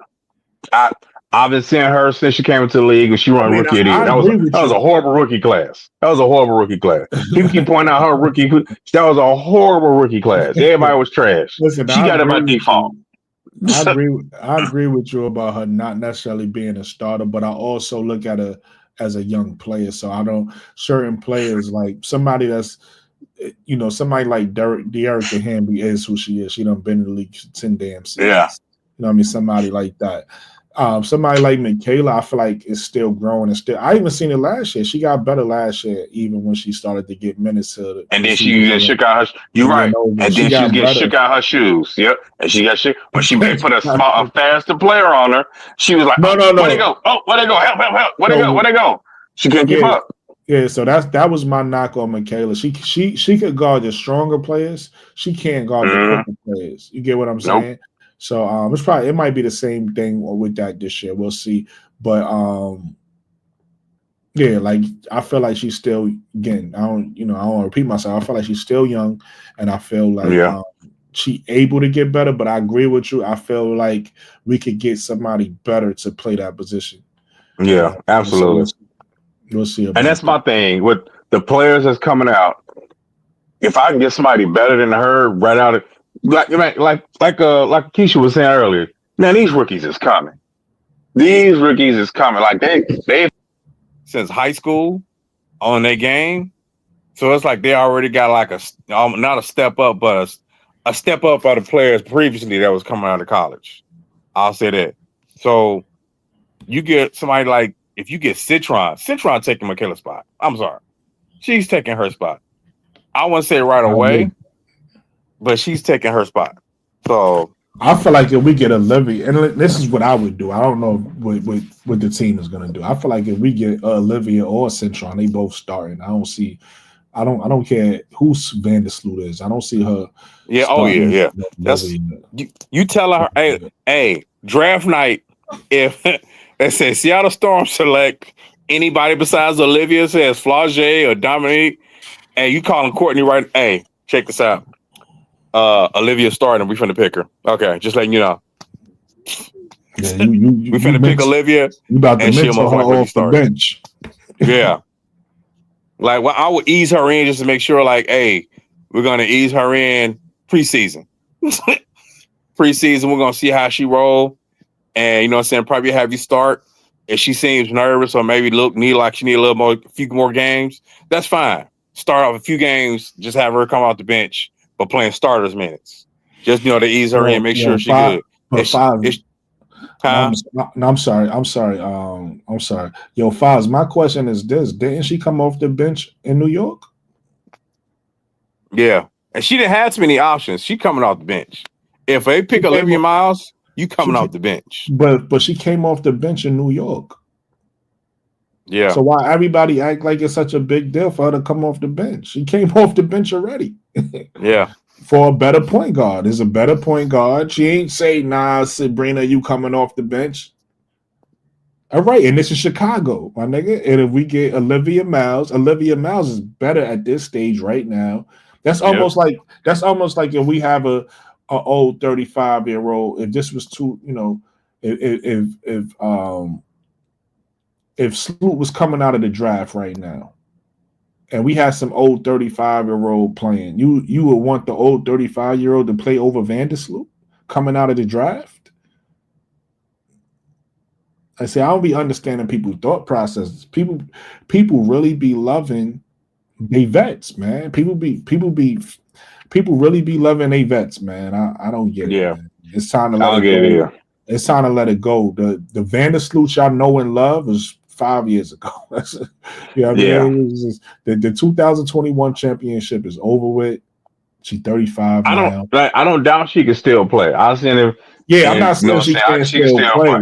But you're older. This is new generation. Yeah, you're older. Yeah. You're older. You know what I mean? Let somebody else that's better, that's faster, that's quicker. Yeah. Play. You get what I'm saying? Like, why hold them back? Why hold them back because of who you used to be? I don't really understand that. But hey, we don't know what's gonna happen. We're not the GMs. They very well draft Olivia Miles and bring her off the bench. That's probably to start the season. I would say start the season. They're probably going to start it just to make sure Courtney good and make sure. I mean, she is a rookie, but I ain't really trying to hear that still because they were like, "Look, Angel came in and took Izzy's spot." No, but look, Izzy was supposed to start. But look, Nate, here's where that message. Here's where that messes with my mind. On one hand, everybody is trying to tell me Olivia Miles ain't falling to two. She too good. Right? She's look at what she's doing. She's so good. She's she's this amazing talent, right? So now you're this amazing talent, and then on the other breath, you're gonna tell me, but we're gonna bring you off the bench. Like, which one is it? Yeah. Which one is it? Yeah. Is she amazing and she's so good that she can't fall a number two? Or is she a bench player? Because if she a bench player, then we could get her at 3. You get what I'm saying? Like, what are we saying? Is she a bench player? And are we drafting a bench player at 2? Right. Or at 3? Yeah. Are we drafting a bench player at 3? Definitely not drafting a bench player. Or is she really this good? And it's like, there's no way she can fall. And da da da. If she that good, bro, you starting her, bro. It's not that deep. But that's the same thing with Sonya Citron. And we draft Citron not coming off the bench if you draft that 3 as well. If you draft Paige and bring her off the bench, wow. Oh my God. That's career suicide. That's career suicide. And bring her off the bench, wow. Yeah. Wow. I said preseason. Hey, let's see how she going preseason. You know what I'm saying? Because it was like 4. I think they just announced like 3 preseason games or 4. If you want to explain yourself as at a link, man, but nah, I don't think that's smart. I don't think that's just not smart, man. I don't think Courtney didn't have too many options to even, you know what I'm saying? The only time you bring a player off the bench is if you feel like they're not ready yet, and you got to develop them. If you feel like a player is ready to play the position that you drafted them at, you don't bring them off the bench. The only other time you bring them off the bench is if you already have a better player playing that position. But then typically, if you drafting a player, typically if you drafting a player at a position you got another player at, then typically you're trading that player. You're trading one of them. Faz, what's going on, Faz? Yeah, like you said, if Seattle was to draft that makes you trading Skylar. You're right. Yeah. It's good, Faz. Hey, how y'all doing? I'm chilling. It's good, brother. What's going on? Yeah, like I was saying, Vandersloot is only here just so she can facilitate, because we didn't have anybody that can facilitate the ball to Angel and Camilla last season. So she's only, and also I also feel like she's here to help develop the new point guard that we're going to be getting with the 10th pick. Yeah, so maybe, but you don't think, and because I agree with you saying, but and off of what you're saying, you don't think that she can do that in a bench role? You think she got to develop as a starter? She's not going to be coming off the bench, because if you look at a contract that they gave her this season, I'm not saying the contract is what determined if she's coming off the bench or not, but like she's making them there. She's making it a lot. I don't see her coming off the bench for that. Like, yeah, but you got to realize, and these are both our opinions, so I'm not saying that you're wrong. You're right. She very well may start, right? Yeah. But what I'm saying is that contract may simply just be because you're Vandersloot and you're a legend to us on this team. Not you was this big, because you got to realize that we looking at free agency. Sloot wasn't no big name on this free agency market. Like it wasn't nobody breaking their neck to get Sloot, except for Chicago. But it wasn't nobody breaking their neck to get Sloot. You get what I'm saying? So hold on, let me just land my plane with this, and I want to hear what you're saying. The reason why I'm saying that is to your contract argument. I don't think the contract was because you one of the biggest names out here. We got to throw all this money at you, and now since we throw all this money at you, you're going to start. I think the contract was more of a loyalty thing, because this is Chicago. Yeah. This is where you made your name at. We want you back. We actually need you, because our point guards last year was trash. So we need you back. We want you back. Here's a big bag. I think that's where the bag is from, but I don't think the bag is like, and here's a guaranteed starting position. Like you get what I'm saying? Yeah, I think it was more just loyalty to what she means to Chicago, in my opinion. But I could be wrong. I also think that could be true as well. But I just feel like they brought her back maybe just not only because of they want someone to facilitate the ball to Angel and Camilla, but like I also think it's a symbolic move, just for her to like be here and then retire. She's also gonna bring the fan base, because there's a lot of people that love her in Chicago. Yeah, absolutely. So I agree with all of that. I think she's gonna be a starter. But even if we do get Olivia Miles, the only reason why Angel and Camilla and Rikia and Alicia Edwards and Alicia Edwards came off the bench. She wasn't starting. I thought she was a starter. She came off the bench the whole season. If I'm not mistaken, matter of fact, so she came off the bench. The only time she started was when I forgot somebody was hurt. One of their bigs was hurt, and she started a game or two. but she was coming off the bench. Okay, but the only reason why like 3 of those ones, like on the Cameron Brand, Clayton Clark, Kid Jackson. The reason they was like usually. Oh, what was my point? You were saying the only reason they were starting. Yeah, the reason why they were starting because like, obviously those are good players. Like I do feel like this. Oh, I forgot what I was trying to say. Sorry, listen, it'll come back to you, brother. Don't worry about it. Don't just go into like another point or whatever, and then it'll come back to you. That's how that works. Okay, back to my point about Vinicius though. I do feel like she's gonna be starting. Like I just feel like okay, my point is Olivia Miles. Yeah, I do feel like if she does come, she's gonna come off the bench for Vinicius because like she needs to learn. She's not like just because what she's doing right now in Oregon don't mean she's gonna be able to translate right away in the pros. So I feel like she's probably gonna come off the bench and learn from Vinicius if they do end up getting her.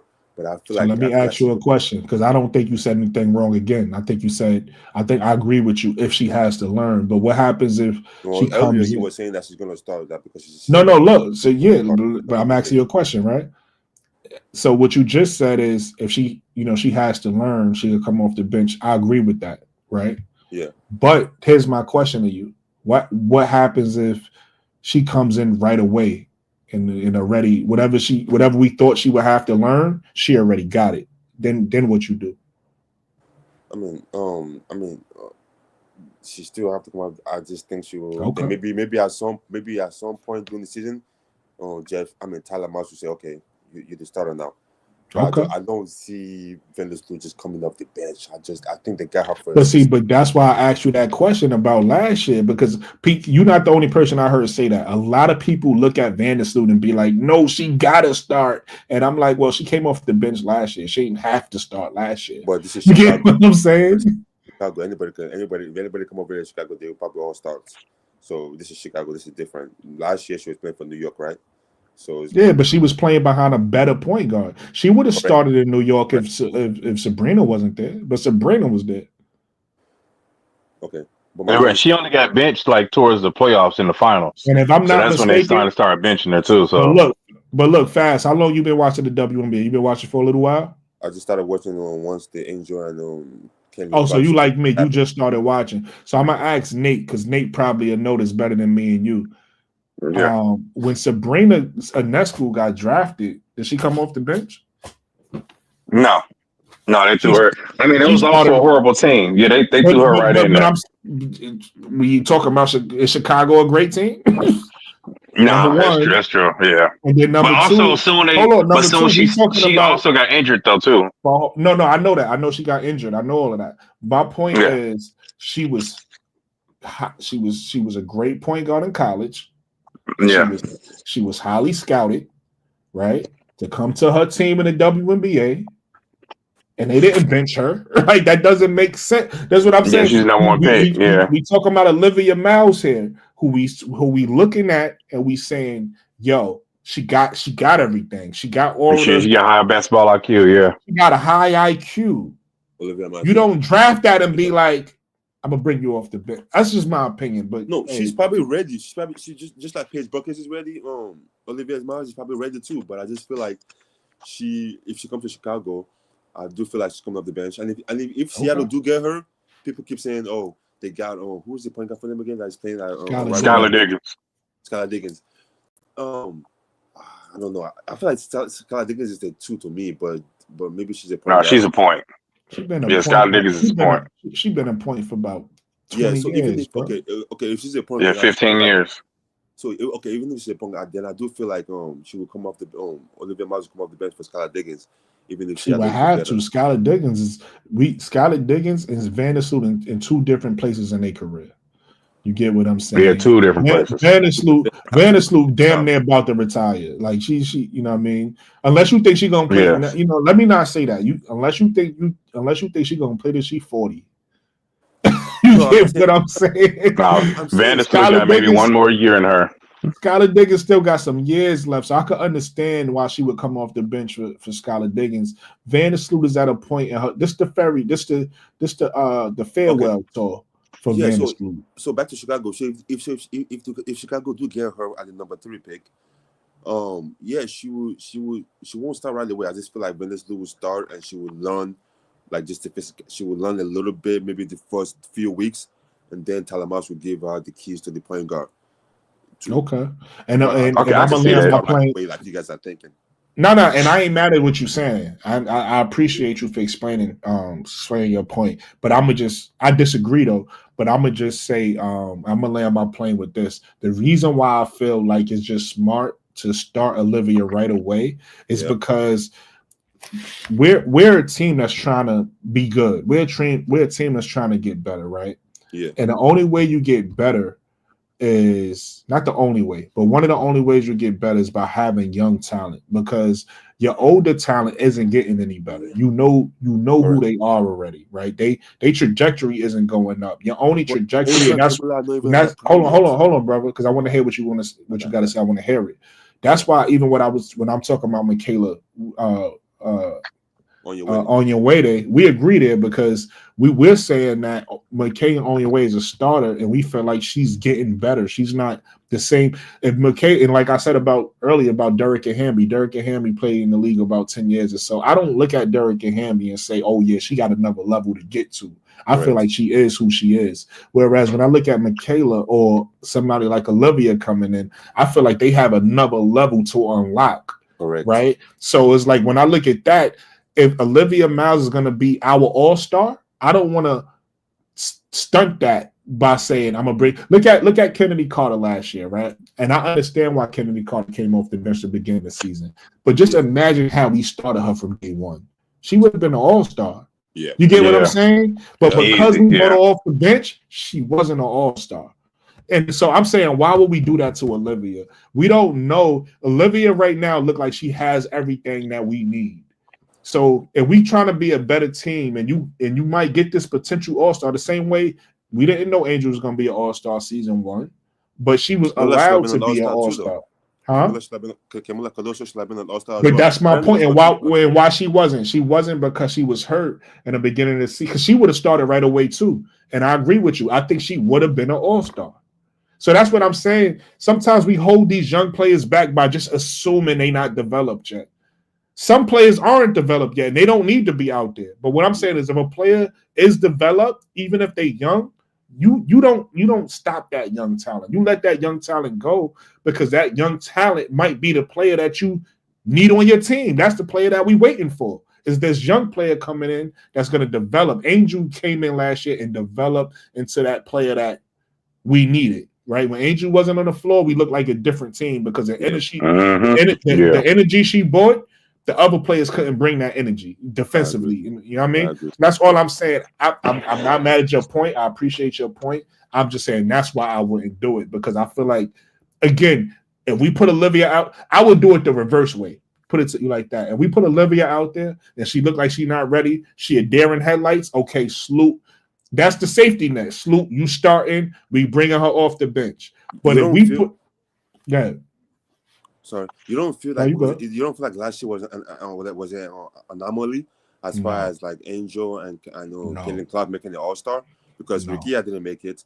Actually, Alicia Edwards didn't make it. Yeah, but you got to realize, those didn't make it. Right. I know there was less issues. No, I'm gonna tell you why. Rikia didn't make it because what you're saying right now, exactly what you're saying. Her coach held her back. Yep. If Rikia was able to start, Rikia out of all the rookies last year, even Caitlin Clark, Rikia is the most polished one offensively. I think so too. So had her coach did what I said, if her coach did what you said, and that's why she ain't make it. Had her coach did what I said, she would have been an all-star. Right? I still don't understand that.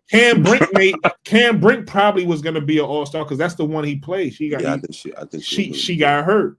And then when you talk about Aaliyah Edwards, she came off the bench. I don't think she would have been an all-star. I just don't think so. I don't think she would have been season 1, but maybe she would have. I don't know. But she came off the bench too. So I just felt like so maybe last year wasn't an anomaly. I just thought, okay, so them two girls, them two stars, two biggest names that made it. But I just feel like, okay, back to Olivia Miles. I just feel like maybe if she was to start this year, maybe she is an all-star. Maybe not. Maybe. But I don't know. I just feel like you don't just get Vandersloot. Yeah, we talked about how much she's getting paid, or that just a welcome token or whatever. Um, but I just feel like you're not gonna bring Brandon Slew just to come off the bench. I just this season. At some point, yes, she's gonna come off the bench, or at some point she's gonna retire because we need a point guard. That's what we're gonna be getting in the draft to take over.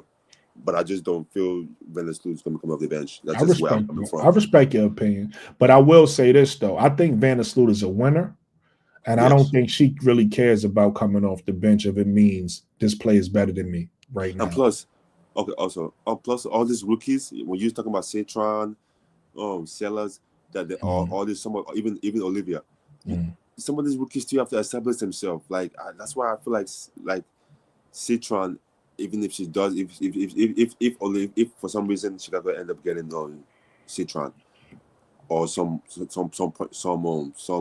shooting guard that we didn't even know of, they're not going to start away because they still need to establish themselves in the league. Just because you're doing all this right now don't mean you still got to establish yourself in the league. Like you just have to. Just Enjoy and Camilla was able to start right away, and who was Caitlin Clark, and everybody else got in eventually when the coach was able to use their brain and start what's his name that plays for LA, Ricky Jackson. Yeah. Until Ed was able to start. But anyways, my point is, like, even if I don't think some of these rookies still have to establish themselves in the league. Like I mean, I agree with you. Like, I ain't say, yeah, I don't feel like you're saying nothing wrong. I was just saying like it depends on the rookie, because I feel like certain rookies. Paige we know for sure. That's what I'm saying. I feel like Paige we know for sure, but I feel like Olivia Miles we know for sure too, in my opinion. But so I think it depends on the rookie. Some of these rookies, I think, is going to come in and have to come off the bench. But some of these rookies, I say, and that's what I was saying, like training camp. Like if they was, and I think they also signed Sloop because they was trying to get players. They was trying to do something different. Like, and then he was like, "Hey, look, if we can get Olivia, we can, you know what I'm saying, that's cool, but we at least need a point guard." So that main thing was getting a point guard, and a point guard that knew, you know what I'm saying, that didn't care about, you know what I'm saying, really all the other extra stuff. They wanted a good vet that can, you know what I'm saying, that can help develop their bigs, that can get their bigs, you know, the ball. So I don't think, when they got Sloop, they was like, "Oh man, Olivia ain't gonna be there. We really ain't got to," you know what I'm saying. They was like probably thinking the draft way down the line. They was like, "We need to get a point guard right now," and that was their thing. And they gave Sloop that money because it's Sloop. So they're like, "Hey, you want a championship here?" You know what I'm saying, like Brooke was saying. But come training camp, and if they get Olivia, and she learned that, and she learns that system pretty good. I mean, she in Notre Dame. Notre Dame is, you gotta be smart to be there, and she already got her degree. So if she gets to a training camp and Tyler Marsh is working with her, she's like, "Oh yeah, go here there." And she working with Sloop, and she catches on in training camp, and he like, "All right, let's see how you do it." We start like, "Hey, Sloop, we're gonna go ahead and we're gonna have you start, but I'm on her to play with the starter." So even if Sloop starts in preseason and they sub her out and bring Olivia in to play with the starters, and she looks good both preseason games, oh, she's taking a spot. And they're like, "Oh, hey, guess what's happening?" They just tell Sloop right then and there, "Hey, we're gonna go ahead and have her start." We just, saying, that's what I was telling Brooklyn earlier. If they in draft night, if they wind up, saying Seattle doesn't pick her, which I don't see why they would, they tell us Sloop that night, "Hey, Olivia most likely gonna start." So we finna go ahead and grab her. We just letting you know. You think so? Absolutely. I'm making that call, like even in the NFL. When the Bears signed Red Rocket, I forgot his freaking name, but they didn't think they would get Justin Fields, and they traded up to get him. They was like, "Hey," and they realized they get. They called like, "Hey, we're just letting you know, we're finna get him, and he most likely gonna take your spot." So you just go ahead. No, I hear your point. So we know Vandersloot is about to retire at some point, whether it's next year or the year after. And I know Brooklyn is thinking, we need to start Olivia Miles, or I mean, if Chicago do get Olivia Miles, we need to start so she can be an all-star right away or whatever. Yeah. But it's like at some point Vandersloot is leaving. At some point she's gonna be the official starter for this guy. It's like, I get it. She's gonna have multiple years of being an all-star. if she's barring any injuries. So it's like I get it. So I don't feel like I that's why I feel like she's gonna come off the bench if Chicago do get her. The only rookie that I know for sure that's coming out of the draft right now that I know for sure ain't coming off the bench that I know for sure is probably Paige Buckets. So it's like, but anyway, that's where I'm coming from.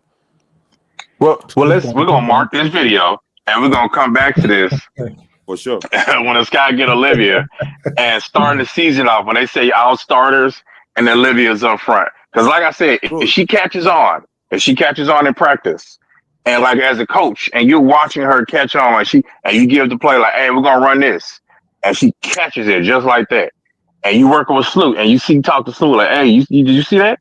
Did you see how she caught that pass and she read the screen and read the defense? It's a mental thing. You know what I'm saying? Being a point isn't easy.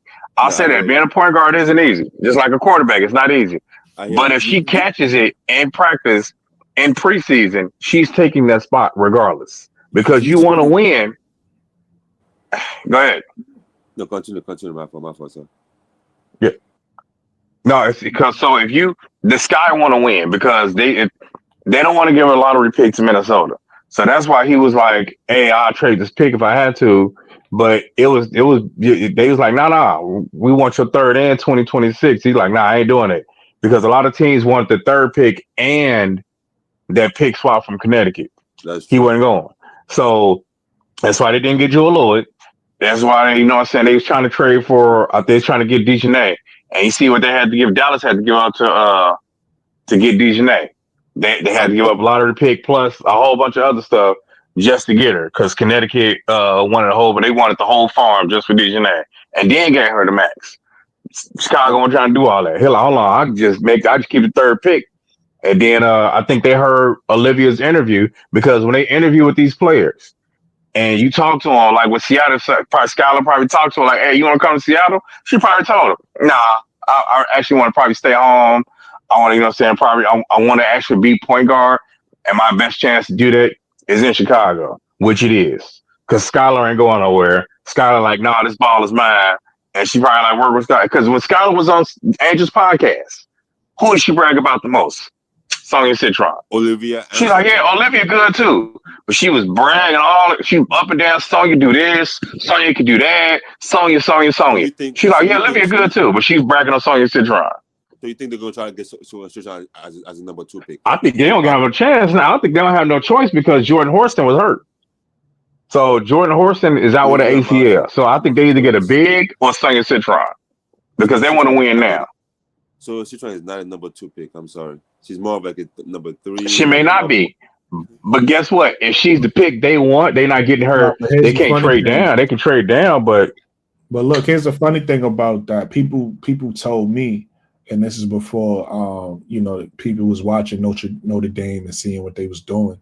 People told me she not a number 3 pick. They thought that was laughable. They said, nah, we'll get some. I heard that. I remember that. I heard that. So it's like you gotta people always got their opinions on where somebody can't go. Like, here's the thing: if you've been a fan of sports, and I'm pretty sure, like you said, you're a new WNBA fan, just like I am. But you probably been watching basketball for a while, right? Yeah. So if you understand basketball and you understand a draft, this happens a lot.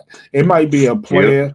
Because of ego-wise, they might be like, that player can't go here. So what we'll do is you trade. You pick that player. We'll pick your player, and then we'll trade each other. So now on paper, that player, X player, still went number 2, and X player still went number 3 and number 4. But we just traded Luka. Luka got traded for Trae Young.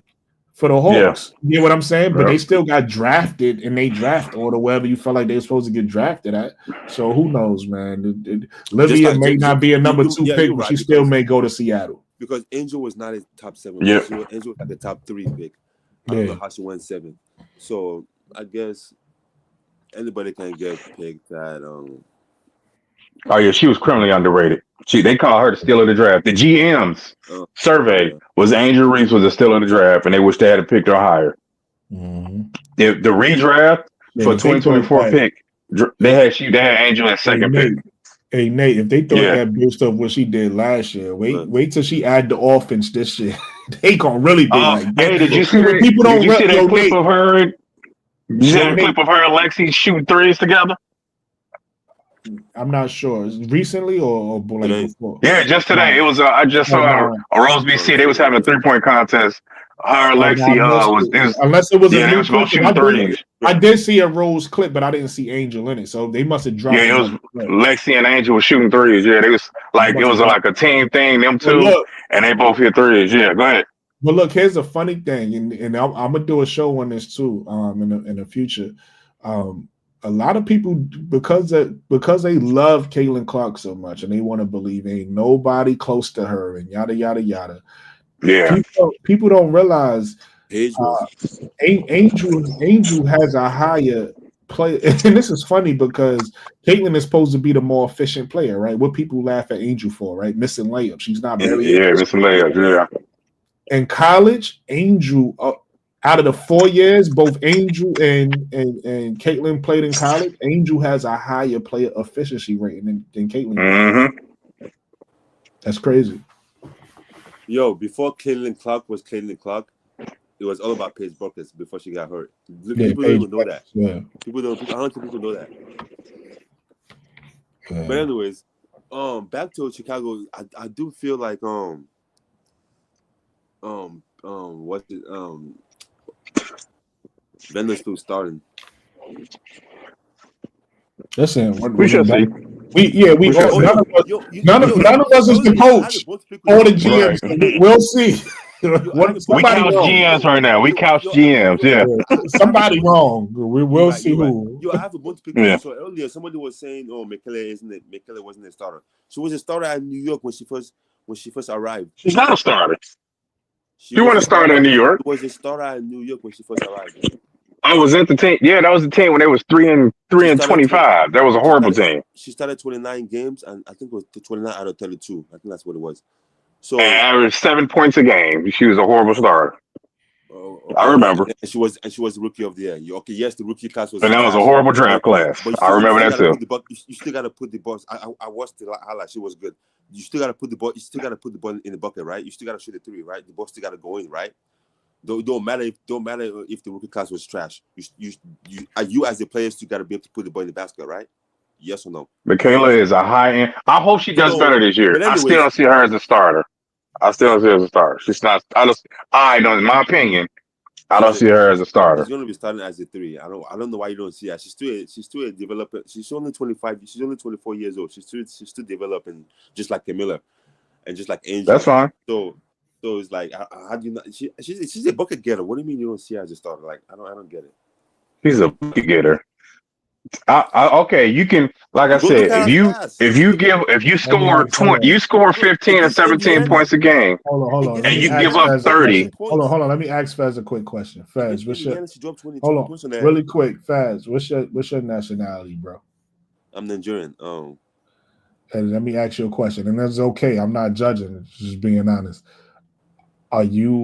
Is Michaela one of your favorite players because Angel was originally one of my favorite. No, I know Angel's the favorite. I asked most favorite, but I'm saying, a lot of times we support our people. For instance, my girl Dominican, so she support every Dominican player, bro. Like if somebody, she love Cat. If somebody's Dominican in the league, she like, oh, it's my. So what I'm asking you, and it's cool. I'm saying, do you support her because she's she's African? Yeah, that too. Okay, yeah, that too, of course. I figured that's not, and I ain't nothing wrong with it. Wrong with it. But there's no reason to art. Like, you know what I mean? Like, once somebody understand the motive behind it, people could be like, I get it. I ain't even mad at you. I get it. We can agree, we can disagree, but I get it. So I understand why you ride so hard for me. But also, I've watched her so much and I've analyzed the game that she's definitely a talent. No, that's a fact. She definitely a talent. But people be saying, "Oh, she's just a best player." I'm like, okay, what are people talking about? Yeah, nah. I mean, that's just my opinion. I get what you're saying. I get what you're saying. I like Michaela too, so I get what you're saying.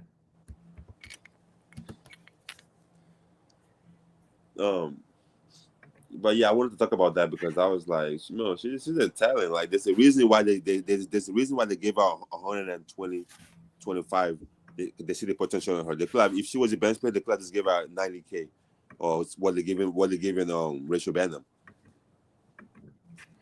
Who are you talking about, Sloop? Michaela's on Oh, contract. Michaela? They give her $125K. That's a start. Oh, okay. That's a starter level money, right? Or something like that. Listen, we're gonna see Michaela. See, here's the thing about Michaela. Where Nate is coming from is, he's talking about her history. Michaela is a young player. We don't know the work she put in this summer, and we don't know what she's gonna be. If she comes out this year and she doesn't have much improvement, that's where Nate is coming from. Nate is saying she's not a starter based off what she's shown us thus far, right? No lie. But hold on. What I'm saying is, if she come out, this is a big year because you have last year she had people in front of her. She don't got nobody in front of her now. If she come out this year and show like I'm just as good as any other forward in this league, then everybody will say she a starter. So that's really all it's about. Is are you gonna improve from where you were, or are you gonna, are you gonna be similar to the same player? Because if you're similar to the same player, I agree with Nate. She's a better bench player. Correct. But if she improves, she's a young player. She has room to improve. But if she improves, then that's perfect for the Sky because that's what we need. But you gotta remember, Teaspoon didn't know what she had in Michaela until like later on in the season. And then when you see how our numbers jumped up, like the numbers don't lie, the stats don't lie. I mean, she played better after the All-Star break. It's like well, she got minutes. She got minutes after the All-Star break. Yeah, and she became a starter. Remember, she was the best player at first. So, but yeah, I hear your point. If this year is a big year for her. If she doesn't, because I'm thinking, I'm calling it right now. I'm thinking she's gonna be the most improved player. If that doesn't happen, or if she doesn't if our stats doesn't go up, then maybe she's a bench player moving forward. But I think this year is a big year for her. So the fact that they got Rebecca Allen, Kia Norris don't mean nothing. That's not a threat to make a spot. That's what I think. But anyhow, let me ask you a question too. This is a side note. I asked you your nationality, your background, but I didn't ask you where you was at. Where you located at? Minnesota. Okay, cool. I was so mad when we didn't get Angel. We were supposed to get Angel, but the coach she gets hard. I don't know. She don't. I just kind of wanted to know because sometimes you never know what people viewing you from. So I just kind of wanted to know. I got people viewing me from the UK. You know what I mean? My guy Stone that comes in here, he from the UK. I believe Ossie is Australian. I'm not sure. I gotta ask him. I believe he's from Australia. So I got people viewing me from all over the place. But sometimes, you never know what somebody. I got some people viewing me from Africa too. Like I think there's a lady that comes in here from Africa. That's cool though. That's cool. Yeah, I be hearing people from different countries coming in. Yeah, it's kind of dope. Yeah, but no, I'm from Minnesota though. We were supposed to so if she, y'all was supposed to get Angel, but Cheryl Reed didn't want to play her. She didn't want to. Right. She didn't know she's gonna be that impactful. So right. And then she got Alyssa Peely and then left her on the bench. Now, can you imagine if Minnesota had Angel? They win in the championship easy. Because what they couldn't do against New York, they couldn't rebound. You think Angel coming off the bench though, or what? Who? You think Angel coming off the bench? You think Angel coming off the bench if she was playing for Minnesota? Oh yeah, Angel. Yeah. Oh yeah, because Cheryl Reed was being stubborn. Yeah, she's been stubborn. Yeah, because she didn't want her breaking Sylvia Fowles records and stuff. That's why I think Olivia starts in Chicago because it's different. They want her to develop and win. So if starting Olivia means we win, then she starts. And from Michaela, if she can average 12 and 5 and 3, like 12 points, 5 rebounds, 3 assists, because her most points per game in the season is 8.6. So and her defensive rating is okay, but it's below average. So if she can, because she can't keep and stay in front of faster guards or small forwards. Like she can go against like the bigger forwards, bigger small forwards and some power forwards, but she couldn't stay in front of them. So like I was saying, if she can be efficient, like scoring on one end, scoring 12 to 15 points, 5 rebounds, a couple assists, a steal here, there, and not giving up 25 points, 12 rebounds because she's too small and too slow. And she only giving up 12, you know what I'm saying? It's got to balance out. She can't give up more than she's putting out because that it won't make no sense to have her on the floor. That's not a starter, is what I was saying. Because the more she started, I'm looking at her starts. The most she averages 8 points a game. So if she can do better this year, like I said, she needs to lose some of that weight. But every time I saw her, like when she's working out Chicago recently, practicing, she needs to lose some weight. She's still big. Yeah, she's still big. She's more muscular, but that still slows you down. You know, all those muscles, you gotta get used to that. Correct. You know what I'm saying? It's like she's still trying to be a forward. She's still trying to be a 4.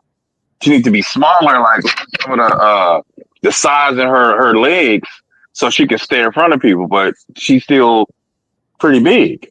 So if she has better offense, her offense she probably average 17 points a game. But I'm like, oh, okay. I'm switching out my small forward and I'm putting in a bunch of small guards. She can't keep up. She'll be running up and down the floor and she'll get tired again. Like I saw when she started starting because of injuries, she got hurt because they didn't want to say nothing, but she got hurt trying to keep up with smaller guards and smaller forwards. Because she running behind them. Yeah, she kept getting lost behind the screen. Her help defense is horrible. Then lost behind the screen. But she come down and score. Her 3-point shot definitely got better. But her defense is what worries me, her efficiency. But again, she's only 24. She's not even in that prime yet. So she's still learning, just like Angel, just like Camilla. So many times Camilla be getting easy fouls.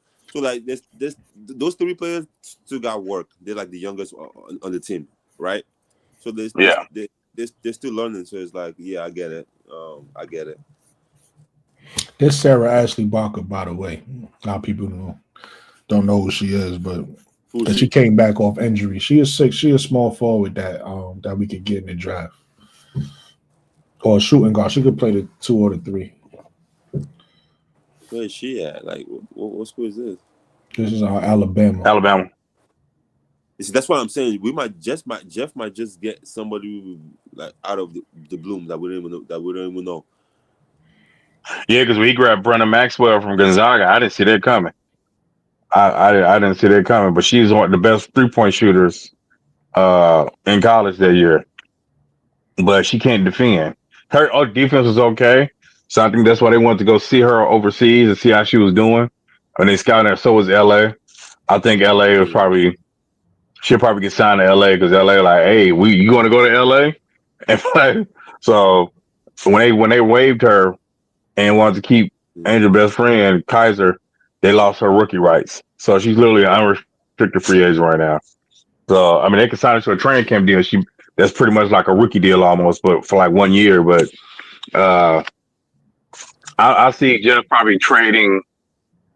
I think he's gonna trade at least one of those 2nd-round picks, if not both of them, because he got 2 2nd rounds this year and 3 2nd rounds next year. I see him probably trading up into the 1st round again. It's like, hey, I'm gonna give you all these picks, and you give me like the 12th pick or something, like 11th pick. This her teammate. This is Leah Na. She about to hit 9 threes. She hit 9 threes? Oh, okay. That's why I said, like, nice. You see, I just played Sarah, right? Sarah was more the ball handler, getting to the paint, getting to the 3, pulling up. She just strictly, I'm gonna just shoot these 3s for you. Yeah, she a shooting guard for sure. So how tall is Leah now? Was she 6 feet or is she 6'1"? 6 feet. She's 6 feet. Sarah's 6 feet, and then they teammate that right there, number 14. Oh, I like that. I like that. I like that fake dribble sign off to the side. Yeah. Her shot is pure. Hey, that looks pretty, man. I see that. Ball, Say it again. I don't see her handling the ball. Yeah, she not a ball. She's more of a catch and shoot. She catch and shoot. She can shoot and handle the ball. Yeah, and that's what the point guard for. Hey, skip that. That's what the point guard for. But she can handle them. She can get her shot off the. See, look, she can get her shot off the dribble too. Oh, she can get a shot off. That's even better. She's mainly catch and shoot. Catch and shoot. She can get it off the dribble. And how's her defense though? I think her defense is like average. I don't think she has like Actually, no, I'm lying. I actually watch her. She got pretty solid defense as far as like, especially transition. I seen a chaser play it down, get a block at the rim. So she's okay. That jumper is pretty, man. She's not That a lock. jumper is pretty. I wouldn't give her a lockdown. She's not a lockdown offender. Yeah, she can shoot though. I won't need lockdown. That's see, look, that's I'm what gonna the vets are for. just so y'all can see the difference in the way they scored as her teammate. You know what I mean? Like they both. This is 2 6 foot. Ooh, nice euro. Yeah, this is 2 6 foot wings right here that could score. Yeah, so see, Jeff might be looking. I told you, Jeff is looking for someone with 6 feet, so and up. So yeah, they both 6 feet, and then their teammate right there that I didn't show yet. She's 6'2", so like it's 3 of them on this team. There's one team. Ooh, okay. Her handing the ball. See the 14. That was her handing the ball before she passed. Yeah. And she's 6'2". God, is it right there? They got so who is it? Angel, Michaela. He says it's 9. So they got 9 players. I'm trying to think. Who was it? I thought it was 8. Yeah, no, they got 9. So they got 9 players. Okay. Yeah. And then they still draft somebody and have them as a training camp contract, whatever. Okay.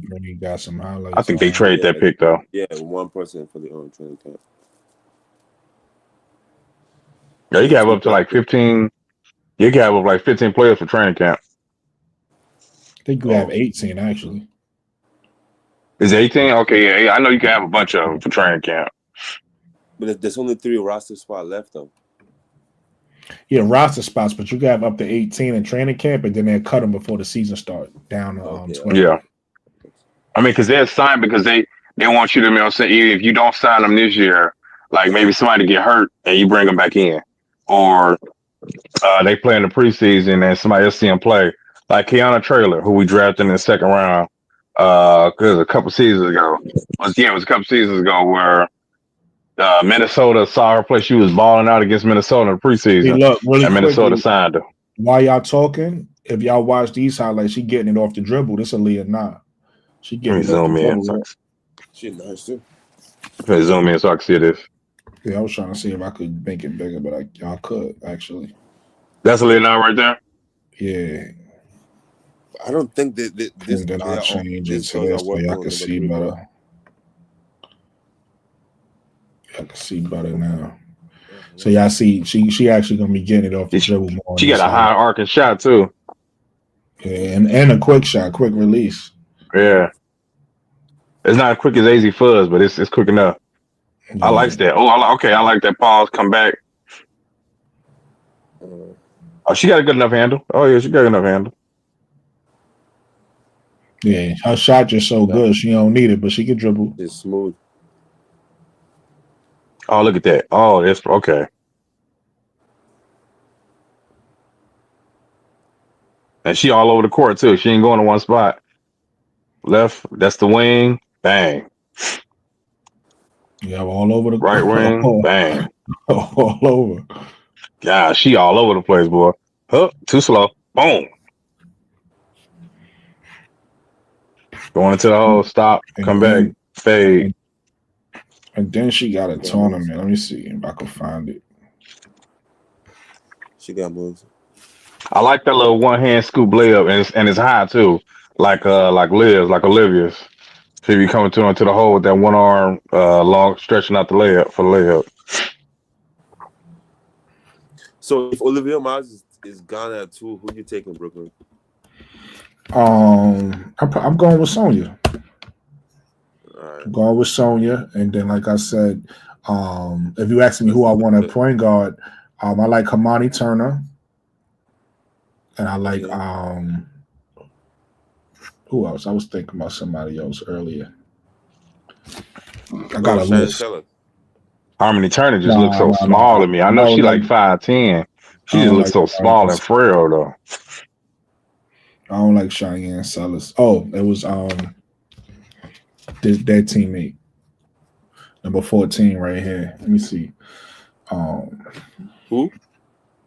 Hold on, I'm about to pull up for you. Hold on.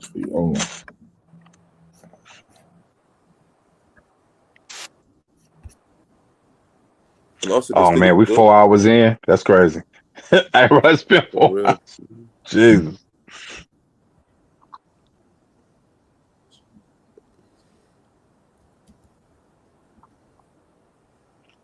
I'm gonna go look at her scouting report, Leonine. I'm about to pull up a scouting report for y'all right now. She coming out of the draft? So this is their teammate. This is a point guard, the 6'2", who play for Alabama. Six. Yeah, she fit the description. 6'2", 6'1".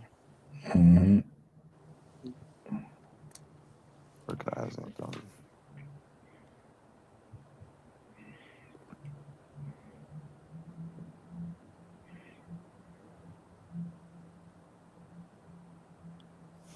She's just a scorer. I don't see her passing to the bigs.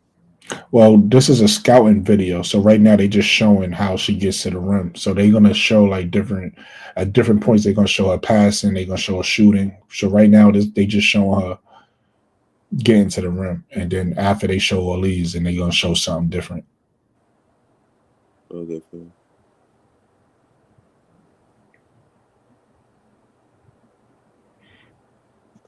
So they just show her getting to Yes, the rim. yes, yeah. This is a mid range. They show her how she gets to mid range. So this is like a scouting video. So they show what she could do.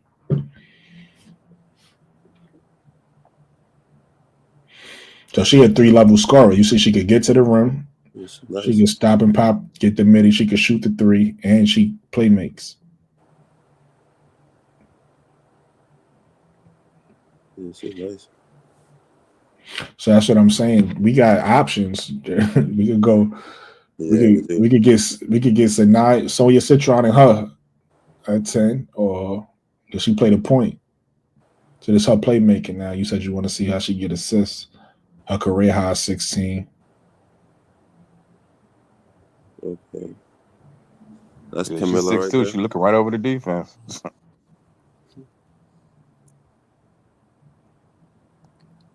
Man, Arkansas should have a better record. Yeah, she's nice.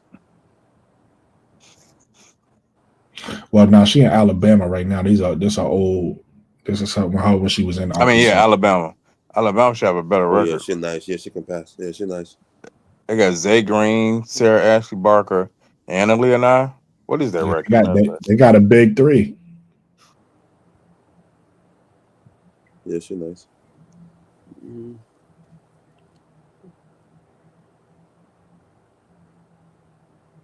So now they showing how she finished at the rim.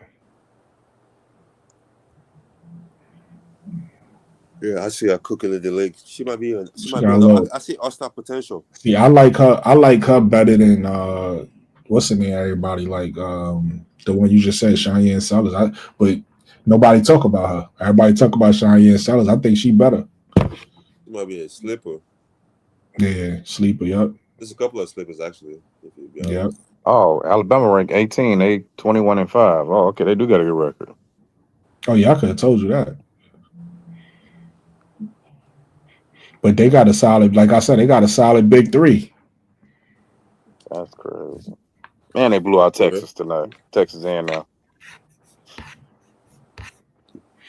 think she got a better one. Let me see. Because that one is old. That one is from a year ago. Let me see. I thought I had one. I thought I had found one from. Yeah, Zay Green has 6 assists tonight. Sarah Ashley Barker had led the way with 18 points.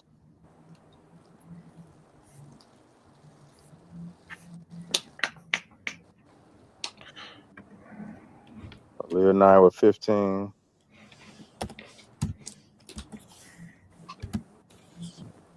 Yeah, I'll take her.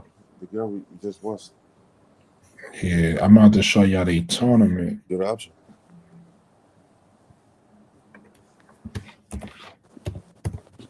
Women's basketball. They was in a tournament. Yeah, right here. I watched this earlier today. I think this is where Leah Nye got the chase down block, if I'm not mistaken.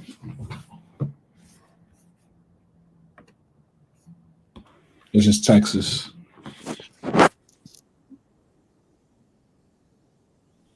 So this is the tournament from last year, the NCAA tournament. Actually, not Texas. This is Florida State. Man, she should have dunked that. I think you saw a lot of Leah Nye in this because Sarah Ashley Barker, I think she was in foul trouble a lot. See, look, that was Leah Nye dribbling. She just called off the dribble right. Let me throw it back if I can. Pause.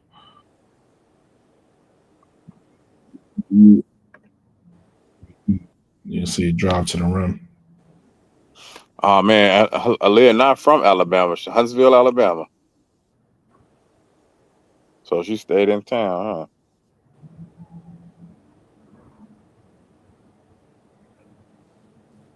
But again, I'm only showing y'all this, and we talking about this to show like, yo, whatever they decide to do in the draft is options. It ain't like if we miss out on somebody, we look like it's so many people. That's why I said people forgetting about the super seniors in this draft. Like it's so many players that's available. Yeah, that you can find something you need. We could be a better team. Like you look at the way our team look right now is already like okay. We're not great. We got a solid team. It's okay, but you add 3 of these players, any one of the teams you want to pick. You know what I mean? You add 3 of them to our team, and now we a better team.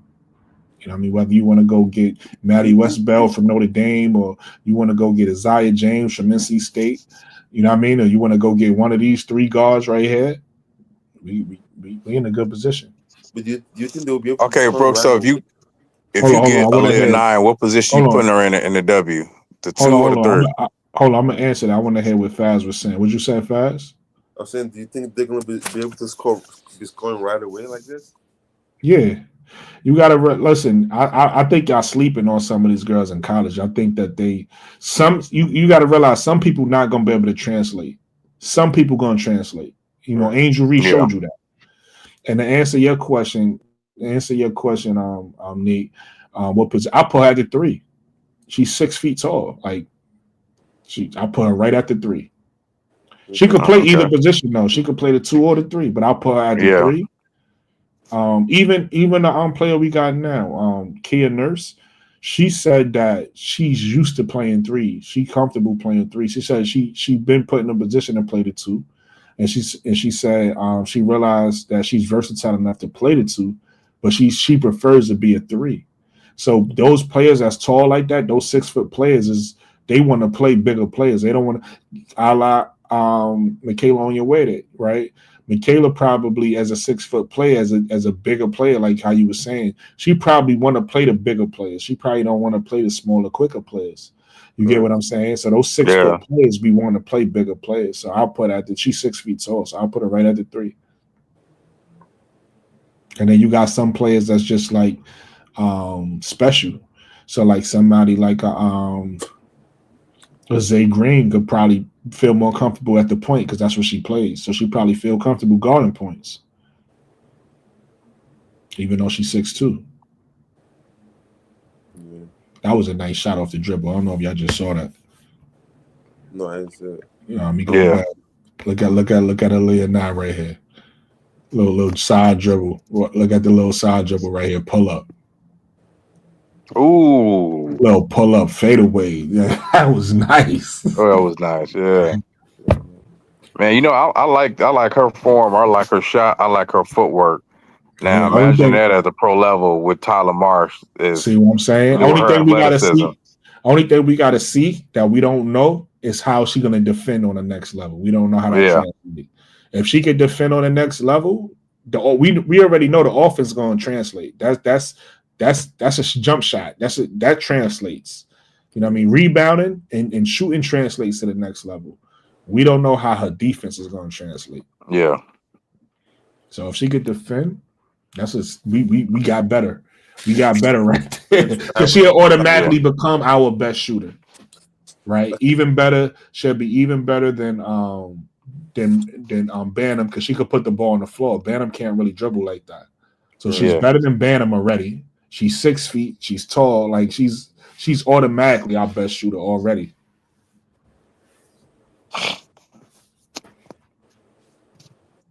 So she's a shooting guard then? Yeah, she could play the 2 too. But again, she's 6 feet. So you could draft somebody 5'8" to play the shooting guard. You know what I mean?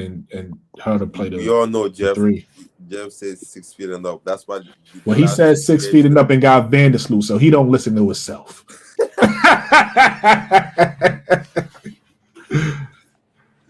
That's true. You did get Vandersloot. Nah, but when he said 6 feet and up, I think he was talking about the small forward position, though. I don't think he meant every guard. But even if we could get every guard at 6 feet and up, that'd be cool too. Ain't nothing wrong with that. You know what I mean? They just have to be comfortable defending that position. Facts. But yeah, that's dumb in the tournament last year. But listen, like Nate said, we 4 hours in, so I'm gonna definitely wrap it up. I appreciate you, Fast, for coming to the panel. Definitely, you welcome on you always welcome. Listen, you always welcome on the panel, man. Don't be afraid to come to the panel. Shout out to my brother Nate for holding me down. I said, yo, Nate. I said let's go live tonight, and Nate pulled up and we had a great show. You know what I mean? Like you said, we didn't even realize we 4:30 in. Yeah, that's crazy. You understand? Yeah. And shout out to Mikachu. Mikachu always come through and give great opinions. Yeah, keeping it a stack. Keeping it a stack. Shout out to Mikachu. Shout out to Bro Claude for coming, gracing the panel, and everybody that was in the chat with us. You know, and shout out to everybody that's gonna watch this on the playback. Everybody that's gonna jump in the comment section and give us your thoughts. Shout out to y'all. And hit that Cash App, y'all. Yeah, make sure y'all hit the like button, hit the Cash App, hit the Zelle. Subscribe to the channel. I appreciate you guys, and I hope everybody have a blessed night. Man, y'all have a good night too, man. Catch y'all later. See y'all later. Take care. All right, Fast. All right, bro. All right.